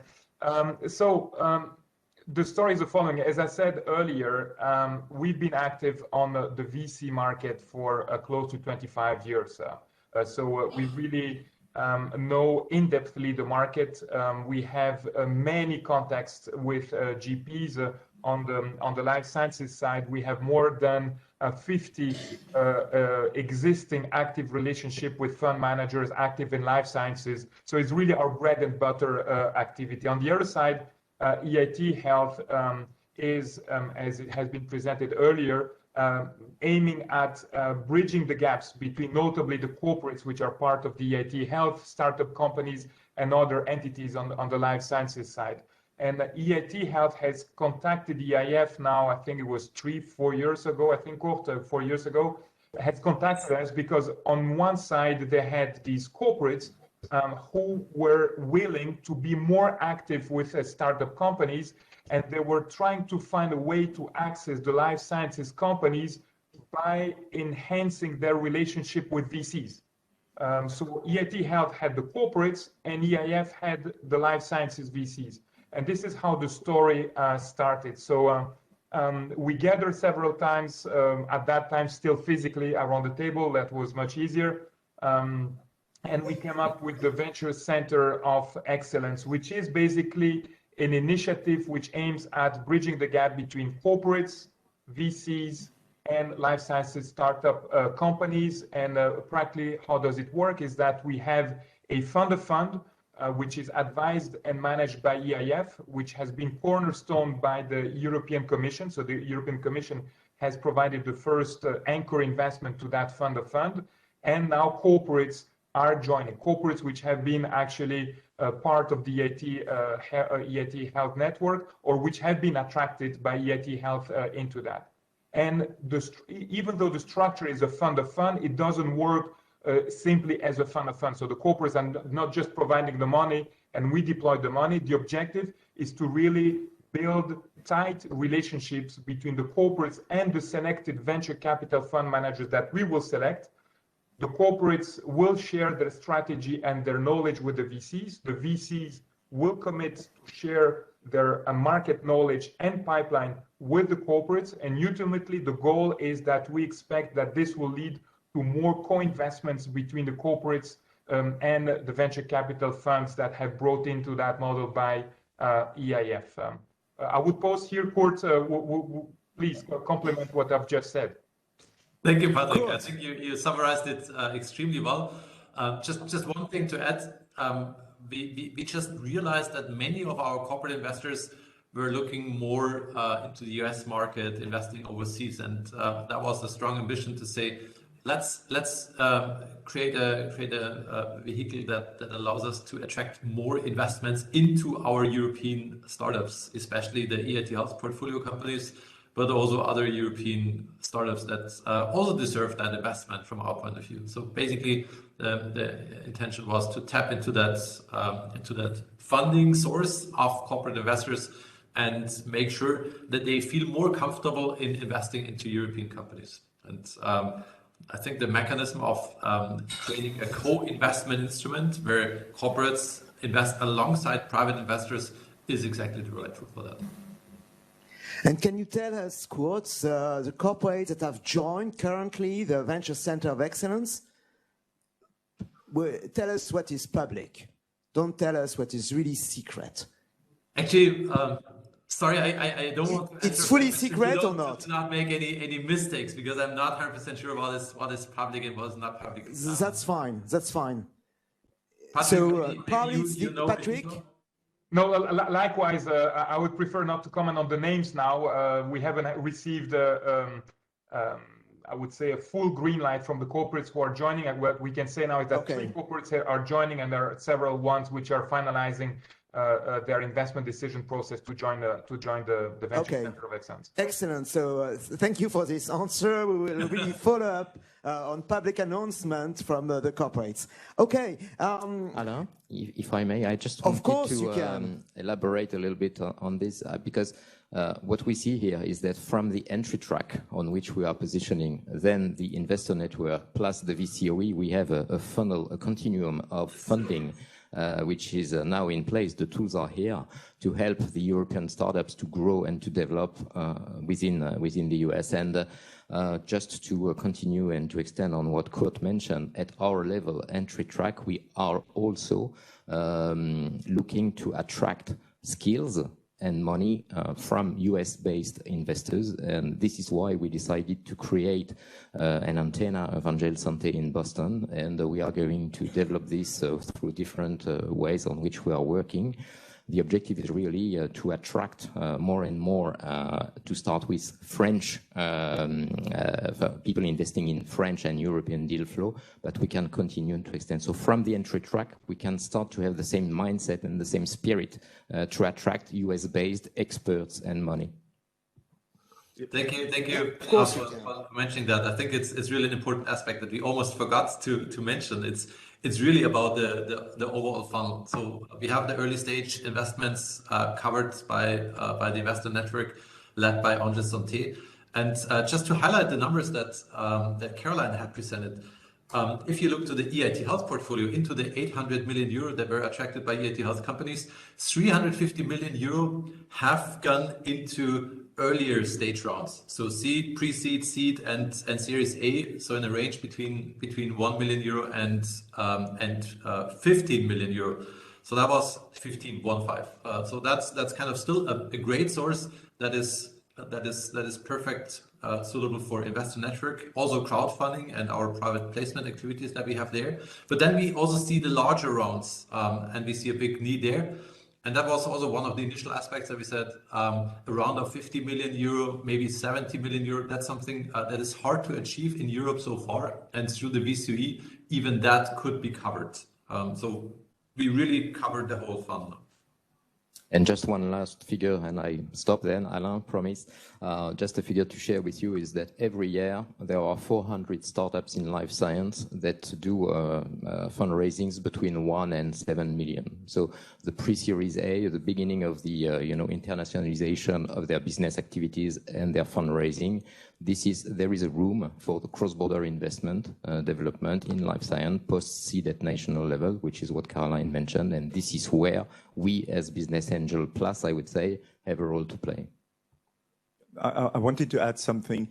I think that when we talk about medtech or digital health, we're facing complex ecosystems. And the corporates are really part of it. And if we look at impact investing or new energy sources or green chemistry, we see very well that the corporate side of the ecosystem is really a must-have.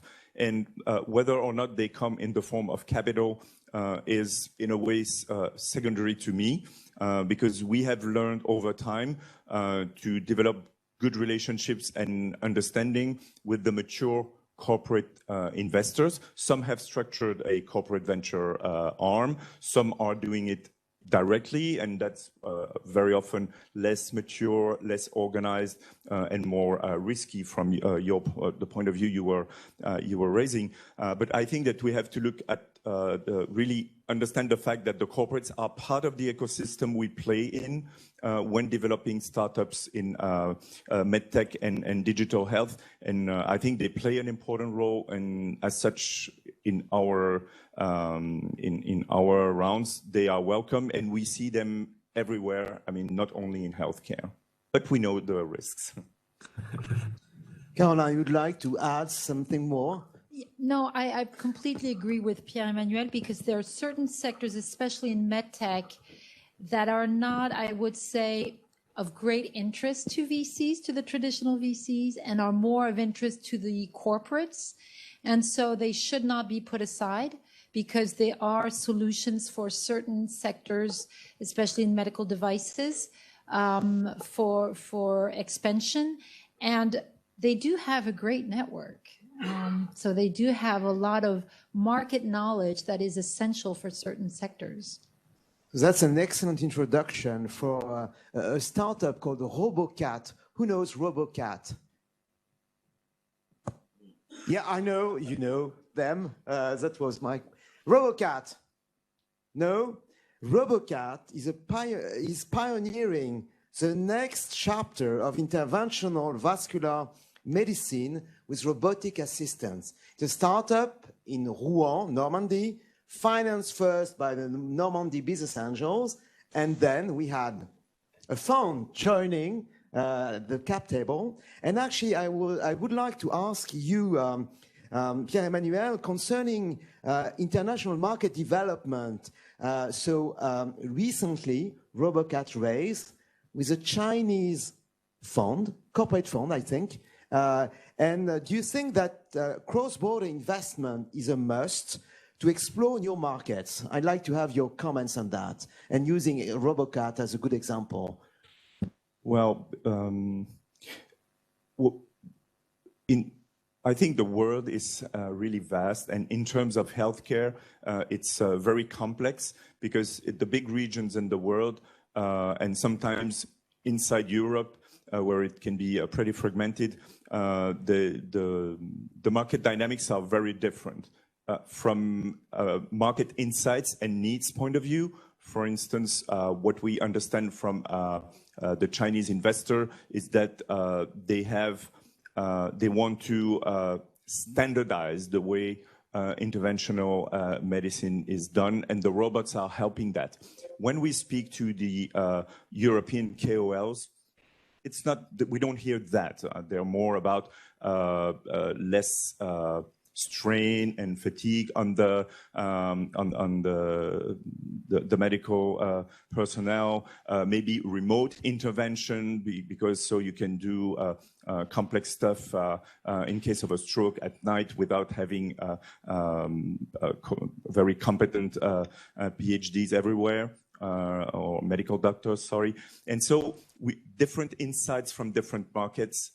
Then there is the way the healthcare system works from a financing point of view, very different from Germany to France to the US, where you have private insurance, you have public insurance, you have the local stuff in Germany. So that also a corporate can help you understand. Of course, you can also talk to consulting companies, and you have other ways to get that information. But corporates can give you very good insights about how the market works and the market dynamics. Then a corporate relationship also can help you in your rollout strategy, because a startup cannot go direct everywhere in the world. And all the startups in healthcare or in deep tech investment as a whole, they tackle worldwide markets immediately. That's very different from what we've seen in the digital B2C or SaaS world, where you start with your own country and then you expand. Deep tech startups and healthcare startups look at the worldwide market immediately because it costs a lot to develop. It takes a lot of time. And so you cannot break even if you don't go global.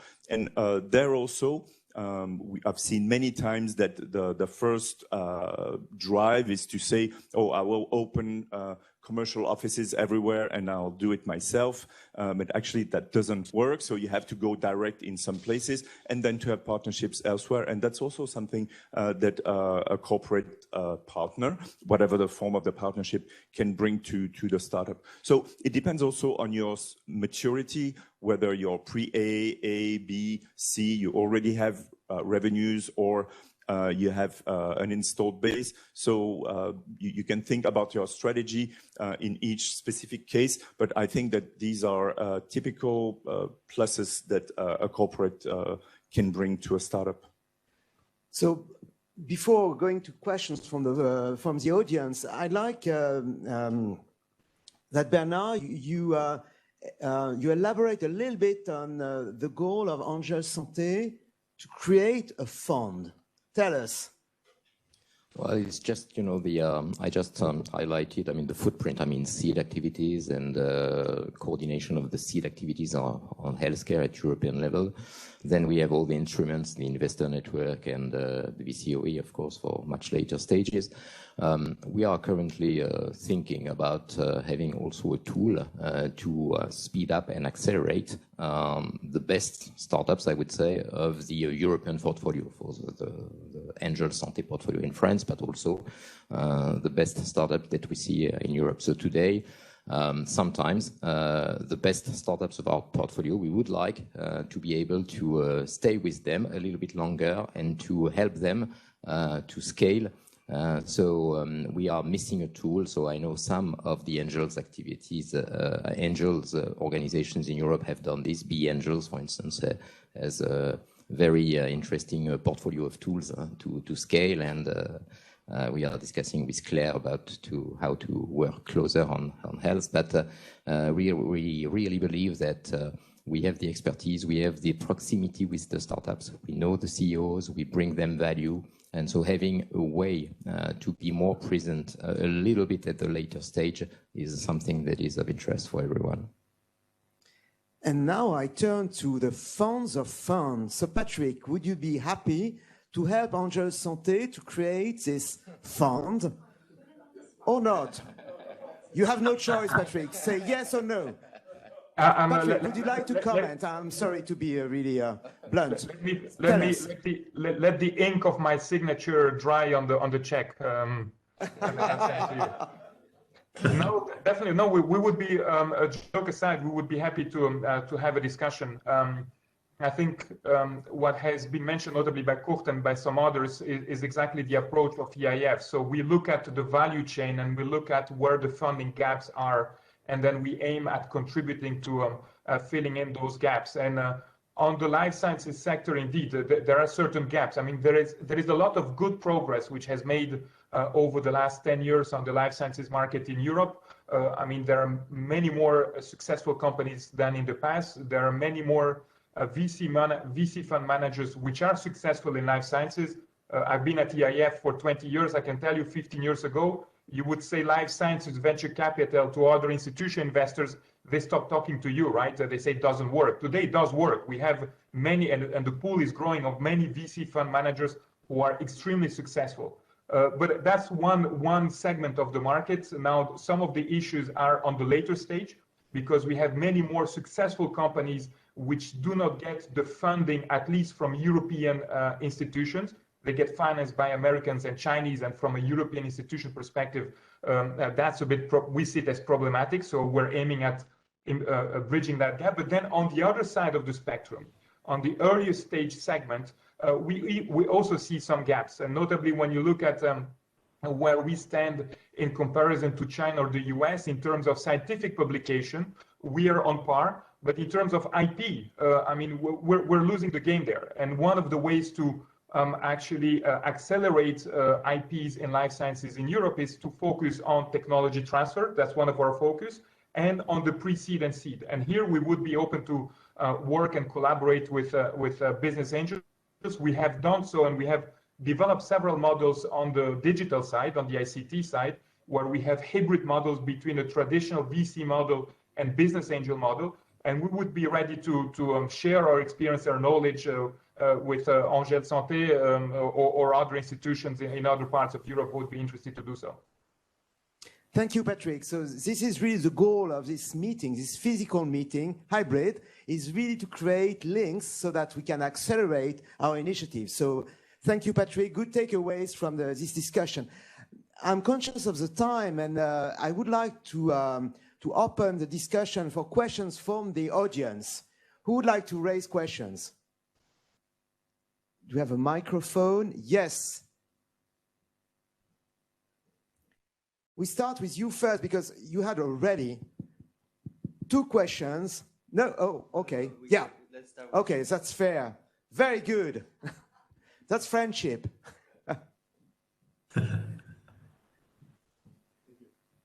Hi, everybody.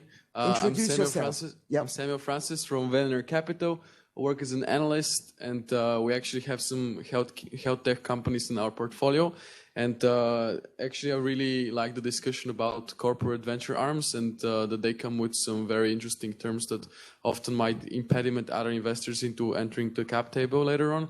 So I want to ask, because I definitely see there is a value. I agree with Caroline a lot that there are certain solutions that are definitely of interest to corporations more than of venture investors. And in order for us to have a wide spectrum of innovative healthcare, we definitely need corporate venture arms. So I was curious, what would you think as professionals in that area would be a good like action that we can take besides regulation? Because I'm not sure regulation can be very effective to somehow limit the terms that corporate venture arms can come with in order to make such investments, later investments also attractive. And do you think that business angels, as people who have the know-how, can somehow advise for it and prevent startups from entering into such agreements? Who would like to answer? Well, I can share. I just think of a startup and a specific sub-market, I would say, which is the animal health market. Because animal health market, you have less VCs, and corporate VCs have a more active role to play in this specific segment. My experience is that you do not avoid a really tough relationship between the corporate venture and the minorities, I would say, network of business angels, family offices. When you have a corporate that wants to take, I would say, 30 to 40% of the cap table in a Series A. I have seen it multiple times, and it's never, something easy. What is important is really to have the CEO of the startup with listening to the minorities and not only to the money that the corporate venture is building. And it all depends on the trust level that you have created as a minority shareholder, being present in the story since a long time. And where I have seen balanced deals, agreements, it was always when the CEO was close to the minorities, facing to the corporate venture. This would be a best practice. As long as the CEO only sees the money, then you're lost, and the minority shareholders are going to be skipped. Thank you. Comments or would you like to elaborate? If I can add on that, just one thought. We certainly should not ask for regulation on a European level, and you clearly have said that. But the Venture Center of Excellence actually is providing such a framework to ensure that the corporate VCs are investing in a startup-friendly way. I think that's exactly also our ambition through the VCE to ensure that a startup can live very well with the corporate investment. Yeah, I think the advice I would give to a CEO is that look at the added value of a corporate and not at only the dollars or the euros, that are on the table. And also, it's true that they have to be a minority among others if we want the VC model to work throughout the development of the company. Caroline, you would like to? Yeah, no, and I would just say we know that as angels, we bring smart money to the companies, and it's very important to continue to accompany your startups so that they see that as even though you're a minority stakeholder, you bring expertise, you bring knowledge, you bring networks. And so keep that relation really, really close so that indeed later on, when they will be faced with hard cash, they will still keep a very close relationship with you because you're bringing something other than just cash. Another question. Alain, just one quick word on Caroline's comment, which I fully support. What we see more and more is that the of the network of Angel Santé, if we speak about health, is also more and more recognized, and we see rounds.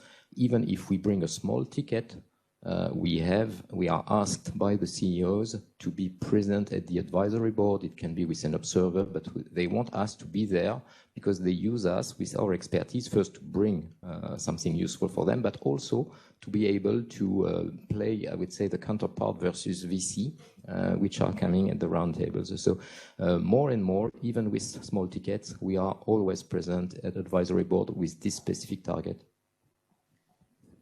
Another question from the participants. Be brief, we have 2 minutes left. And coffee afterwards. First, thank you for the fantastic panel. I think I get lots of insight, otherwise hard to get. But since Alan is very careful with time, maybe I will just start with the two that is not with us, physically today. So I think it's actually a similar question for both Kurt and Patrick. In terms of entry point as an early stage startup, actually, I think I already read there's a brochure from EIT about different programs, but in the end, actually, I'm a little bit confused because I think there's 20 or to 30 different programs, and I don't even know where to start and who to reach out to. So maybe a bit insights there. And for European Investment Fund, my question is it purely a fund of fund, or maybe you also do some direct investment? And if yes, what is a way to access that? Is it through, Angel Network, or there are some other ways that we can access that sort of investment. So, thanks for that question. I'll try to be very quick. So you're raising a super important point. We have so many programs in our portfolio that it's hard to find the right way. And I think all the programs are important. From early stage, we have the boot camps to create the business plan for the scale-up track. We have the Bridge program to enter new markets in Europe or worldwide. In the Gold Track program, we help you to get in touch with the key opinion leaders. It's not possible to identify that yourself. Therefore, my advice is we have 8 regional offices. Just get in touch with your regional office that is covering your country. Get in touch with my business creation leads over there, or entrepreneurship lead. We have different people, and do an assessment, and they will guide you into the right program. Everything else won't be possible. And just a word on why it is so important to also make use of those programs. Through our regulatory affairs, the fragmented markets and the reimbursement that we have in Europe, it's really important to get specific support on that. And that support needs to be on a European level. It doesn't help you if you just get support in your regional environment. You need support with experts from all over Europe that can help you to expand European-wide and then globally. That's what we offer in our programs. Thank you, Kurt. So you have -1 minute, Patrick, to answer to the question. Don't worry, Alain, I'll be very brief. So indeed, our bread and butter activity is fund of funds. So we invest in funds. We also do co-investments directly into companies, but only alongside our venture capital fund manager. Would never do that on a standalone basis. We're not equipped for that. Excellent. So I would like to thank our panel, to all the speakers. It was a great panel. And again, thank you. We can applaud our panelists.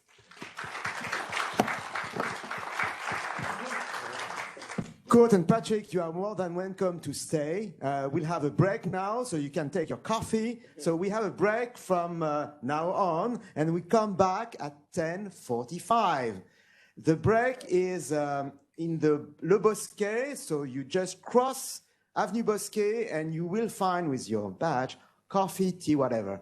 Okay, see you then in half an hour. Patrick, Kurt, thank you so much. Thank you all. Thank you for great moderation. Thank you very much. Bye-bye. Thank you. Thank you so much for coming back from the coffee break for this session. My name is Claire Monk. I'm the CEO of B Angels and of the Scale Funds, which are post-business angel, pre-venture capital venture funds. I'm based in Belgium, and I'm a board member for Business Angels Europe. So welcome to this session about improving diversity in angel investing. And we're hosting this session in the framework of a European co-funded project called WEgate. And WEgate is a project about bridging the information gap for women entrepreneurs who are still today lacking information about how to finance a business. It's still true today. This is why we're actually holding this session the day after the International Women's Day. It is still important to have this type of topic on the agenda. I'm delighted to have a brilliant panel with me today. So we're going to have Ute Gunther, who is president of Business Angel Network Deutschland, talking about what is happening in Germany to solve this issue of not having enough women angels. Florence Richardson, she's the president at Femme Business Angels, a network of women angels investing in diverse founders, and she'll talk more about that in a minute. We have Jenny Tooth, who is the executive chair of the UK Business Angels Association. She will talk about what they are doing in the UK to improve the situation. And I have the pleasure of welcoming Elizabeth Pochet, who is an angel investor member at FBA, as they call it in France. It's not Femme Business Angels, FBA. So if I mention FBA, it's Femme Business Angels. And we'll talk together about her experience of becoming an angel investor. I will also welcome by video call Caroline. She is the CEO of 50 in Tech, and she will talk about her entrepreneurial experience in a moment and her fundraising journey. We look forward, after all this discussion, to questions, comments, suggestions, experience sharing. So please pay attention, and we look forward to that exchange. So I lost the remote. Thank you. So just a few words of introduction before welcoming Caroline. About this WEgate project. So as I mentioned, it's a project that is co-funded by the COSME program, by the European Commission. It aims to become a one-stop shop for information for women entrepreneurs. And the role of Business Angels Europe in this program has really focused on access to finance, because access to finance is one of the main reasons why we don't have more women entrepreneurs starting and also scaling up, which is the theme of this conference. So we as BAE have organized already 6 webinars, 2 training academies, and 2 summits, bringing together experts from different sources of finance. So we've had bankers, crowdfunders, angel investors, VCs, impact investors, sharing their experience and insights with women entrepreneurs across Europe, just to help them understand how to raise finance, when, and near which sources of finance. As you know, it's very difficult to navigate sometimes all of this. So why are we having this panel? Well, you may know that Business Angel Europe was also involved in a European program a couple of years ago called Women Angels for Women Entrepreneurs. And we did some research about why there were so few women angel investors involved in the market. It was, I think, first of its kind research. 6,000 women were contacted for this research across Europe. 6 countries were involved. A number of the organizations represented today participated, and we'll be talking during this panel about the conclusions of this research as to why there is an issue. And I'll be talking with Elizabeth to see whether that resonates with her or not at all. Well, one of the reasons why there are not enough women in angel investors is just that they don't know that they can actually become an angel investor. They don't know where to get the information, where to network, how to start, what is the level of risk compared to the opportunity of starting to invest. They perceive it sometimes as too risky, so they do not have information about how to mitigate that risk, for example, by joining an angel network, co-investing with other investors, or having access to pre-selected sources of deal flow, which is what all of us do in our jobs. They don't have enough time, so they sometimes need the tools to be able, for example, to participate online to investment events or more webinars, etc. And they have the perception that they don't have enough money. There's still a very strong perception that you need to be super rich to start investing as an angel. So they're not necessarily aware that there are ways to start investing differently.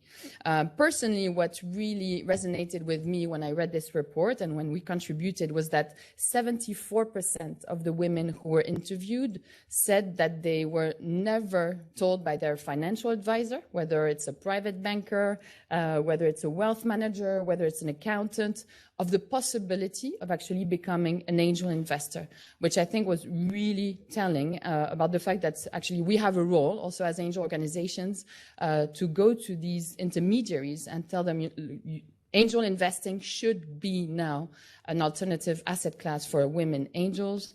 So that's interesting. We'll talk with Elizabeth about that in a minute.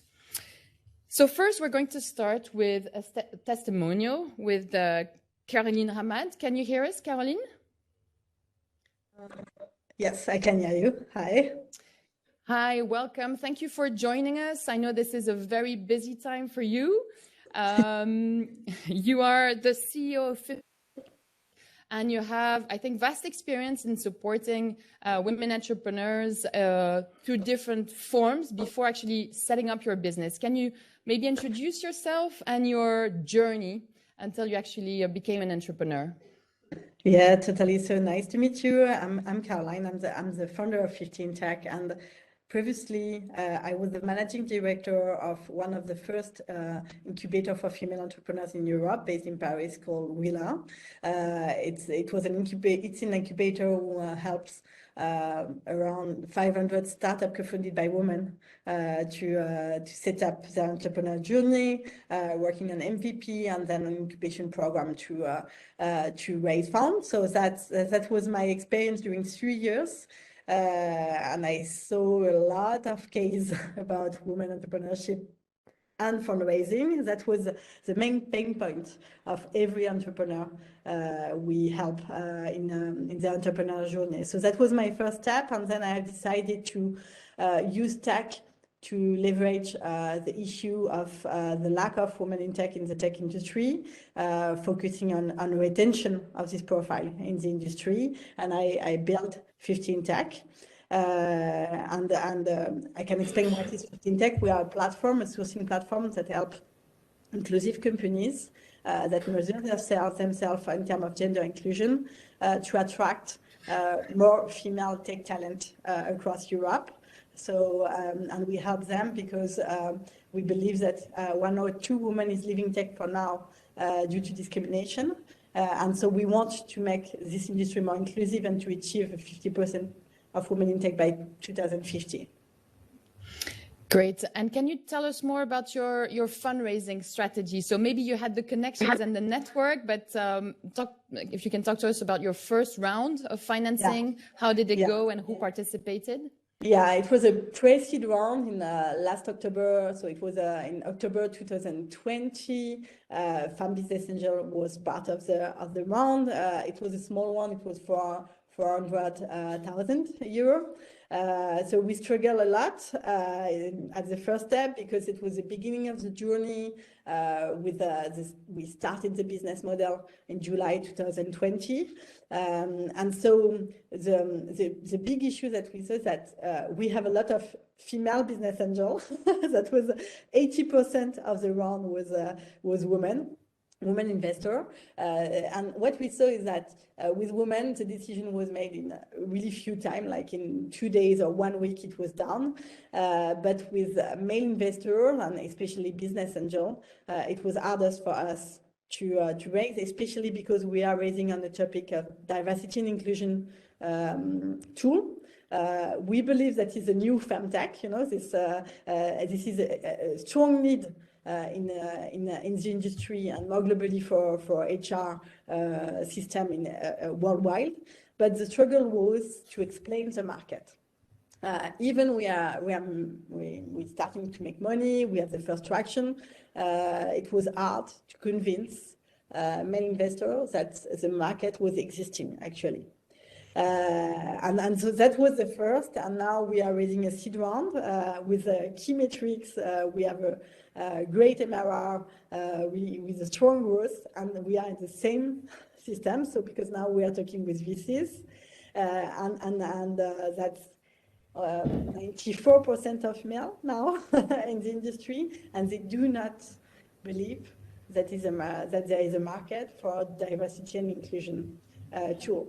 So that's a big issue for me, and that's the biggest issue. And what I can say is that I can feel sometimes that I don't know if you know this research of Dana Kanzer from the Columbia Business School, and she studied the question asked by investors to women entrepreneurs. And the way of asking question is more prevention-oriented question. So that means, how will you not fail? And for male, it's like promotion-oriented question. So how will you conquer the market? So the position that you have and the feeling that all the questions are asked in a way that you can't be like this really ambitious person who wants really to conquer first Europe and then globally, that we did already. And that's the feeling that I have actually. And that's a big struggle that I can feel. I'm seeing everyday guys raising funds on PowerPoint. We have more than 50,000 K in MRR. Of course, everything is not perfect. With 2 years of existence, you can't be like the perfect company with all the key metrics. But normally, seed is a way, it's a moment where you take risk. And when you have the first traction, you help the company to go to the next level. Mm-hmm. Maybe a question: when you started out fundraising for your pre-seed round, did you naturally go towards Femme Business Angels as one of the first counterparts, or did you first try to go to different organizations, and then did you just come to the conclusions that there was probably, a harder journey? So we started with individual business angel, and we have the first step was a business angel, female business angel existing in the market. I start with that. Géraldine Lemaire was one of the first, and Marie Autier, who sold the company to Twitter. And then we go naturally to Femmes Business Angels because it is a place where they are really good at investing in female co-founded startup. And so that was a point where I know that it was a place we can find women who can really understand our business. And the strategy was not asking funds, of course, as a first round. The business angel was, of course, the best way to start. Okay, maybe two quick questions before we move on to Florence, who's going to give us an overview of the situation in France. But what is the impact for you to have women business angels maybe on your board? Do you see how do you see this maybe difference, or positive or no difference in terms of impact? I can say that I am a lot of support from my board member. I have 80% of women in my board member, and as a board member, and they are really supportive. They help me to get introduction, to support me in my entrepreneurial journey. So I can say that really it's helpful for me in my entrepreneurial journey. I can compare because I have only one man, but the man that I have is really supportive too, and actually will reinvest in the company. So basically, I can feel that I have women who go through the same entrepreneurial journey in my board. So that's something really useful to have an entrepreneurial mindset journey to help you. And for the men, I can't compare for now because I have not enough men, but I can feel that I am in a place, an ecosystem of support. Okay, and last question, Caroline, maybe this is a conference that is entitled Startup to Scale Up. What are some of the specific challenges that you feel as an entrepreneur are very important for you to transition from this startup to scale up phase in a few words? For me, fundraising is key. For now, we are in a growth crisis. That means that we have many clients, but internally, you don't have enough money to hire the best people to join you. So for me, to become a scale-up, you have no choice at fundraising because that's the way you can become international and really go to every market. So fundraising is key. It's really key to go to the next level. When you have already the clients and you need to accelerate with no money, that's really hard to continue like that. Okay, thank you so much, Caroline. And I know you have to go because you're actually very busy fundraising. So thank you so much for taking the time for joining the panel this morning.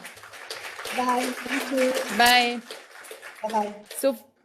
So Florence, can I please welcome you to the lectern, or no? To actually present what is happening in France. Okay, well, hello everybody. Thank you for being there. I'm very happy to talk about the subject that Caroline very clearly introduced, which is the difficulties for women entrepreneurs to scale up, to raise funds. And I think one of the issues, it's not the only one, is that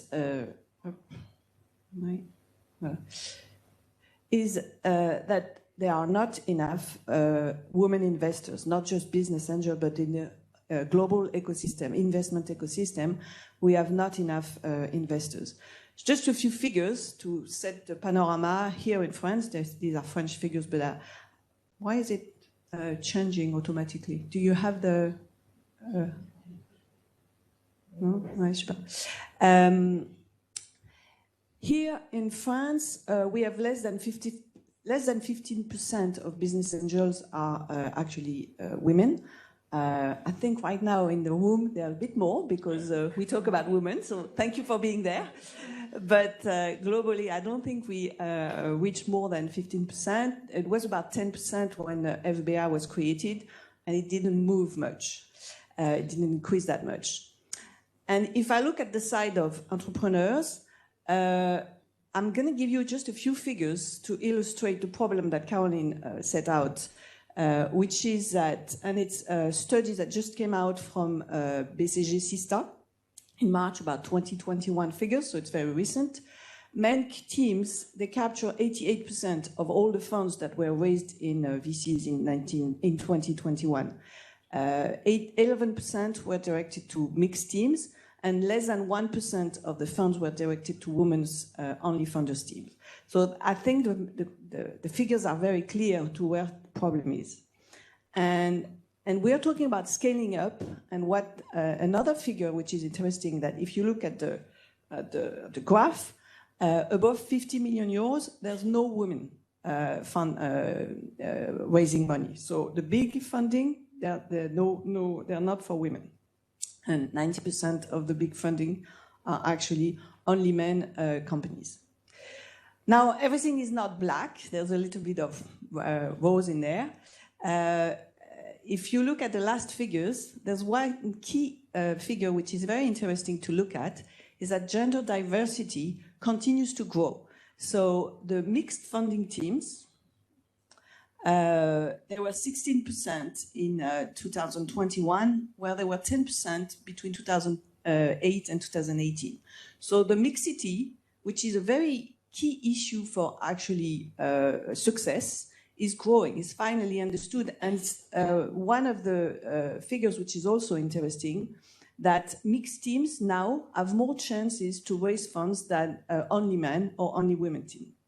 So that's a very interesting figure, I think, and that's a good trend.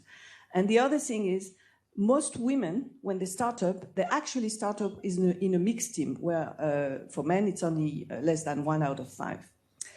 And if I look at on the investor side, we see a lot of initiatives to support entrepreneurship for women. And we see also now, finally, some interesting movements trying to encourage more diversity within the financing ecosystem, within the investment ecosystem. We have the initiative of SISTA, which was created as a collective of women tech entrepreneurs in 2018.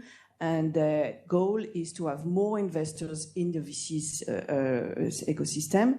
And we have the Charte, France Invest Gender Equality Charter, which is now signed by a lot of funds. So things are moving very slowly, but definitely we are not there yet. Because one of the things, and I think Caroline very clearly illustrated that, is that when we put more investors, more women investors in front of women entrepreneurs, it works.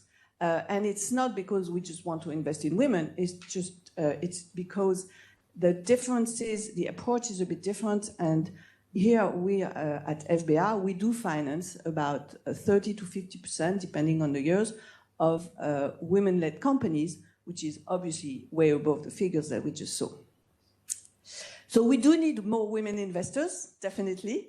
We do need more women investors for all the reasons we just talked about, because for startups, benefiting from the support of women, from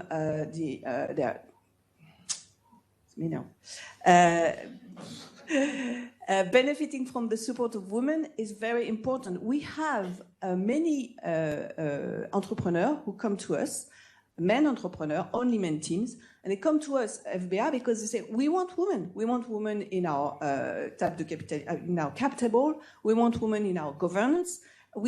It's very important that mixity, which is a key factor of success, is important. So we need women. For women entrepreneurs, we just talked about it, it's very important because they can raise more money. And for the economy, I think we could almost double the the amount of money invested in startups if we could double the numbers of business angels.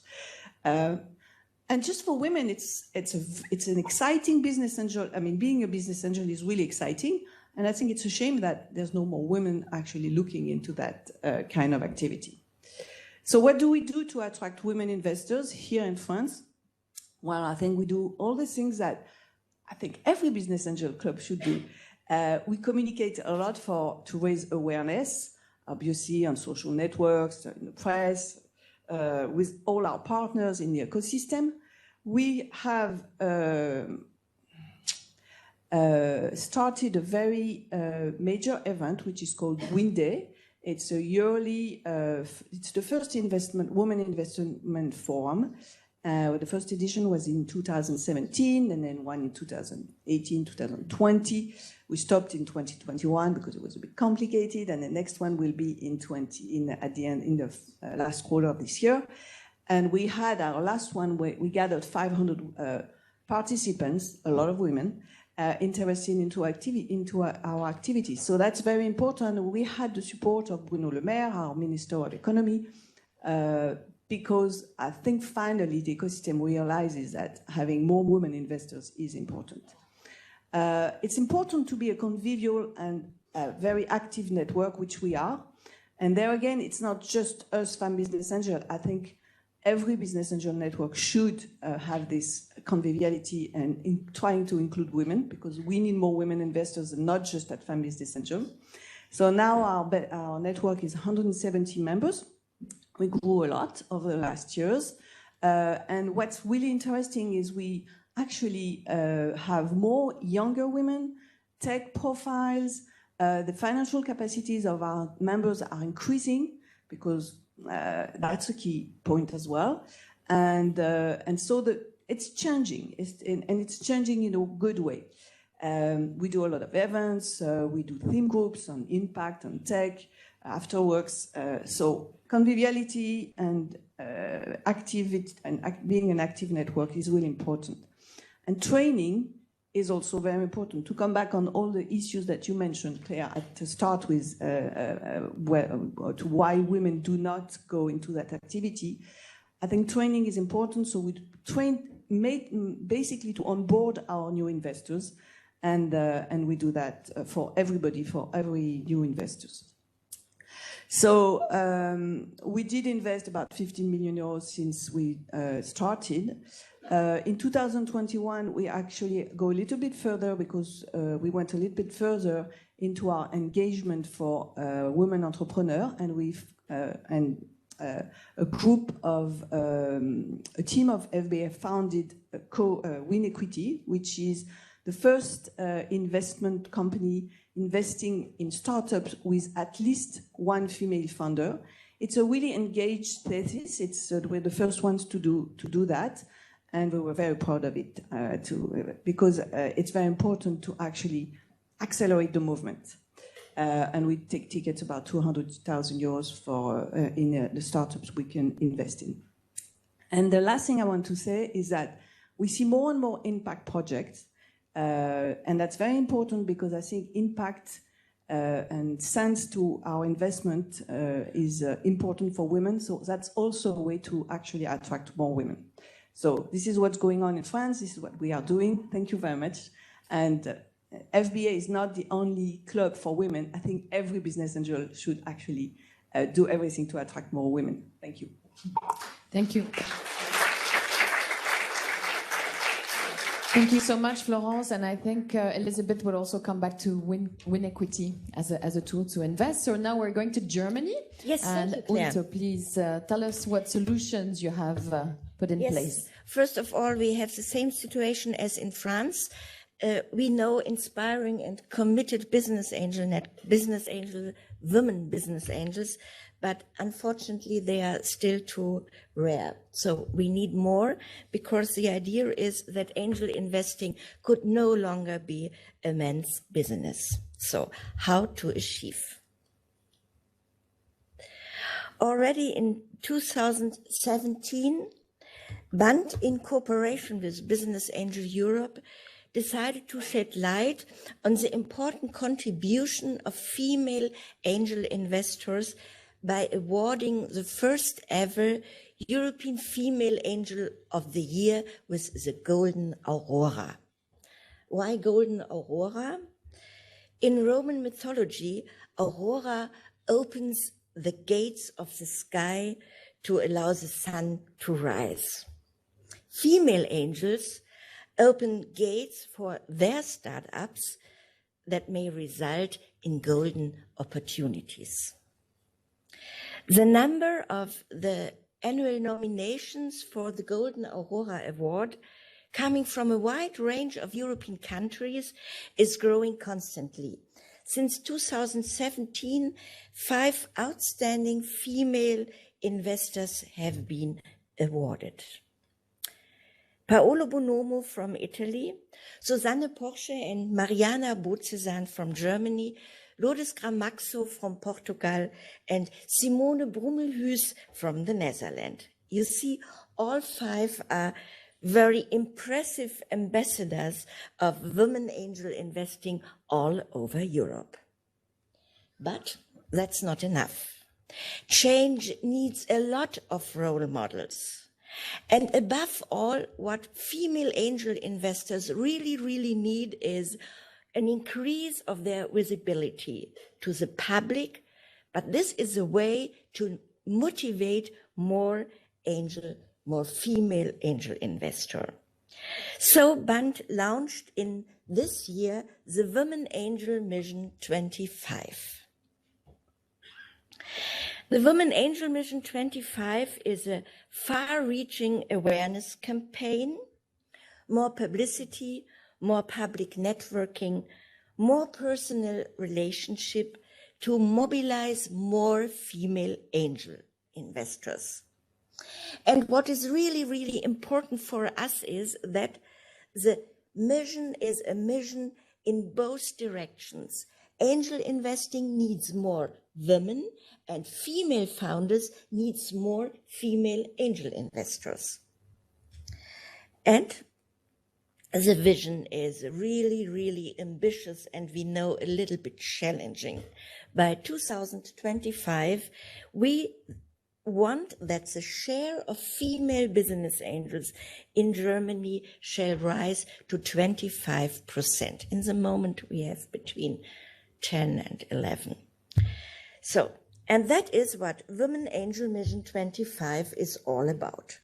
More women business angels, more publicity for women angel investing, more exciting startups founded by women, more female founders becoming serial entrepreneurs and after their exit becoming angel investors, more women investors investing in female founders, and more networking encouraged more women to invest in startups. Prior to the Women Angel Mission 25, Bund had already organized the Women Business Angel Year 2020. But we slowed a little bit down by the corona restrictions, so we briefly extended the Women Business Angel Year 2020 to 2020-21. But what we learned in these 2 years are 2 things. First, we are on the right track. There are some changes in the angel market, and we learned changes need a lot of time and a long staying power. And now we are pushing forward the mission, Angel Mission 25. What we are doing? First of all, we need more events. And we hope that they can probably take place physically again in this year, because the backbone of the mission is, the idea behind is a networking idea. Second, and that was said this morning very often, we need training offers. So we are organizing master classes for female angel investors, angel investing at its best. And we have deep dive workshops for special contents. So we want to build up the community and to integrate potential angel experienced angels and those women who have no idea in the moment that they will be angel next year.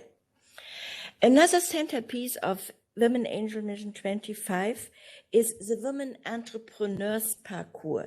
It's an online platform just on the website of the mission where angels are moving. And the idea behind this platform is giving female startups a stage. And you can see here, the platform is in high demand. The logos are very little and it's only one slide. We have more of them in Germany. So, and last but not least, the Women Angel Mission is created as an initiative to join in, and it's designed as a strong network. the Women Angel mission becomes lively and diverse through the commitment of a large number of partner organizations from all areas of society. And they can use the campaign logo and they can act as partner of this Women Angel mission. They can be the influencers for our vision. And they do this, and you all are invited to become partner of Women Angel Mission 25. You here see the website Women Angel Mission 25.de, and it would be wonderful if we have so many partners from all over Europe. But we also know, 3 minutes, we also know all these initiatives must be accompanied by demands on government and policymakers. It is evident that founders have greater difficulties in raising money, and fact is also that assets managed by women are only used to a very, very limited extent for financing startups. It's absolutely too seldom. Therefore, incentives should be created and implemented to strengthen startup financing by means of capital managed by women. For example, in the case of co-investment funds, in which public funds are leveraged by private money, the fund share could increase maybe from 50% to 70% in the case a female investor is doing it or the investment is in a female startup. Or you all know Invest, that is a subsidy in Germany. Maybe it's possible to give women angels a little bit more than male angels. As the German Association of Business Angel Network Deutschland, we have placed all these demands to our new traffic light coalition. And this is really my absolutely last point. It's my hard point. Promoting women angel investing as a focus of research and data analysis is one of the key issues to correct the disbalance or the imbalance between female and male angel investors, because this is necessary because it reduces the bias and the prejudices. So, do we feel effects and impact? Yes, we do. There are clearly more events on this topic today. There are social media posts and much more. And we see in recent months that a launch of networks which are specialized to women who started financing in startups like Encourage Venture, like female angel investors. So, and we see that we have more female angels as members in our Business Angel Network Germany. So we are convinced that concerning Women Angel Investing 25, if we met here in the year 2025, we can say mission accomplished if we all together are working very hard to have 25% women angels in 2025. That's the situation in Germany. Thank you very much. Thank you, Ute. Thank you very much. And I think it's always very inspiring to see what's going on in other countries. And you have so beautiful names for your awards. So the Golden Aurora, and you should know that their award in Germany for the best business angel is called the Golden Nose, which I find also very inspiring. So Jenny, tell us more about what's going on in the UK for diversity. Thank you. Thank you. And just to say, we're all on a mission, aren't we? And I hope everyone in the room today is on a mission to help us with this. You can see the passion that we all bring to this. So I just a quick kind of overview. I look after the community in the UK. And I've been doing this for too many years to mention, but you know, it's a big market, and we have a lot of angel groups, you know, venture capitalists, platforms, accelerators, and many other people working with us. It's a really big ecosystem, but the angels are kind of investing about £2.2 billion, which is not much different to euros these days, every year. So that sounds really fantastic, but actually, you know, if we really look at this, this is not all going in the right direction or coming from, you know, the right community. So we actually have at the moment probably between about 18 and 20% of our investment community are female angels, and we've seen that steady growth now over a number of years, but, you know, still a really long way to go. But the impact is still very small. We've only still got about 10% of angel investment is going to all female teams and about 22% to mixed teams. Although that situation, as we've all remarked, is changing in terms of mixed teams. But when it comes to female teams, it's still really challenging. We're also extremely concerned about diversity overall in the UK. And when we look at our angel investment community, only about 11% of our community are from Black and ethnic minorities. And actually, if you look at it, then the situation for a Black female entrepreneur in the UK, it's only about 0.7% of that investment is actually going to Black female entrepreneurs. So we have, you know, a double mission, and I hope you will all share that in due course as well.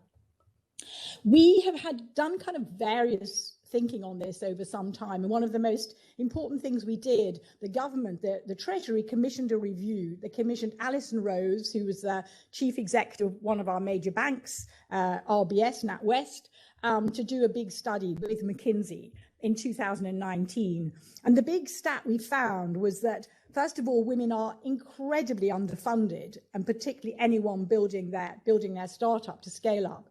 And if we could actually, you know, really back women, if we could really back women here in where we are in the UK and generally across Europe, then in the UK alone, 250 billion would be added to our economy. So, you know, that's a big ambition, but one that we feel by 2030 could be achieved. And most importantly, something's gone a little bit wrong there, but basically, we know that about 30% more investment could be going to female founders, even as we speak in this coming year. So one of the big things that came out of that report was something we've called the Investing in Women Code. And we have been on a mission since 2019-20 to encourage angel networks, venture capitalists, and banks to all sign up to the code. And the code really is about three big things. One is that all of those finance providers give gender-related data. They collect it and they put it out there annually.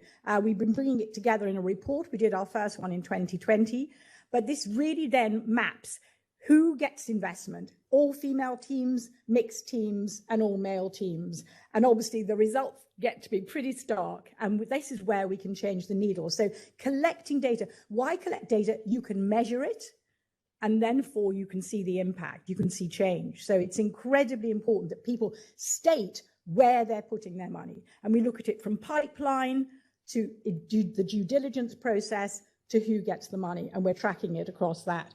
The second one is actually a commitment and a strategic commitment in all of those organizations who sign the code to leadership and taking action. And the third one is actually best practice, doing it, making change within your organization. And if we kind of look at that, we've now got 134 signatures. It's still a slow process, very slow with the banks, I might say. Venture capitalists and angels are really starting to move on this now. We've got 134 signatories, 1 trillion represented in that, who are collecting data on where the investment goes. So I think those are kind of, you know, we're on a mission there with that one. At my organization, UK Business Angels Association, which is the trade body for angel investment, we felt we needed to give guidance to our angel investment community about how they make change and what they should do. So we launched last December. If you do download it, there's the URL there. An angel investment in diversity good practice guide, which really sets out kind of 10 big things you can do and then gives a lot of detail on how to do it. So the first one is really how you look at your investment processes. Where do you find your deals? You know, how do you treat entrepreneurs within those deals? How do you treat women, and how do you treat Black and ethnic minority women as well within that pipeline, within those deals. And then finally looking at your decision-making processes about how you make those decisions, how far you bring bias. The second one was what I mentioned, which is about how you make a strategic commitment and actually create not only data, but create targets and create change which percolates right the way through your community. And the third one is really how, and this is very important to us today, how we really create diversity within our investment base. And probably a little bit unlike France, we are trying, I think a little bit more like Ute in what she's doing, is that we're trying to create diversity right across all of what, I mean, we have 86 angel groups across the UK, and we want them all to be diverse, with at least 30% women. And we have some that have achieved that quite considerably, but many still not there. And then finally, we set up this year with government really getting behind this now, a women angel investment task force. And again, you know, back to Ute, we share her mission. But one of the things we had the really strong impression was there are many more women actually investing around the UK that we don't know about. In other words, they haven't joined angel groups, they haven't joined syndicates, but where do we find them? So we're on not only a big PR campaign asking women to put their hand up and say they're investing, but also we are using a big piece of research to map and track all of the deals that are being done that are announced across the UK by looking at the shareholding structure where companies have to register this in the UK, it's in Companies House, and working out how many women are on the cap table, where are they, who are they, contacting them and finding out how they invest, and can we bring them in, can we know them, can we work with them? So building up a very big database of that. And then obviously, just like Ute, a big awareness campaign, huge amount of education. And generally, what we see, the important thing is, it's not just about awareness, it's about mobilization and integration. We need to help women become part of the investment community, and all of the strategies that Florence is using, we feel is absolutely, vital to this. So I just put a few websites up there that you might want to find some of the things I've referenced today. I may not be part of the European Union, but as you can see, I share a huge European value system about diversity and women investment, and I will do my best to maintain that and fly the flag wherever I can. So thank you from me. Thank you, Jenny. You are certainly anyway welcome in the future to all the BAE conferences, notwithstanding the status of the UK in the EU. So now that we've had a good overview of, what different countries are doing to move the needle in terms of angel investing, I'm glad to welcome Elizabeth as our case study today of an angel investor. So welcome, Elizabeth. Thank you for having me. Is the mic on? Yes, it is. Good. So maybe just to start, can you tell us more about your background and just how you became an angel investor? How did you make it happen? Sure. I'm an American. Been living in Europe for about 30 years. Trained as a lawyer, worked on Wall Street, ran the legal affairs of a company that was a really, really fast-growing company with a very successful $2 billion exit, and then joined a startup where we've done everything you could possibly do in a startup. We've raised about now $300 million, and we've spent about $300 million. After 10 years, we're still very much looking to find traction. We've made all the mistakes you can. It's been a tremendous learning experience. But I think with this last round of funding that we just closed last month, we're in good stead now. I came to angel investing very much initially through friends. People said, here's something really interesting that we're doing. Would you be interested in investing? And so I sort of started doing that and found it to be a lot of fun. And then a couple of years ago, for some reason, in my email inbox, there was an invitation from Fund Business Angels. I have no idea where it came from. How did they do that? It's incredible. I just no idea. And there was an event, and it happened to be a place near where I was going to a dinner anyways, and so it fit in my schedule. I said, sure, why not? So I went, and I found it just this amazing community of really talented women. The pitches were really interesting, and it just seemed like fun. And so I joined FBA and started investing through FBA. I found it to be a great learning experience.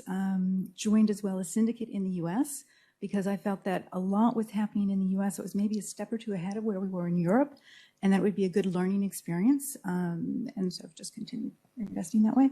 So I think during the panel and in the introduction, we saw a number of hurdles that women face when they want to become angel investors. So we mentioned the lack of information. We mentioned the risk, being risk averse. We mentioned the need for training. How do you, I mean, based on your experience, how do you see those hurdles? Did you? It's all true. I didn't know that business angel networks existed. And had I known that earlier in my career, I would have been very happy to join and become part of one. I think with the internet and social media and with the fact that FBA, we're finding many more younger women are joining, I think that really helps to learn more about, what is angel investing. And I think as well, the fact that women tend to be more risk averse is a real hindrance to investing.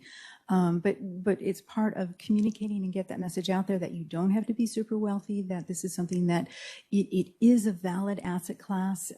It's a way, yes, it's risky, but the rewards are also there. Interesting in terms of communication, one thing that we've done with WEgate that I'm really proud of is the initiative that we've done for young investors. We have the regular ticket for the grown-ups, but then we put in a smaller ticket, 3,000 euros for investors between the age of 18 and 30. And the purpose of that is to bring these people along, allow them to start learning what is investing. We've got a program to help them learn how we go about our due diligence, what the investing, how we choose our deals. And it's really win-win because many of the people that we brought along here are people who have skill sets that we, at our age and our experience, we don't have. And so they're helping us to evaluate our deal flow, and we're also teaching them, well, how do you make a good investment? Yeah, how does your portfolio look like, Elizabeth? So you mentioned WEgate, which is a fund that Florence mentioned as well, which was set up. You probably have some direct investments. And can you tell us more about how you behave as an angel investor? And then what about, the proportion of investments that have gone to female founders? So how does that look like? Okay. Well, a lot of people start with a thesis. I didn't start with a thesis. It was just a lot of the early investments were just sort of serendipitous things that came to me. What I have found, though, taking a step back, is that many of my investments actually are impact-based. And maybe that's just because that's where we're seeing lots of innovation, or maybe that's just what I'm more attracted to. But it seems as though I have a preponderance for impact-based investing. The investments I've done in the U.S. are 100% platform-based. They're all tech deals. They're very different than, it's a different deal flow, I think, than what we find here in France, where they're much more, there's more opportunities for B2C. There's more opportunities for products rather than tech. So my French portfolio is a little bit more diversified in terms of the industries where the companies are present. And so you're lucky to have this cross-border experience of being an angel investor on both sides of the Atlantic. So you mentioned differences in deal flow, but what about differences in investment behavior or maybe the involvement of women angels in the US versus France or Europe? Have you seen any notable differences? It's hard to say because, the investment that I do in France is all through the lens of femme business angels. And so this is this amazing, warm community of women angels. The syndicate in the US that I'm part of, it's all over. You don't really get to know the other people in the syndicate. It's a platform. Essentially. Yeah. And the other investments I've done, I've invested in the UK. That's all come through friends. So if people in the UK, what there's is as there's in France as well, there's a very strong research community through the universities where there are a lot of really interesting deals that come. And so one of the deals that I like best in France is one that actually came out of a university in France. And one of my best deals in the UK as well came through the Manchester University. So it's a very interesting and I think profitable source of deal flows. Okay. Yeah. And maybe last question before we have a bit of time for questions from the floor, but we often say that there's a link between being a board member and becoming an angel investor, or being an angel investor because you also want to become a board member to companies. Are you a board member of different portfolio companies, and do you feel that you're bringing something different as a woman angel investor? I am on the board of 2 of the companies that I've invested in. And I think I do bring something different. I think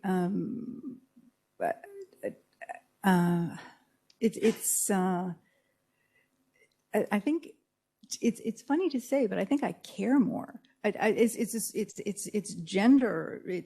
I feel much more maternalistic toward the companies that I've invested in than I see it, and maybe that's really shocking to say. I hope it. But I do feel much more that this is a partnership, and almost because I'm slightly older than the people that I'm working with, I feel like my role of having been a mom and having raised 3 kids, I understand what the struggles that they're going through, and I think I bring a lot more of a sounding board, a lot more of a source for comfort when they're going through difficulties. Somebody to the sort of the gray hair wisdom, I think. But also, I mean, from your background as obviously, I mean, a successful lawyer, and having gone from startup to scale up and fundraising, I think coupled with that is certainly great added value on top of what you just mentioned. Yes, so I think we didn't start on time, so I'll just steal a few minutes for questions from the floor. So can I have a mic for Caroline, please?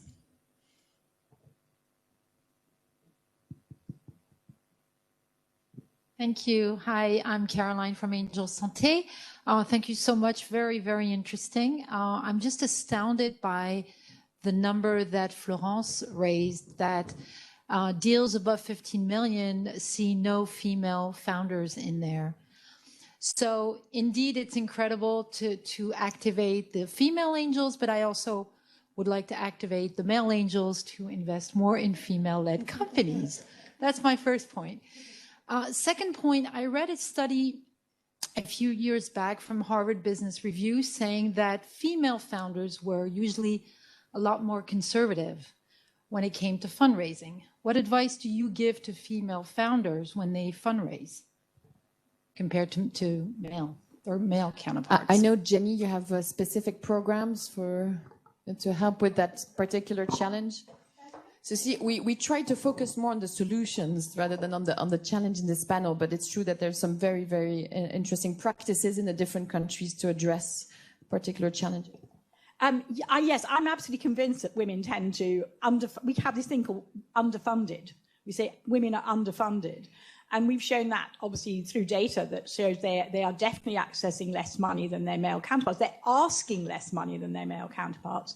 So yeah, so we've been doing a lot of work in both accelerators and programs directly aimed at women, which is to really encourage them to totally not only feel the confidence to ask for it, but that they can totally demonstrate that they have the potential to ask for that money and that they have the potential, the same ambition potential as their male counterparts. I think we've talked about that quite a bit today, about, women, lacking often that, visible ambition. So I would say anyone who's working with women founders, when they come to us, I'm sure you all do this, they come to you and say, are you sure you only need that? Can you go back and rethink that? I mean, that's what we can all do in our structures, in our deal flow structures. When you give extra support to women or using that pre-coming to you part of the strategy, we do this thing called open office hours where women can come and talk about positioning their business with you. The amount of money they ask for is fundamental. So yeah, it's a very important point. I think that plays out in the 50 million one as well at the other end in terms, because I think that then goes right the way through their investment strategy. Certainly the work we've done on female scale-ups has shown that there's still been that underfunding ladder that continues throughout. Yeah. Anybody want to add something? No, I just want to say that the 50 million, above 50 million funding, we have to see that it is the heritage of the past, because startups that are actually today raising 50 million and more were created a few years ago, and the trend is changing, but it's changing slowly. So maybe we can hope that in the next few years we'll see more women above 50 million, to be positive. Yes, it could be, but we are organizing a business plan competition for addressed only to health, medical, and biotech startups. And there we have many, many CEOs, which are women, and there we don't make this this observation. They know how much money they need, and they are very progressive in looking for investors who give them this money. Maybe we have to differentiate it a little bit to branches or to other things. I think we had one or two other quick questions so that we don't go too much over time. First of all, thank you so much for the panel. I very much enjoyed it. My name is Laura Catana. I work for the Financing Agency for Social Entrepreneurship. And hearing Florence and also Elizabeth talking about impact investing really warmed my heart. So thanks for that. I was curious if you have, in the previous panel, we talked about the need for more cross-border financing, right, for scaling. So I'm wondering, in the impact companies that you're investing in, do you see any differences when it comes to their fundraising as they scale and as they go cross borders? How is the investors' appetite in this space? Thank you.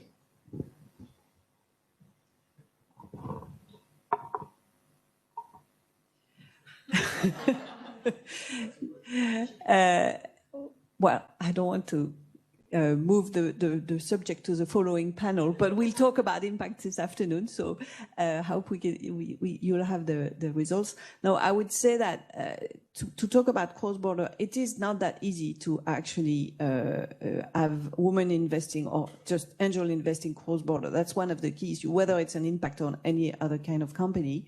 I'm not sure that impact investing is very different from any other company in terms of growing up and impact, because they have impact. It's a question of which field they're in and which sectors.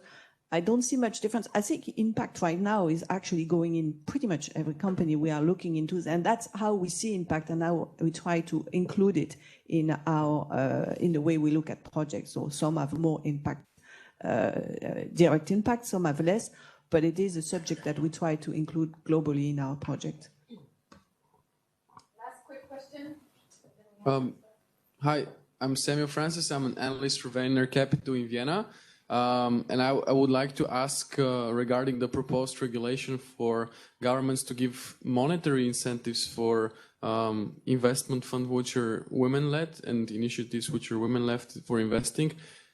I think that all of us here are investment professionals, and we can basically agree from the beginning that that would have very serious economic implications and would reduce the surplus of both the labor supply of talented, skilled men who are incentivized to participate in this market, and also we would reduce the the margin of opportunity that investment funds can make who are not receiving the incentives of, let's say, more government funding or more backed up public money. So well, how would you say that this measure would be economically sensible? I think it's a question for you, Ute. Roland, it's a question for us. Do you know this, an answer? So would that distort the market in a way? Yes, I think so, yes. And we will report in the next 2 years. So we'll come back in Paris in 2 years and Ute can tell us the results. Okay, great. Well, thank you so much. I think we can thank all the panelists today and presenters.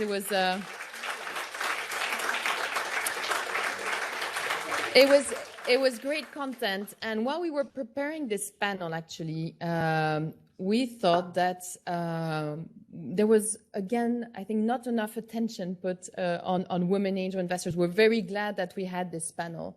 But we often have the questions like, is this still necessary to talk about, women being underfunded or not having enough women angels? And we feel, well, yes, you've seen the figures, and that's why we wanted to show you data and figures this morning and policy activities that really show that, yes, there's so much that can be done. I think one of the key messages that was shared today is that each one of you in this room should be asking himself or herself, what are you doing as an entrepreneur to encourage more women entrepreneurs or women from diverse backgrounds to get involved? Same for angel investors. And if you are leading an angel group or a fund, are you doing enough to move the needle? Because we all need this commitment to really go forward. And so we thought about an initiative. You've seen that different organizations have, events, and we want to actually, under the patronage of Business Angels Europe, organize a European Women Angel Day, where all organizations that want to be involved could actually organize on the same day all across Europe events awareness events, training, putting forward role models in order to just show that we are all concerned and we want things to change. So stay tuned on businessangelseurope.com, obviously, WEgate.eu. But I think this will be the outcome of this session for us. We're all going to be organizing this European Women Business Angel Day to move the needle. So thank you so much for your attention. Alain, the floor is yours.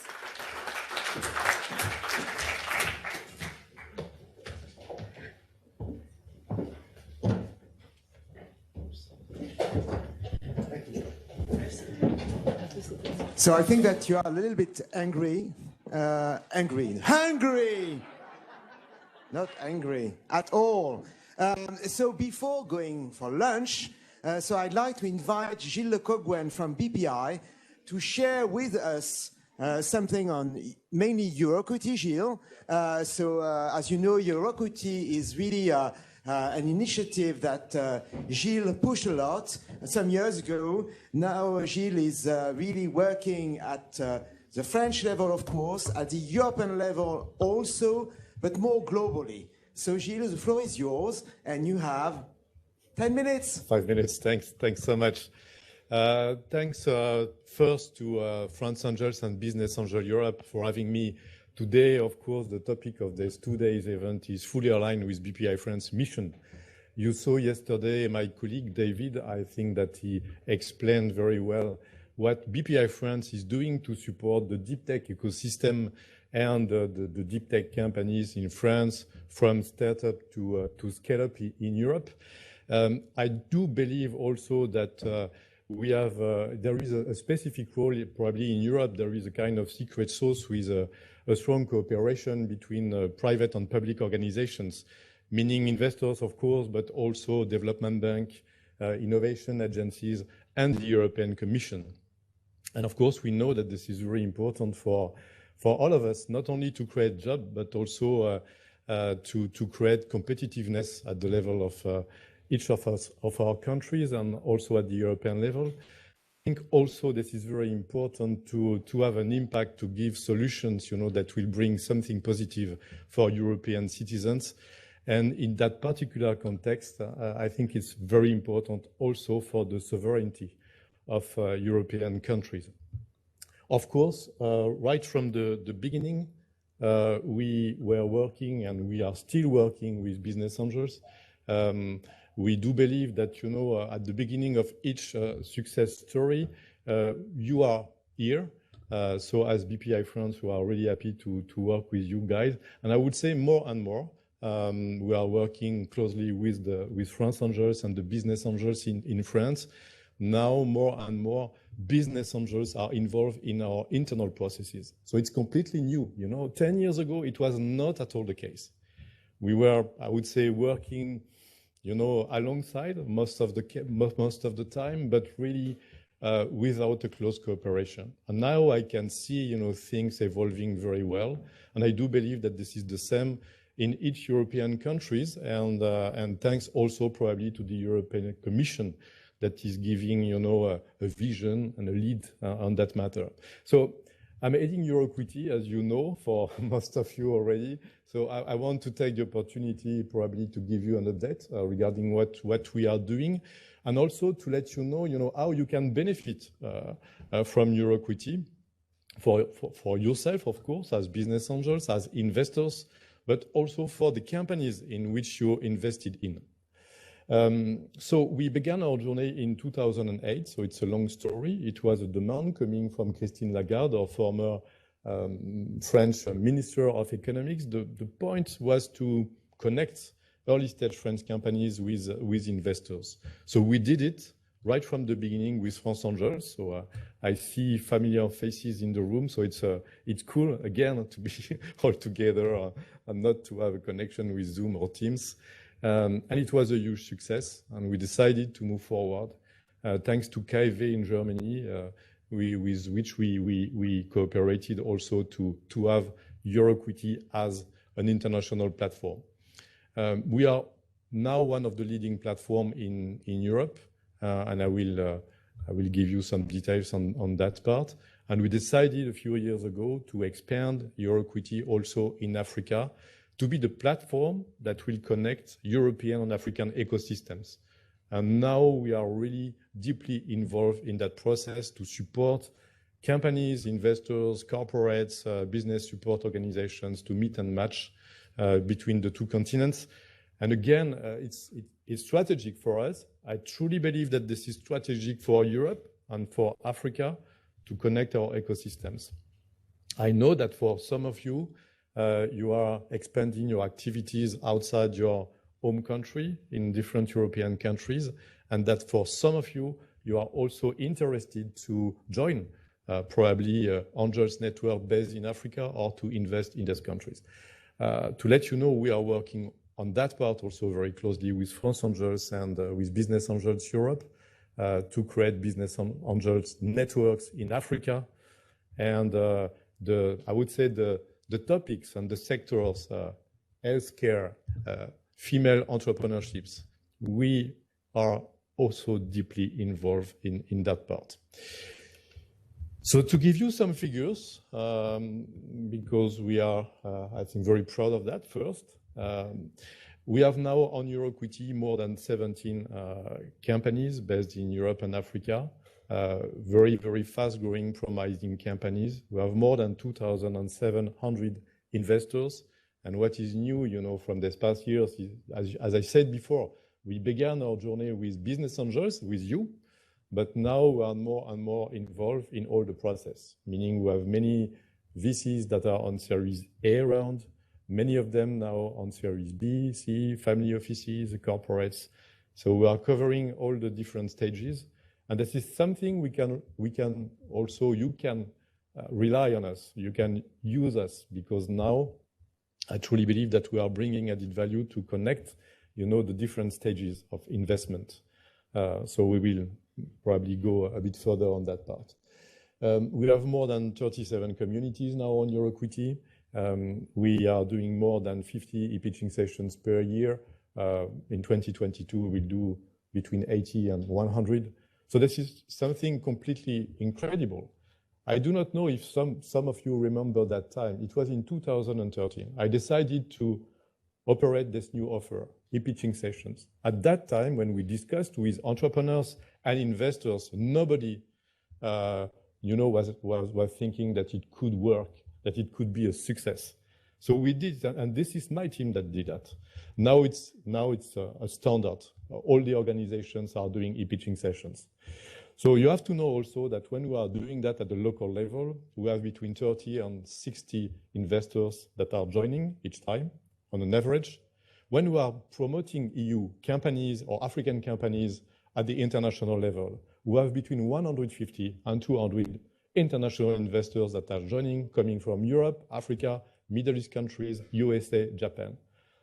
This is incredible. Really, this is something that is working very, very well, and that is increasing day after day, month after month. So we are very happy about that. So we are organizing e-pitching session by sectors, by stages, by geographical areas. You can see here also that the satisfaction rates coming from both companies and investors is very high. It's above 90% of satisfaction. And also that for the companies that are going through the whole process, meaning they are belonging to digital communities, they are attending e-pitching sessions, etc., you can see that you have 30% of them in 2020 and 2021 that raised funds. And for the remaining, meaning the 70%, you have many of them that are still under discussion with investors.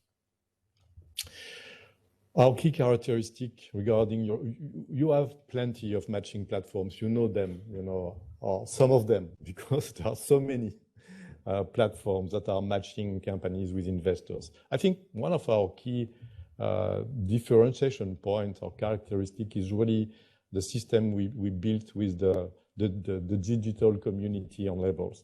The point here is to offer to our partners a way to bring inside EuroEquity their own ecosystem and to qualify companies and investors. So meaning we do not want to have 1 million users on EuroEquity.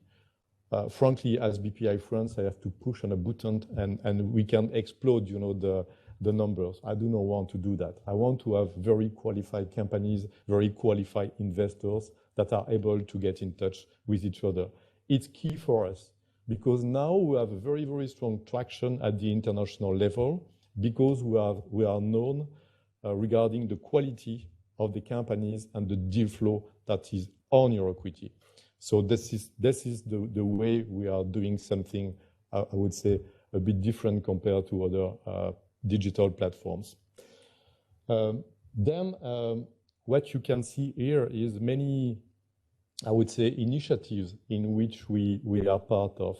And this is something you have to consider regarding the companies in which you invested in. Because if you want to bring them from startups to scale-ups, you need not only to fuel them to provide cash, but also to help them to get in touch with new opportunities. So here you can see, I will give you some examples.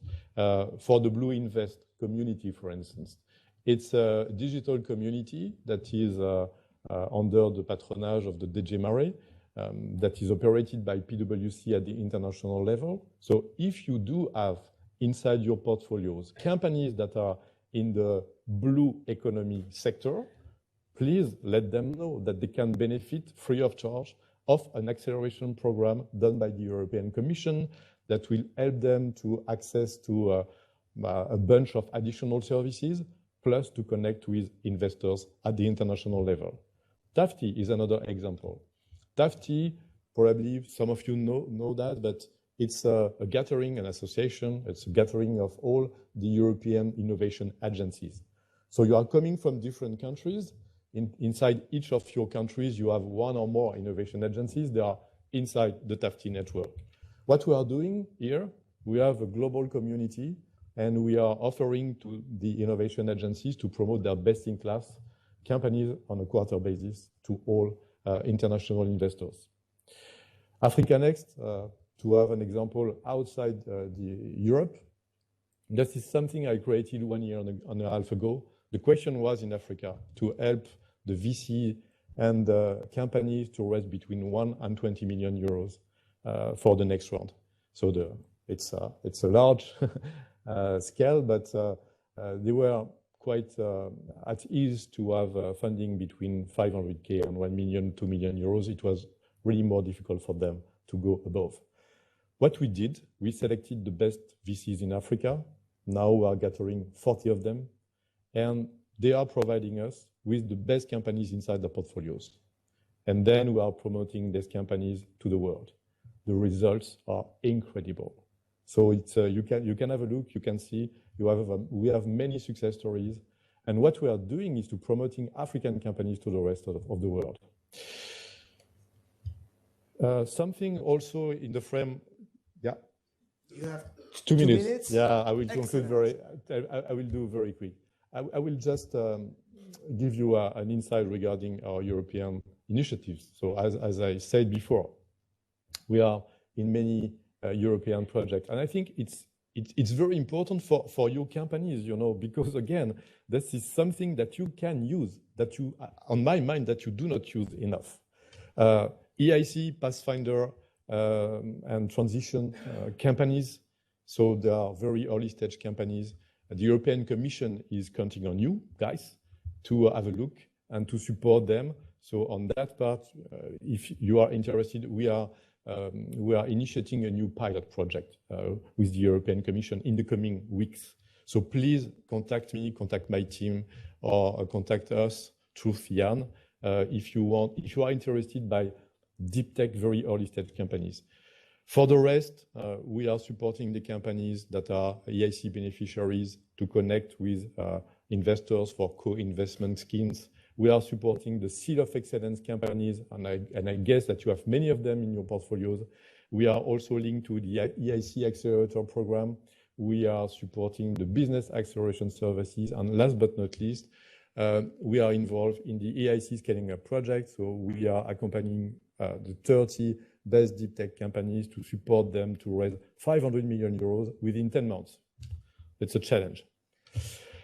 We have a matricial approach, and I will be very quick on that. So you saw global projects at the level of the European continent or the African continent. That's cool, but we believe that if we want to be efficient, we need to go in deep on a country-by-country level. So we have now, deep partnerships of course, in France, in Belgium, in Tunisia, in Greece, in Senegal, and we will have 5 to 10 more countries coming before the end of the year. So it's something very huge that is happening now for your equity and for the investors and for the companies that you are supporting. To conclude that slide, what we are doing, what we can do together with Business Angel Europe, the deal flow with Pathfinder and Transition, the way that we can support you to find co-investors.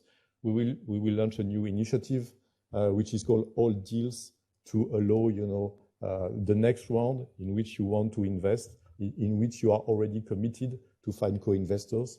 We can also, of course, facilitate the connection with investors for your participations and for the next rounds. We can connect your participations to European initiatives.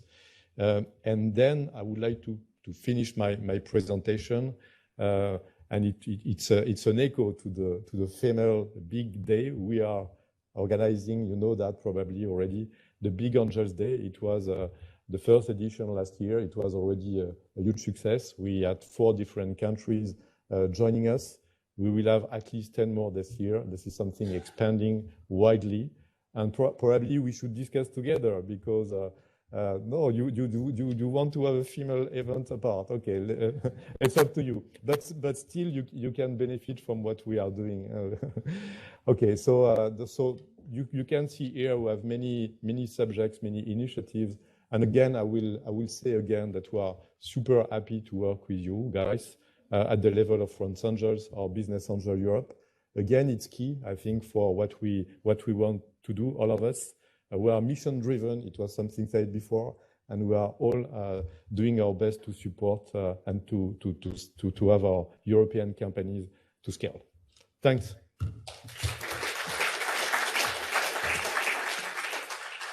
Thanks so much, Gilles. And yesterday we had the head of EIC sitting with us, so you see the link between all the events and what is going on at the European level. So lunch is served at La Terrace, first floor, as yesterday lunch. So we'll see each other here no later than 1:30. We'll have a keynote from Sir Ronald Cohen, who is a Global Steering Group for Impact Chair. He used to also found Apax Partners. So a very, very interesting person. So be with us sharp at 1:30 at the latest. Have bon appétit et à tout à l'heure. To resume, dear guests, I hope you missed me. I missed you. And I know that you had tremendous talks about health and healthcare this morning, and you had a good and tremendous lunch, of course. That's why you are late, because you have a good appetite. We'll start again this afternoon talking about impact, because it's the way the world changes, because investment in impact will probably be one of the mainstream of the century, because tax policies already changed, probably should change more. So for this first keynote, please, ladies and gentlemen, welcome and applause Sir Ronald Cohen. He's live from New York. Ronald Cohen is president of the Global Steering Group of Impact Investment and co-founder of Apax Partners. Mr. Cohen, it's your time. Thank you. Thank you. Thank you very much. C'est un grand plaisir d'être ici avec vous tous. J'espère que vous m'entendez clairement et je vais vous adresser en anglais si vous le permettez. So it's a great pleasure to be here with all of you. We're living in very interesting times, as the saying goes. An impact revolution is already underway, and it's building on the tech revolution of the last 4 or 5 decades. I was privileged to play a role in that tech revolution, and I have a sense of déjà vu. The arrival of technologies 40, 50 years ago was greeted by a lot of people with a lot of skepticism. There were people who believed that the invention of the microchip would only affect the computer industry. And then we saw it move into telecommunications with the cellular phone, the internet, and it's revolutionized our lives. Something similar is happening with impact today. If you look all around you, you see evidence of it. $40 trillion of ESG money seeking to deliver impact as well as profit. More than $2 trillion of impact investment where you have the same intention as ESG, but you measure the impacts created. Last year alone, there was $1 trillion for the first time of sustainability-linked loans and bonds, where the interest rate paid by a corporate borrower falls if certain environmental or social objectives are met. And then you see companies like Tesla come along, optimizing risk, return, and impact, taking advantage of new technology to create electric vehicles that disrupt the whole of the automobile industry and lead it down that path. But in the process, over a period of 22 years, Elon Musk builds a company worth $1 trillion. And we see it with the entrepreneurial ventures we're all looking for as business angels.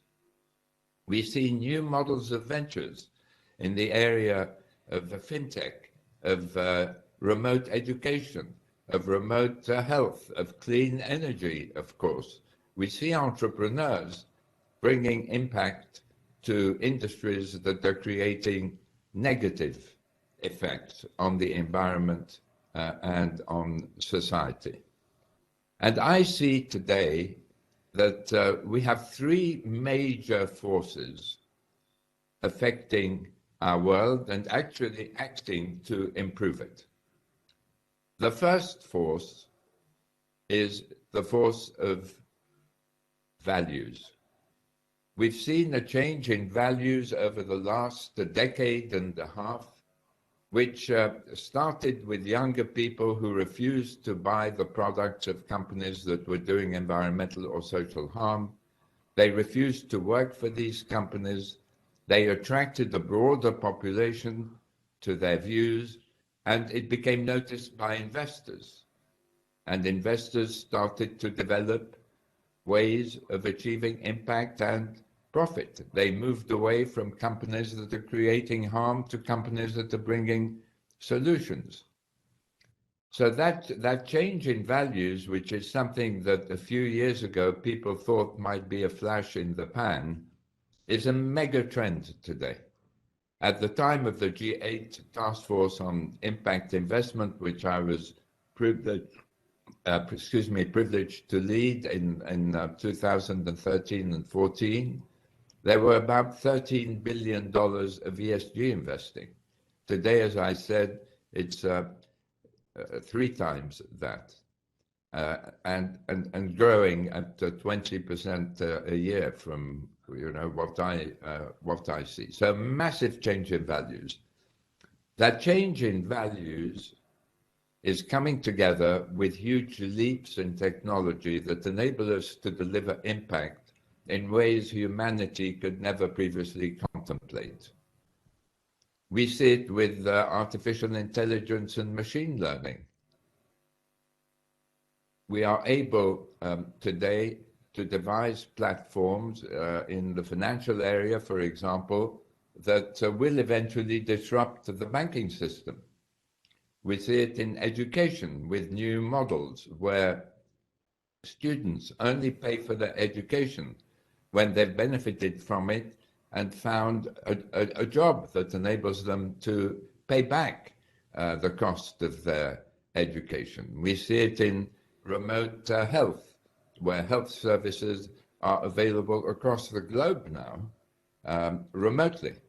So a massive change in technology. It goes beyond just the IT, telecommunications industries, into biotechnology, the convergence of the genome, deciphering, and massive computing, and is another wave of massive disruption through impact and technology at the same time. And the third force, which is the one you will find the most surprising, is the force of transparency on impacts. Now, many of you are aware of the fact that greenwashing has become a massive subject now. Everybody wants to jump on the impact bandwagon, and companies are making unjustified claims about the good that they are doing. Investors, on the other hand, want real data on which to measure the performance of companies, not just according to their profits, but according to their impacts as well. Because if today being able to deliver positive impact means that you can attract talent and consumers and investors more easily, then that's where investors want to go. And if you're creating harm, the implication is you're going to have to make investment to correct the harm that you are causing. You're going to have to change the manner of your operations to reduce your carbon emissions. You're going to have to change your labor practices to provide equal pay according to differences in gender and ethnicity and so on and so forth. You're going to have to redesign your products so that they don't pollute the environment and harm the health of consumers. And huge steps have been made in the last 2 or 3 years in measuring in monetary terms the impacts of companies. An effort I'm privileged to lead, an initiative of the GSG, the Impact Management Project, and Harvard Business School, is called the Impact Weighted Accounts Initiative. And I want to give you a perspective on what this transparency brings in terms of insights about companies. So if you go to HBS IWA, Impact Weighted Accounts, you will see 3,000 companies' environmental impact shown in monetary terms. If I say to you that out of these 3,000 companies, 450 create more damage in a single year than they make profit, that 1,000 of them create damage equivalent to 25% of their profit or more. Together, these 3,000 companies create $4 trillion of environmental damage in a year. And most interestingly, for all of us as investors, we can already see a correlation in several sectors between lower stock market valuations and higher levels of pollution. You can see the same types of insights coming from our measurement of employment impact. If I say to you that the diversity debit of Amazon is $6.7 billion a year, what does that mean? It means that you use big data and algorithms to measure the difference between the demographics outside Amazon's facilities and the demographics inside. You ascribe salary levels to those who have not been employed from these disadvantaged communities, or who have been disadvantaged in their communities by not being employed, would be a more correct way to put it. And if you compare that figure of $6.7 billion with Apple, Apple has $2.9 billion diversity debit. So Apple seems to be performing better. But if you relate it to the wage bill, Amazon has about 16% of its wage bill accounted for in terms of a diversity debit, whereas Apple is at 25% or so. And so you begin to see how insights come from having this sort of impact data. And if the correlation is going to be between delivering impact and stock market valuation at the end of the day, if there's going to be a premium in valuation for companies that optimize risk, return, and impact because of the ability they have to attract talent, consumers, and investors, because of a reduced risk of regulation and the taxation. And if you imagine the expenditure that companies that are causing harm are going to have to take on in order to improve their impact, then you can see that the place to play today as investors is in impact, with impact ventures. Impact ventures are going to disrupt every industry that is delivering negative impacts today. I see entrepreneurial ventures which previously would only have measured their profit, say software companies in the area of managing public transport.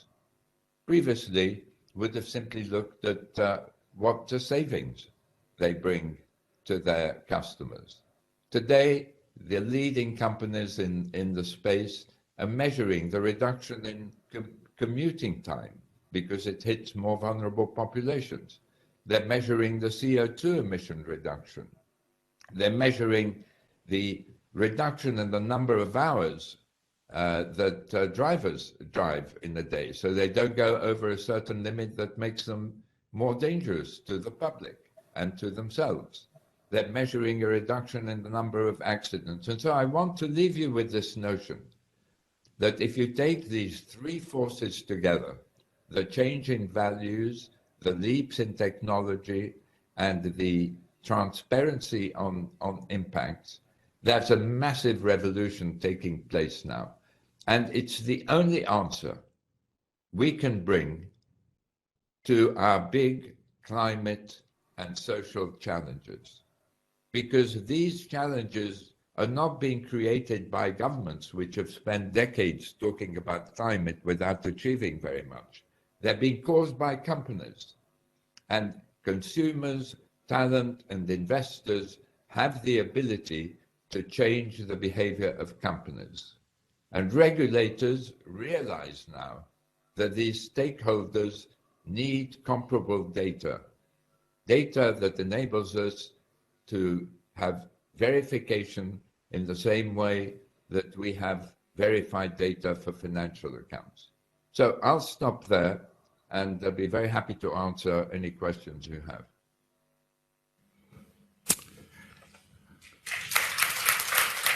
Thank you. So please, questions in the audience for Sir Ronald Cohen. Of course, this is a brand new vision, maybe. Sir, maybe we can bring a microphone to the gentleman over here.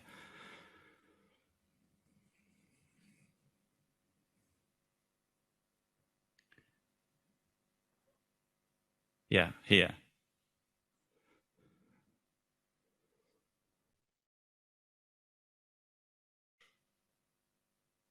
Yeah, it will work. It's. Hi, can you hear me? Thank you very much for your presentation, sir. And my name is Grégoire. I work in Paris. I used to work in China.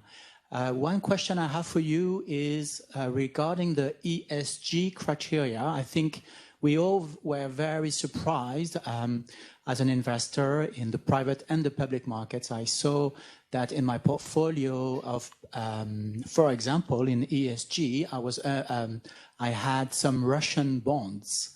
So my question to you is, do you think we would somehow, whether in France or in the US, somehow agree to what are the ESG criteria as to, you know, regarding the impact that we're all trying to achieve at the end of the day? Thank you very much. Thank you, Grégoire, for your question. So the EU has taken the approach of answering your question by defining sectors that are impactful, if you like. So there's a big debate about whether or not nuclear energy should be included in the sector. But Grégoire, we need to go a lot further than that. We need to go in the direction of saying, if I have a bond in my portfolio and it is a sustainability-linked bond, that is better than if I have a normal bond in my portfolio, because I know that I am delivering improvement in the environment or in society. By buying a bond of an electric utility that has set a target for CO2 emissions, and if it achieves that, then the interest rate on the bond will fall slightly. Or a pharmaceutical company's bond, where if 25% or more of its sales go to vulnerable populations, the interest rate again falls. We are shifting to a much more granular form of measurement than general characterization of categories of acceptable investment. And there is a big issue here. The issue is that regulators have a major challenge, because this data, as I was mentioning, is shown by the Harvard effort to be stock price sensitive.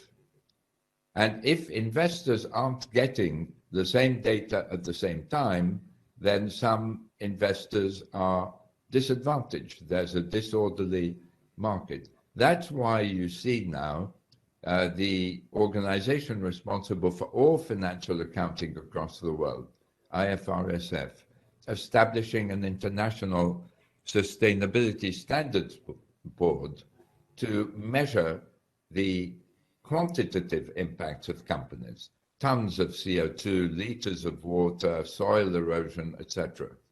We have to bring that together with the valuation of impacts, of which I've been speaking, to the publication of impact statements by companies. And in my view, this is going to happen by 2025.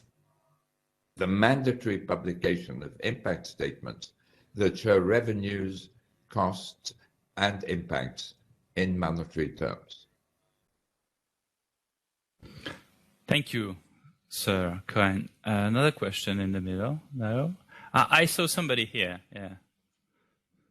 It's a little bit hidden. Don't be shy. Yes. And introduce yourself, please. Hi, my name is Samuel Francis. I'm an analyst for Venner Capital in Vienna. And I am actually working here and there on some ESG projects. And actually, I'm helping our clients to assess whether a certain instrument should be bought in an ESG portfolio. And I have always been a little bit conflicted about it, because I don't understand whether if we force it, or if we have quotas, or if we have some influence on investment decision where the primary drive should be value creation and should be, how do you say, maximizing shareholder value. Why should we mix criteria about sustainability? I mean, the only economic argument for sustainability is the potential long-term existence of the company. However, if that's not the case... Well, I write in my book, Impact, Reshaping Capitalism to Drive Real Change, which has been translated into 10 languages, including French, which says something about the book, but it says a lot about the subject spreading across the world. That the optimization of risk-return impact is the best way to deliver superior returns today. We're beginning to talk of a carbon tax. Anticipating that, what's happened to the valuation of coal company stocks? They've gone through the floor.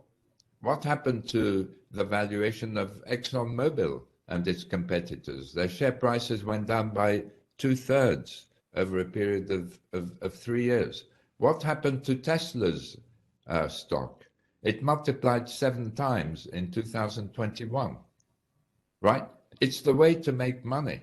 There isn't a conflict between the two. Sure, there are some investment categories where investors may be prepared to put impact before profit because they value the impact so highly. But the world is going to maximizing risk-return impact. Look, if you're a company like Danone, which was led by a real visionary in the impact field, Emmanuel Faber, who left the company recently. Danone has $8 billion worth of health damage caused by the sugar content of its products, relative to $5 billion of profit, of pre-tax profit, EBITDA. Is this a sustainable position for Danone, or is it going to have to change its product impact? The answer is it's going to have to change its product impact, because if you compare it with Nestle or with General Mills, they're delivering much less harm. In fact, General Mills is delivering $2 billion of positive health impact because it's selling primarily fiber rather than sugar. And so Danone is going to have to invest in changing its product portfolio.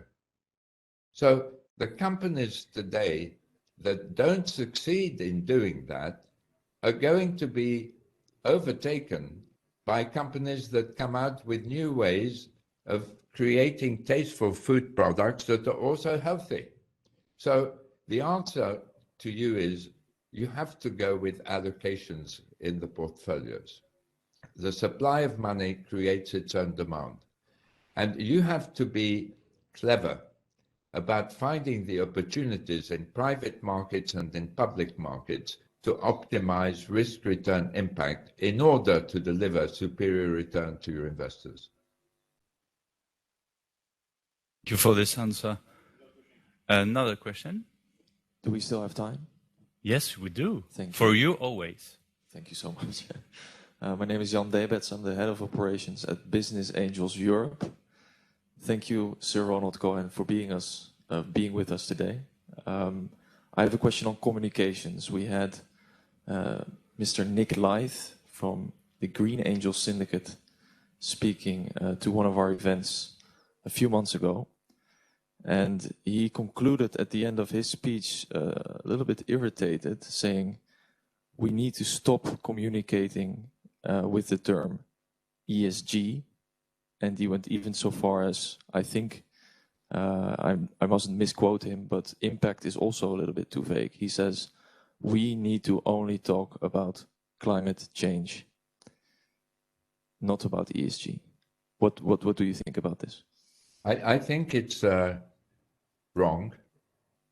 I think you cannot deal with climate change without dealing with social issues at the same time. Look at what happened with the Gilets jaunes in France. A well-intentioned climate measure led to huge social unrest, which prevented progress on the climate side and aggravated the social situation. They're simultaneous equations, and they need to be solved at the same time. Climatic changes create migratory effects that have deep social implications. Social habits create huge pollution.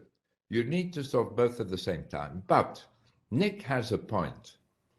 To talk about ESG today, which means having the intention to create impact without measuring it, isn't the solution. I encourage you all to go to the G7 Impact Task Force report, which was published in December. That report basically says, and by the way, it brought together 120 leaders from across, I don't know how many countries, way more than the G7, 20, 30 countries maybe.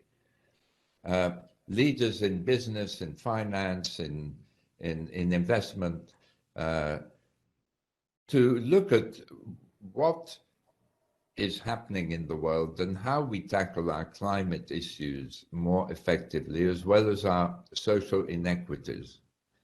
And the answer basically was, look, finance is a way to change the world, but the lever needs a fulcrum.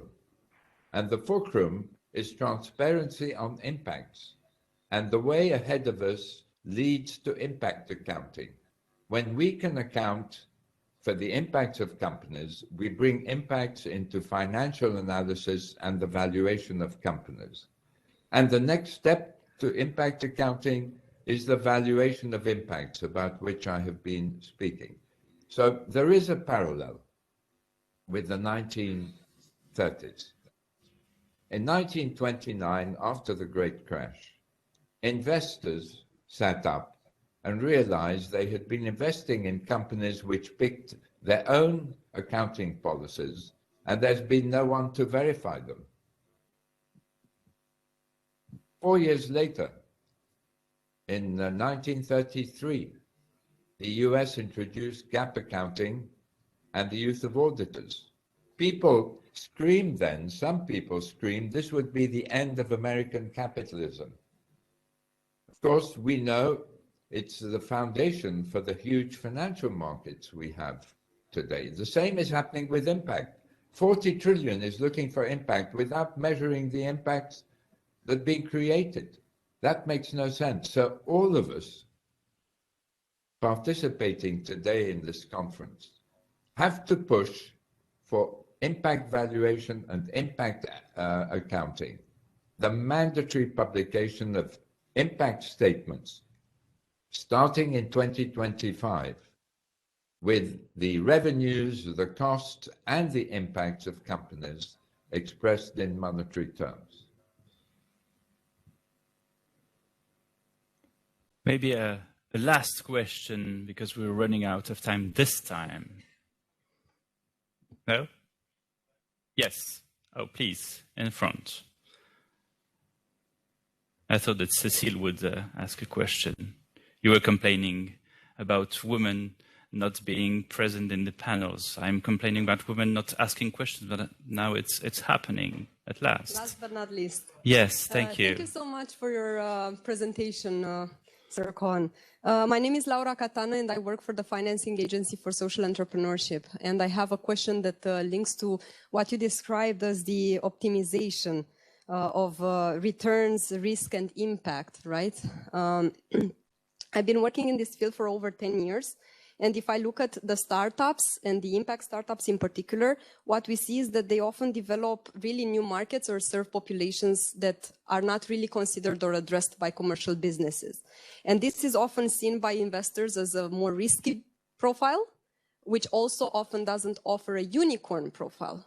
So from our experience at FASE, having worked with more than 65 social entrepreneurs with this kind of profiles, we're really wondering in the future, how are we going to make this transition towards this new world, this new capitalism that you are describing? Because if we're not investing today in the startups that will become the big companies of tomorrow, yeah. So really looking forward to your thoughts. Thanks. So I think probably the ventures you have looked at have been in the category of small businesses with reasonably good business prospects. They have not been tech-based potential unicorns, by your own admission. In my book, I mention a company which illustrates exactly the type of question that you're asking. There's a company in Israel which seeks to help the blind. It created a pair of spectacles, it's called Ocam. It created a pair of spectacles with a little device hanging on the side, which basically whispers into the ear of the wearer the page of the book they're reading, the newspaper, the envelope that came through the mailbox, and recognizes 300 people who've previously been registered in it.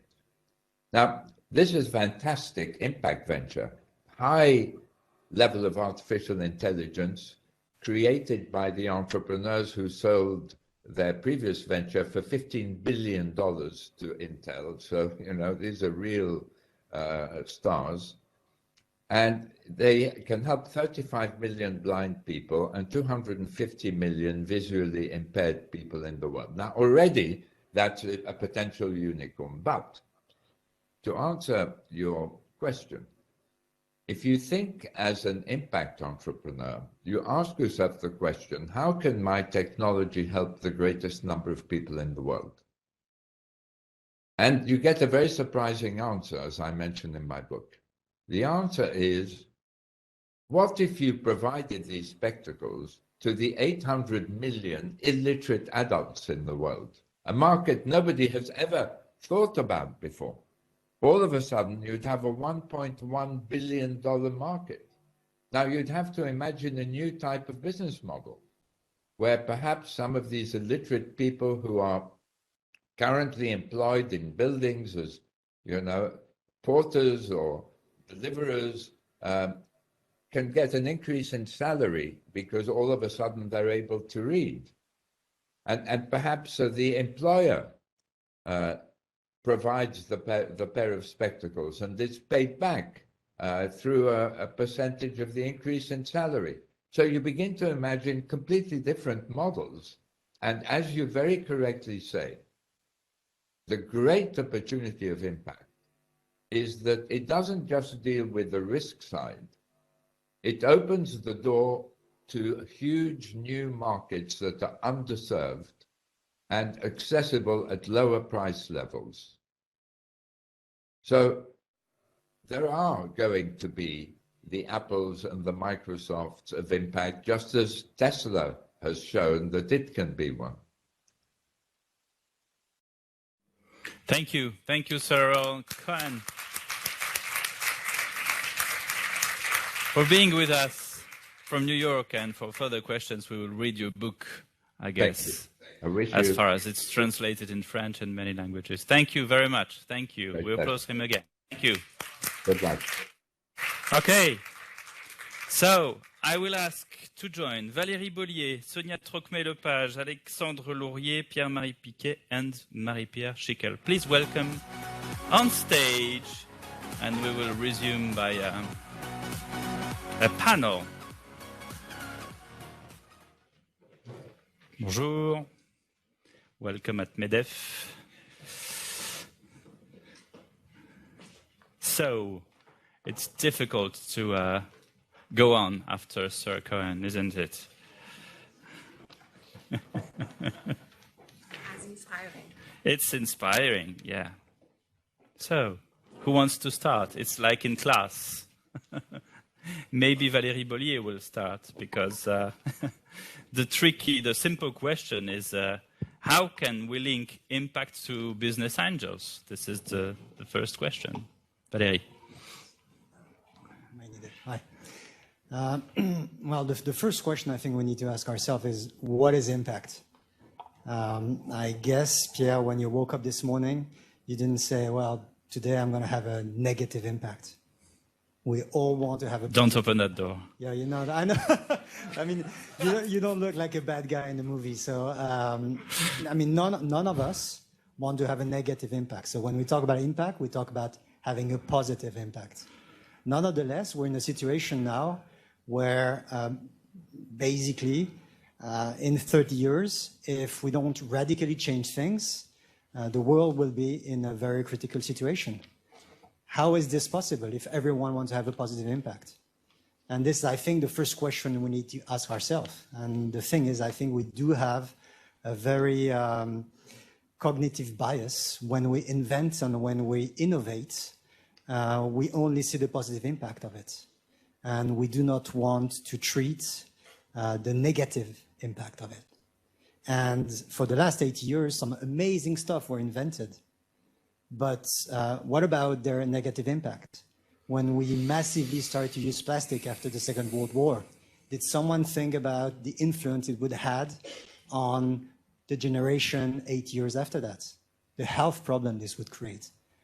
And we didn't. And this is one of the issue. And this is, I know you want me to stop speaking, I think. I want somebody else to speak.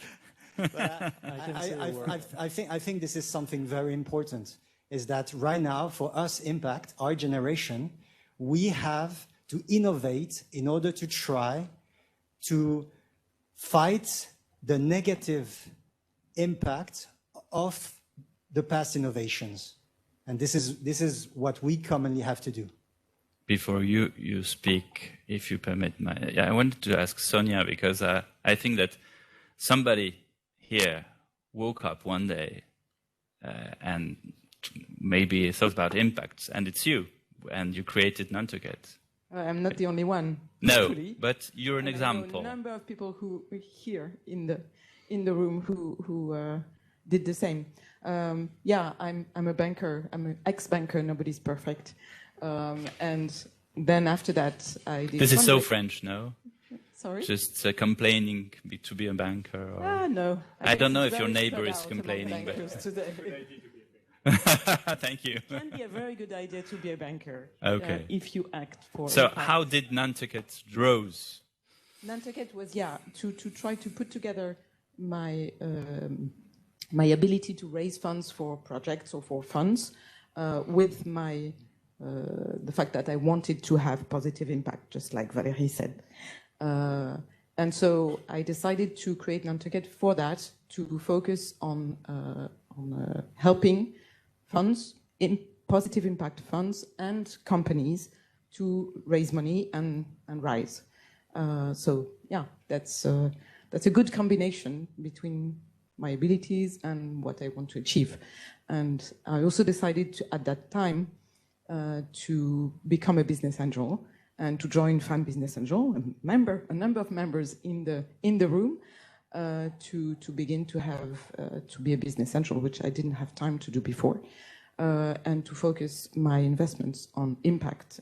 Just wanted to say that at Fan Business Angel there is a specific impact team, which is really thinking about that and has a great deal flow. I'm happy to share it with many people. But as Sir Cohen said, and because you were a banker, you didn't lose the idea of earning money, because he said that, and it's true. Maybe some people here say, if we go to impact, we will lose money. It isn't true, is it? Absolutely, and thank you for saying that. I'm totally convinced that if you invest in impact projects, first, it's not more risky per se. It can be more risky than some other projects, but it's not more risky because it's impact. Definitely not. We have many proofs on the quoted market, but also with startups. So it's worth it. It's definitely worth it, and we'll see. I'm totally convinced that we'll see on the startups and scale-ups of tomorrow a premium for being an impact company rather than being a normal, traditional company, just as we see on the quoted markets today. So what's the story of Groupe SOS, Alexandre Laurier? That's it's kind of singular. Yeah, it's singular, and I guess it's easy for me to rebound on what Sir Cohen said and what you both said, because Groupe SOS is what one could describe as a impact unicorn. It's basically a 40-year-old company that has reached 1.2 billion euro turnover now and serving 2 million beneficiaries, mostly in France, but now in 40 countries. And I guess when you listen to Sir Cohen, you could say, okay, the valuation, if you look at accounting, the balance sheet and what you make per year, yeah, of course, that ticks the box of a unicorn, why not? But then what about the valuation of your impact? So he loves methodologies that transforms the impact into dollars, which is fine, I guess. That makes us a very much higher valuation company, why not? But the thing is, it's not so easy to measure your impact and to describe it when we have a lot of training programs for people very far from unemployment. So yes, you could value, okay, that puts someone unemployed on the job market, you save public allowance, you create jobs, that person joins a company that has clients, that has contractors, etc. But how do you measure the pride that he has of finding a new job? How do you measure the pride of his family? How do you measure the peace of a territory, of a district that has new economic development thanks to such programs, and so on in our 600 programs? I won't say them all. So I guess, yes, we are very proud to be a shareholder-less unicorn at SOS, but the thing is, 40 years later, we still don't exactly know how to value correctly all the impact we have through our activities. Pierre-Marie Piquet from BNP Paribas, you were saying that private banking is 10 years late in that sector. Is it how can you start over with this at least obstacle? I would say just perhaps to introduce myself a little bit. I've worked for 10 years for BNP Paribas Asset Management, and I've managed some sustainable and responsible funds. And when I began in 2008 this kind of investment, the clients and my colleagues say, okay, you love flowers, trees, and solar energy, but you always underperform. I think it's quite interesting to say that 10 years after, now BNP PAM, so BNP. You don't like sun and trees anymore. I really dislike and like oil and nuclear. But 10 years later, now BNP PAM is 100% ESG investor. And I've joined the private banking branch 3 years ago, and we have launched some SRI mandates. It's not perfectly impact, but it's close to. And 3 years after, or let's say 4 years after, it now represents 40% of life insurance product for our clients.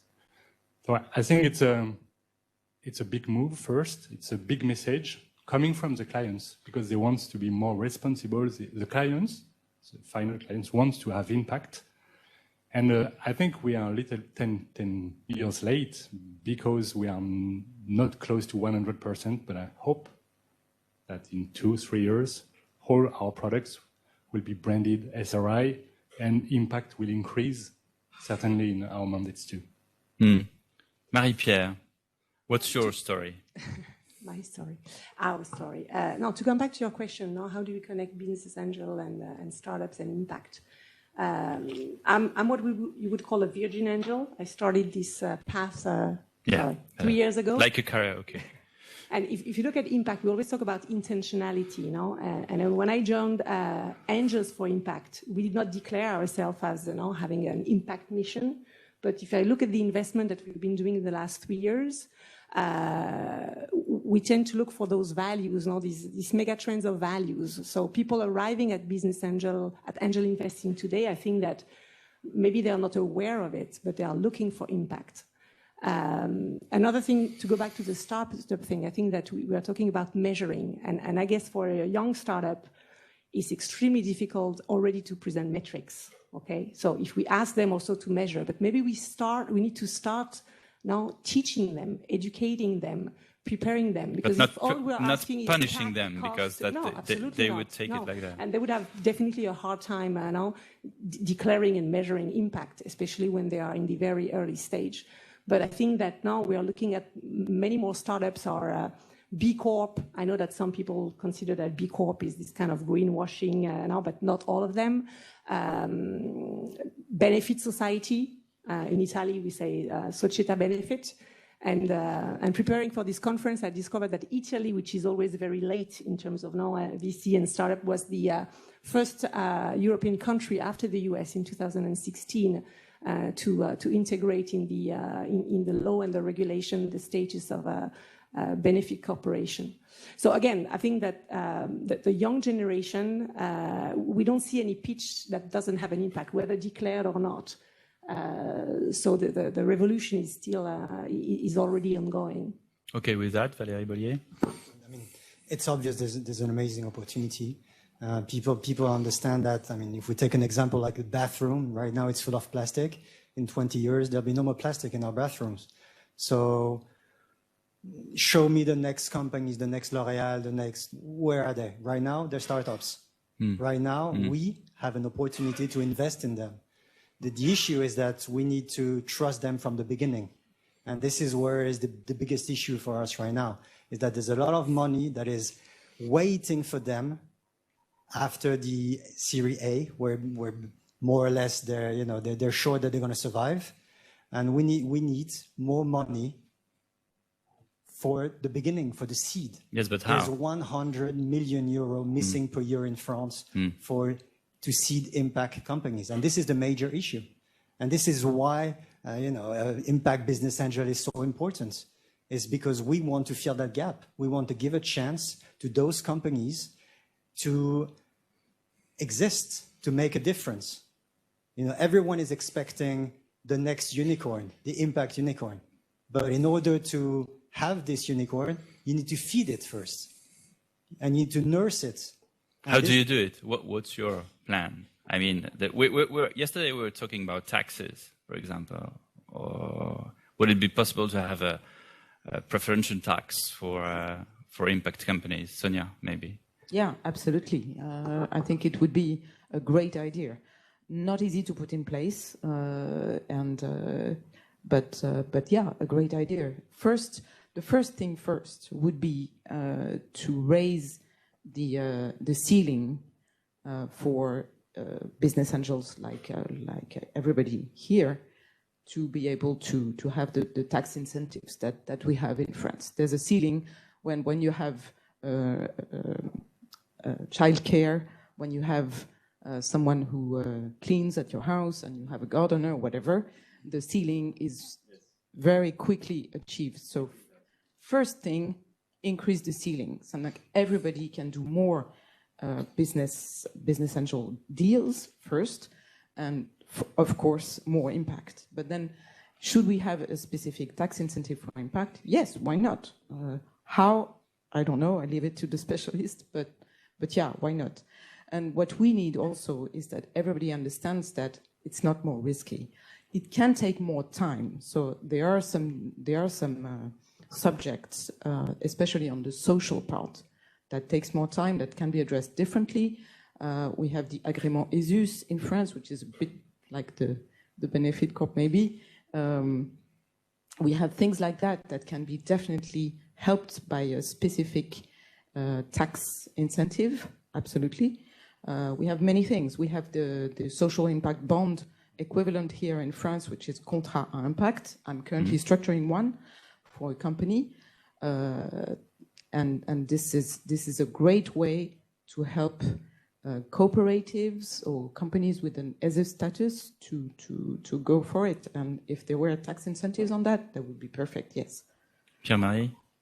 Just perhaps we can be helped also by regulation, especially on the social investment part. When the regulator asks in the plan d'épargne d'entreprise, sorry, it's in French, for the company to have this kind of funds in the plan d'épargne d'entreprise for the employees, it makes a lot of money for impact companies and non-listed companies too.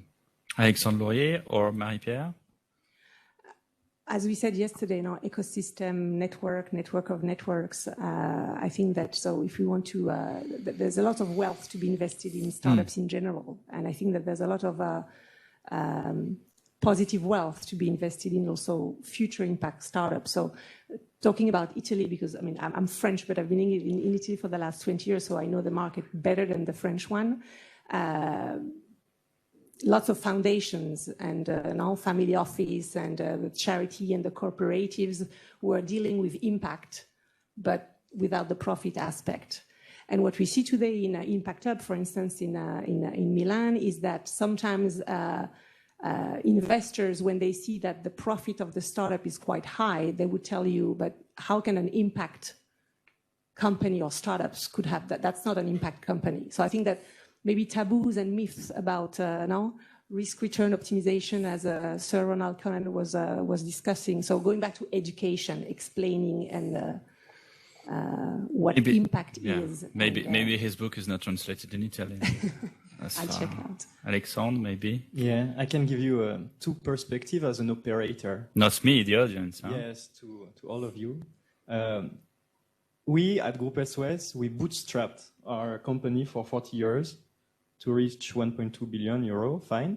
I guess if it was today, I hope impact business angels will fill the gap that was not filled at the time, and that we will do that in 10 years rather than 40 years. Like there are certainly more tools today and even more in 10 years fill the gap. So the first perspective is that we need to structure tools of financing to help small impact companies to grow.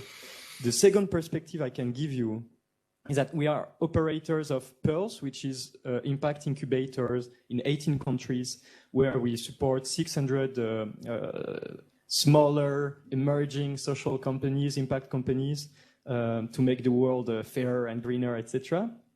Well, it's still super hard to help them and to support them into funding.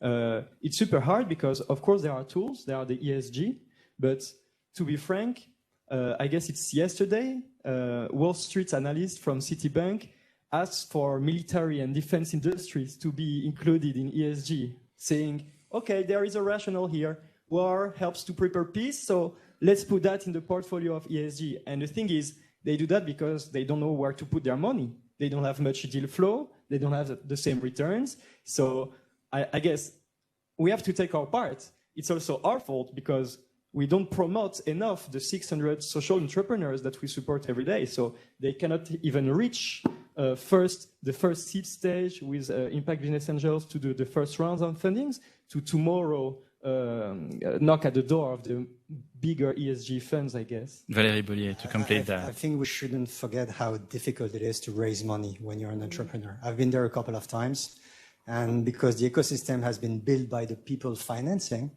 depending on the level of maturity of your company, you will have to speak to different people who will have different vocabulary, different expectations, sometimes different than the other one. There might be even a fight between them, and you have to be in the middle. And you're basically, on an average, losing 30 to 50% of your time the first year trying to survive by raising money instead of trying to look for, to grow your company. And this is exactly why we launched Impact Business Angels, because we want people to hear about us. And whenever they have an idea, they should be able to come to us. They should be able to show us, and we should be able to try to help them. Not just financing, also help train them, raise them, help them to grow. And this is really... This is the story of the world. It's old scheme, new scheme. Exactly. When your brain is always in the old scheme, it's difficult to see how is it now. Yeah, somebody wanted to add something. Maybe there are questions in the audience after. Yes, please. Yeah, maybe to finish, I have a little scoop that I didn't mention to you. Hey, it's a scoop. No offense. He doesn't like scoops. Yeah, he does. I'm sure he does. As you were saying, Marie-Pierre, we need more networks. We need more organization in this business angel market, if I can say. And I just wanted to announce that with 10 other associates, we are creating an impact investing company. It will not be a fund, it will be a company in associations with 6 big French and international associations, just because we need them. They are on the ground, and we need them to help us to find the right good ideas and not lose time on the wrong good ideas. And so we are creating this, and we totally want to do that in associations with other networks of business angels and with impact business angels, of course, and others in the market, and fund business angels and others. But we are doing that, so anybody who wants to talk about it, happy. Great. You want to talk about it? Now, just to jump on top of what she said and Valérie, we were talking about continuum, now value chain, and looking from C to Series A and to a later stage. So already at the left hand, if we consider that seed is on the left hand, the example we have in Italy now, I'm part of Angels for Women. We very often found ourselves co-investing with Angels for Impact. And Angels for Impact is a fairly new network. It was born from the merger of 2 networks, Impact Angels in Italy and Angels for Innovation. So 30 BAs and 30 BAs. And so the mix of the two, now one with their expertise in impact and the other one for innovation, which were on average younger BAs, I think is the way to go. So again, small steps, and then we arrived at Angels for Women because it's part of, again, the same ecosystem. And before Angels for Impact and Impact Angel, you have at the base, a bit like what Pulse is, you have Impact Hub, which is the incubator and the accelerator, where they're looking both at startups for profit, social enterprises, charities, and helping them modifying their business model to go toward a more for-profit. So again, it's a small example, but I think that now if at each step of the value chain, we are trying to create links so that the next leap is easier, that probably could be great. Yeah. Thank you all of you. Huh? We can applaud you and for this initiative. Maybe some questions. Oh, many questions. Where are the microphones? Where are the mic guy? He's asleep. No, Jan is here, fortunately. So, I don't know, you decide. Women first. Thank you very much. Thank you. Hi, I'm Caroline McHale. I'm a member of the Impact Business Angels, and I've also created a company called Vivace, and I focus on supporting sustainability initiatives and social impact initiatives here in Europe and also abroad. My question, and thank you for this presentation, it really resonated with me, and I think my main question is, like, where do you see the room for partnerships? You talked about associations, you talked about ESG, data measurement, etc. I think there's tremendous potential for having partnerships between corporate venture initiatives, charities that have been doing work on the ground for many, many years, and investors. So I'd be curious to hear your take on that. Who wants to answer? Not everybody. I think this is why Impact Business Angel was so happy to be part of the SOS group and Paul's group, is that they have an amazing ability to do this. You have to understand that when you're a business angel, of a lonely activity usually, so your impact is very limited. Suddenly being part of a group like this, you have an ability. If I'm here today, it's not because who I am, it's because I'm part of that group. So I have the ability to raise my voice to say, please join us to become a business angel, an impact business angel. I have the ability suddenly to say, you have a great project that will have a positive impact, come and see us.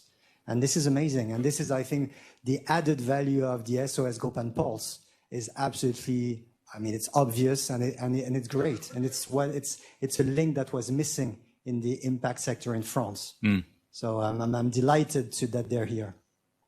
Yes. Hello, Jacques Tamizier from Badge. For me, the word impact is too general. You have to say impact on what, okay? Because I think all of networks of business angels are already investing in companies doing very good for impact. Okay, if you take the 3 examples of yesterday, okay, that we have the pitches, Champerché, probably good for impact because you are going to make food locally. Okay, if you look at the medicine for curing cancer, probably it's good, very good impact for people. And it's not going to destroy the climate environment, but very good in impact. If you look at Kinvent, same thing. It's probably very good because you get better, you get your recovery sooner. So I think when I look at all the investment we did, they are investments that are good for climate change, for energy transition. We are already doing this. But also, when I look at the others in this investment, I think they are provoking a very good impact. Okay, if I may say, this is exactly what I was mentioning at the beginning. You mustn't look just at the positive impact. You must look at the negative externalities of those companies. I don't see one. I'm going to give you a stupid example. I only go to the hairdresser once every 2 years because I'm giving my hair to make wigs for women that have cancer. So for me, there's absolutely no negative impact. But for my kids, they make fun of me. They say, you look like the champignon in yes, of course. And so there is, for them, there is a negative externality. There are always negative externalities. And if we don't find them, it's because we don't want to look for them. And I think we all have a common goal. Yeah, but you're using a lot of shampoo, so it's not very impactful. Who says so? Maybe it's waterless shampoo. We have a great startup in Italy, it's called Shampora. Well, you all have the same hairdresser, I see. Yeah? Sauf Pierre-Marie. If I may add something. Yes, you may. Mrs. Scoop. If you try to define impact, a company who has impact, okay, it's first the intention.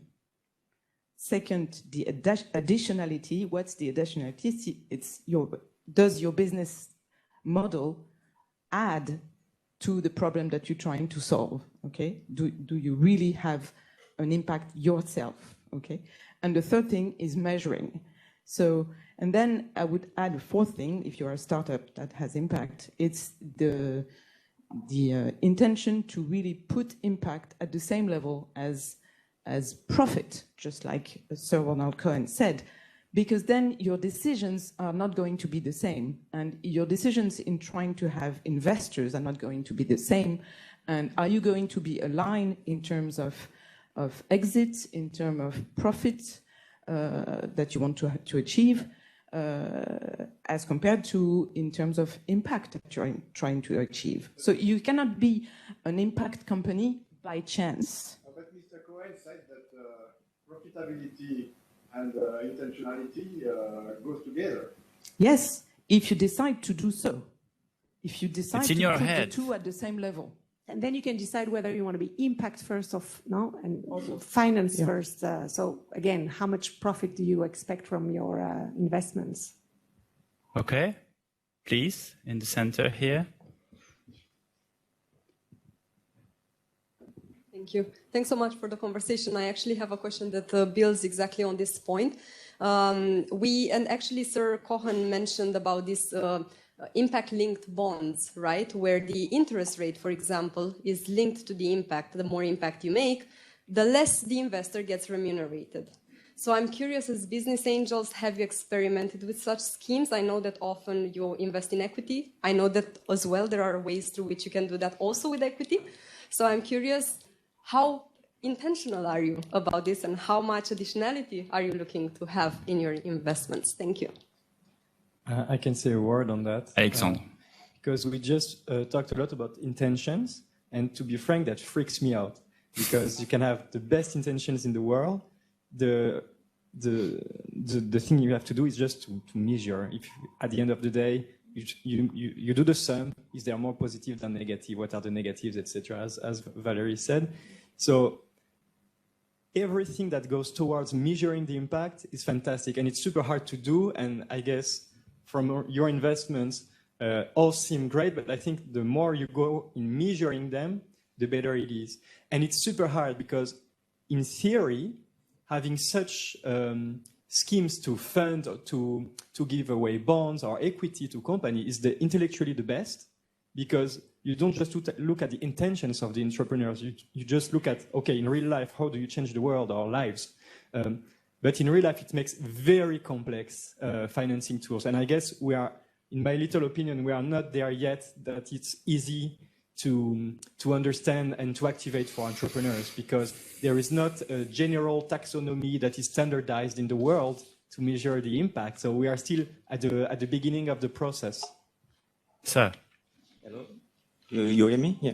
It's Tanguy Madec from Paris Business Angel. First, I would like to say to Pierre that he has a really nice red socks today. So congrats. Secondly, I have a Ukrainian tie also. Yeah, of course. Thank you. You're welcome. I would like to ask a question to my friend Marie-Pierre, but it's not an easy question, so I hope she will forgive me. We were talking about impact unicorn. What kind of company, according to you, would be a candidate to be an impact unicorn? Thanks. That's the $1 billion question. No, I'm thinking of the last point of Sir Cohen. No, I mean, again, you can look at That's fabulous. It's like the Bible. You hear him like it's like it's like again, a priest. If you think of market, it's crazy. No, as we always see in all our pitches, the TAM, the SAM, the serviceable market. So, of course, if you're looking at underserved population, pricing might be lower and more accessible. But if the base is much bigger, why did all the and I'm not talking about impact, but Procter & Gamble went into those countries like Africa and India to try to sell washing powder, because probably not with the same price point as their tied product, but just because they had wide population and huge market. So I don't have the answer, but any kind of startup scale-up could potentially become a unicorn. Yeah, sure. And you don't see it coming. No one saw BlaBlaCar coming. They invented their own sector. And now it seems obvious for us. And with the crisis now and the cost of gas, we're super happy that they're here. But I mean, 10 years ago, it seemed like a super weird idea. So there's no recipe. BlaBlaCar, good idea? To be in the car of somebody? Okay. Any other question? You with your socks, but Sir, please. Thanks for the presentation, and essentially the same point that we were discussing before, but maybe more from a startup perspective. So honestly, before the panel today, I was never, really thinking about impact. So we're doing a medical device company. We never really included impact, in our pitch. So the only thing I can think of, okay, we're improving the current testing technology, and we are trying to make a component of our device reusable. So we reduce, the plastics that we're currently using for all the PCR tests.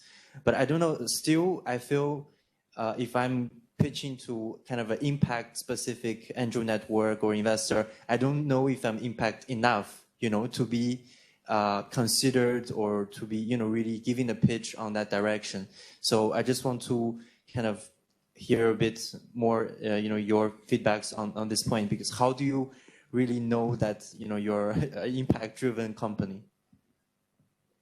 Yeah, I guess the first step of being transparent and trying to measure it is already more than anyone else does. And if you enter that debate of what is an impact company, then you would have as many answers as people on the planet. For your question earlier, I guess Tesla and SpaceX are impact companies in the eyes of Elon Musk, making life multiplanetary for common good for him. We can debate about it or not, but I guess that's a vision. So I guess rather than having theoretical debates of whether Group SOS and SpaceX work in the same league, I'd rather see every entrepreneur measure their impact and say, okay, yeah, we are impacting the health of our clients or beneficiaries for your startups, but then are our ways of producing our devices sustainable? And if yes or no, how much? How many components? How many years before being replaced? How many carbon tons used in the process of making them, etc. Just the fact that you care about it shows a lot, I guess, for business angels. Yeah, wanted to complete. Yes, you can have impact by being a solution for a big problem, okay? That's the impact native companies. But you can also have impact by the way you do things. And that's, if you look at the impact management program classifications, which there's a website, go there, it's really interesting. The best example for that is Patagonia. Everybody knows Patagonia, okay. They are an impact company in the way they do things. They benefit to stakeholders. What does that mean? They have a great environment for their employees. They think about all of their stakeholders around them, the society, everything.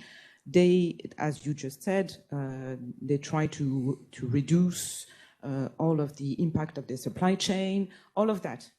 If you do all of this, you can definitely be an impact company.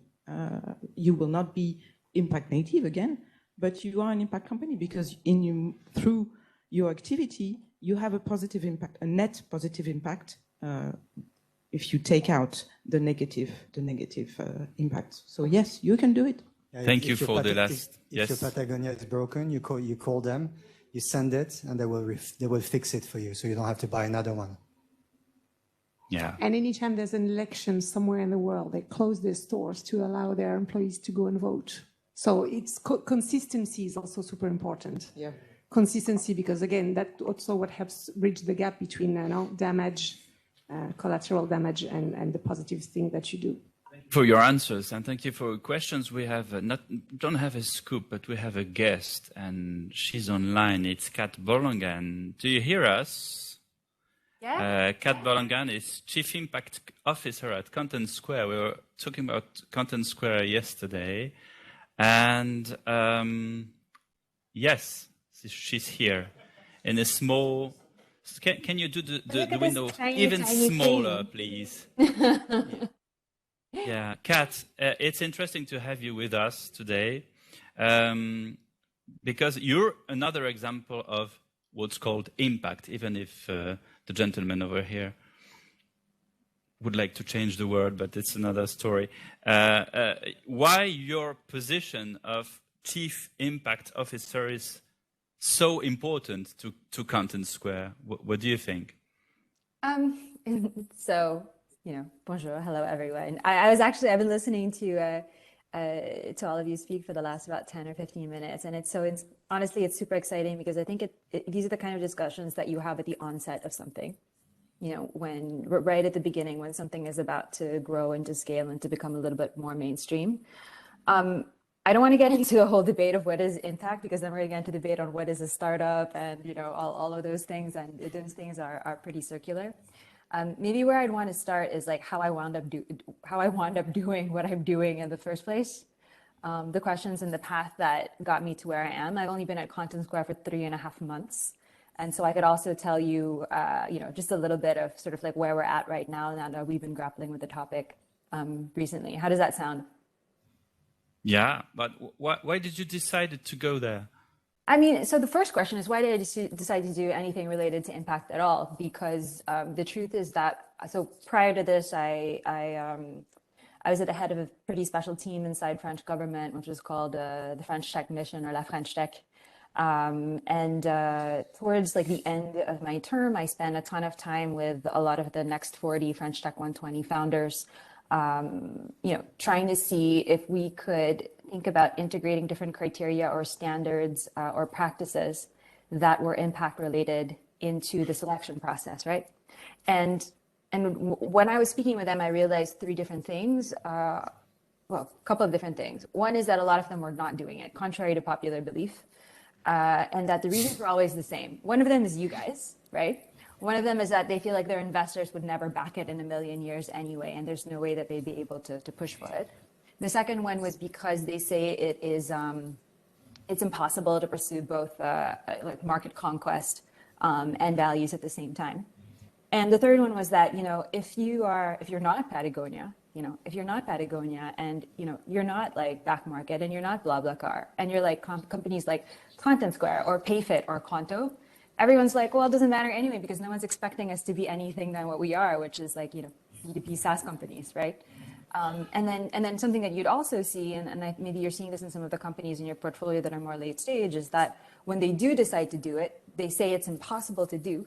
But then more often than not, they are going to hire pretty junior people, either like a head of comm or a head of HR. They're going to give that person some like fancy title on impact or responsibility or whatnot. And then they're going to be surprised after that things aren't moving forward. So I kind of saw all of that. I kind of understood that, it's actually very, very hard to do. And if we're really honest with ourselves, right, it's not just because people are horrible people that these things aren't happening. From an operational standpoint, it's very difficult to do. And I guess I was kind of on this high after having accomplished a few things at French Tech. So I was like, I bet I could do it. And I bet if I found a company that was a unicorn pre-IPO in a vertical not traditionally associated with impact, so not in climate, not in education, not in health, I bet, and that had a CEO, founders, and an exec team and a board that were 100% on board with this, I bet that in 3 years maximum, I could transform that company into a mission-driven company. And then, so that's the first part of the story. And then the second part is like, what am I doing at Content Square? And I mean, I could tell. Do you want me to tell you the sort of story of how I wind up signing? You already started, so we're waiting for the rest. So I'll finish the rest. So around this time, Jonathan Shirky, wrote to me when I left French Tech. I think something was cool about that is that everyone knows your track record and everyone knows you're unemployed, which is kind of cool when you're thinking about what you want to do next. And one of the founders that reached out to me at around that point was John Cherky. And it was kind of an interesting conversation because I didn't know him at all. I'd met him once. I knew Content Square, and I was like, okay, I'm gonna work for a company, but it's definitely gonna be Content Square. I mean, all they do is just basically UX analytics to optimize sales, right? Like, what does it have to do with any of my ambitions? And I met John, and I learned 3 things that eventually won me over. The first was the mission of the company, which nobody ever hears about or nobody ever sees, even if you go on the site, because it is hidden under so many layers of marketing and sales. The mission of the company is actually to improve user experience for the greatest number of people. It's a UX analytics company at heart, right? It cares about the internet.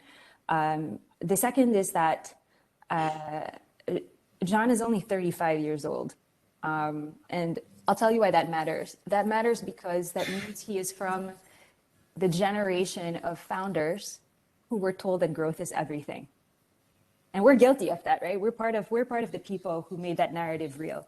We told everybody for years that this is what success looks like. We published articles on big fundraising and all of those things, and we said, hey, all of you need to be like this. And he's part of that generation. He's 35 years old. He's never worked for any other company other than Content Square, and he's a solo founder. And he's delivered, above and beyond any requirements that his investors had ever given him. But now he finds himself asking all these questions about what's next. If I'm going to build he told me, I want to be CEO of Content Square in 30 years. And in 30 years, I think about more, not about growth. I think about what I want to give to this first and last company of my life. What am I going to do that's going to matter? And he had a lot of those individual things. And the third thing that I didn't know about them is that Jonathan and his team had started accumulating all of these sort of side projects on impact over the last year. So he tried to kind of pitch a whole bunch to me. He's like, hey, Kat, are you interested in diversity and inclusion? We just hired a VP of diversity and inclusion, and she's starting right now. Are you interested in privacy and digital trust? Hey, we have this cookieless version of Content Square that I had developed from the R&D team, and we're investing in and moving it forward. Hey, Kat, are you interested in what was it? So many random things. Are you interested in philanthropy? I acquired a company, and just says that super casually. I acquired a company that was specialized in digital accessibility and converted them into a foundation. Are you interested in anyway? It's like a super long list of multiple different things, philanthropy and so on. And what happened is that 48 hours after that, John and I get on a call, and I'm like, hey, John, I've been thinking. And here's the thing, I'm not interested in any single one of the things that you just proposed to me. However, what I can see is that you as a founder have been pursuing only the part of your mission that has been driven by revenue, but that you as a human being are really starting to care about what this growth is going to mean. So here's what I propose. I will take not one of these things. I'll take all of them, along with the seat and your exec team. And all of the resources that go with it. And if you're committed, you and your exec team and your board, then I'm pretty sure that, in the next 3 years, we can convert Content Square into a mission-driven organization. And then you said, let's go. And then I met everybody on the team. I met a couple of people on the board. And then, I signed after that and started in December. And that's your story. And thank you for your testimony. Thank you. Thank you, Kat. Thank you, you all. We are 5 minutes away from the end of the conference. Thank you all. Thank you for being here to answer all questions. Thank you, Sir Ronald Cohen. And I ask Alain Pujol maybe to, when he's available, to close this. Oh, Alain, please, please, please, please, please.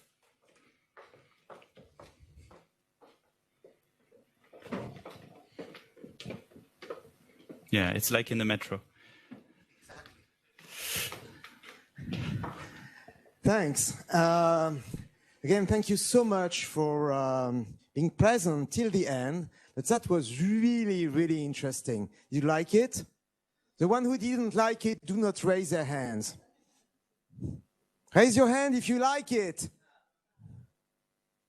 That's fine. Okay, thank you. So what we will do, we will finish at 3 sharp. That was promised. So first of all, I'd like to, again, thank our sponsors. So BNP Paribas, and here we still have our friend from BNP Paribas being present. So without BNP Paribas, you will not be able to sit here. So thank you so much for that. Thank you so much to La French Tech. Also, La French Tech supported us to create this meeting. Thank you for Présidence française de l'Union européenne. Vous êtes peut-être demandé pourquoi Cédric O parlait français. You understand me or not? I can make it in English. Okay. Cédric O was, quote, obliged to speak French because during the French presidency of the European Commission, then you should speak French in Brussels, and people who cannot understand, they have to have translators. That's it. So he was due to speak French, and we had the chance to have Philippe Huberdeau from the Élysée speaking English. We have the chance to have Stéphane Ouaki speaking English as well, but Cédric O decided to speak French. That's it. So again, we understand why. We also have other sponsors, WEgate, we had Vauban, we have really important sponsors to help us to organize this meeting. So 2 minutes. So first of all, I'd like to have a feedback from you. So if you can scan this code, you should really go to I think it's a Google stuff thing, where you can really answer to 2 questions. I did it this morning, before the end of the meeting. It should take you probably 1 minute, not more than that. And when you are doing it, so I can tell you that we will make a follow-up of this meeting. Everything has been registered. So we will produce videos also chapter by chapter. That will be the next Netflix on 2 seasons at least, because we have at least 1 day of meetings, very interesting things.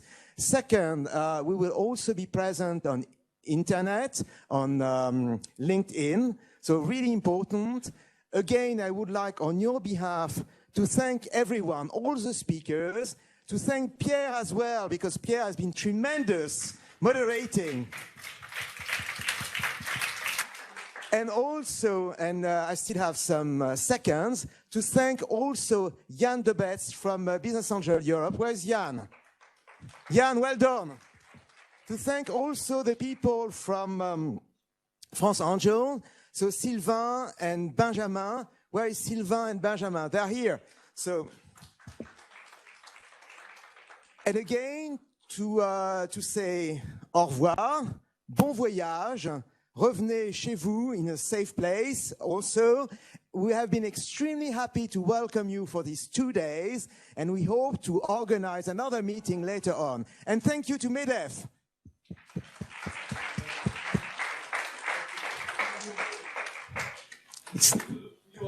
Okay. It's been a pleasure. And now it's finished. 3 seconds before the end, so stand up and really take a good weekend.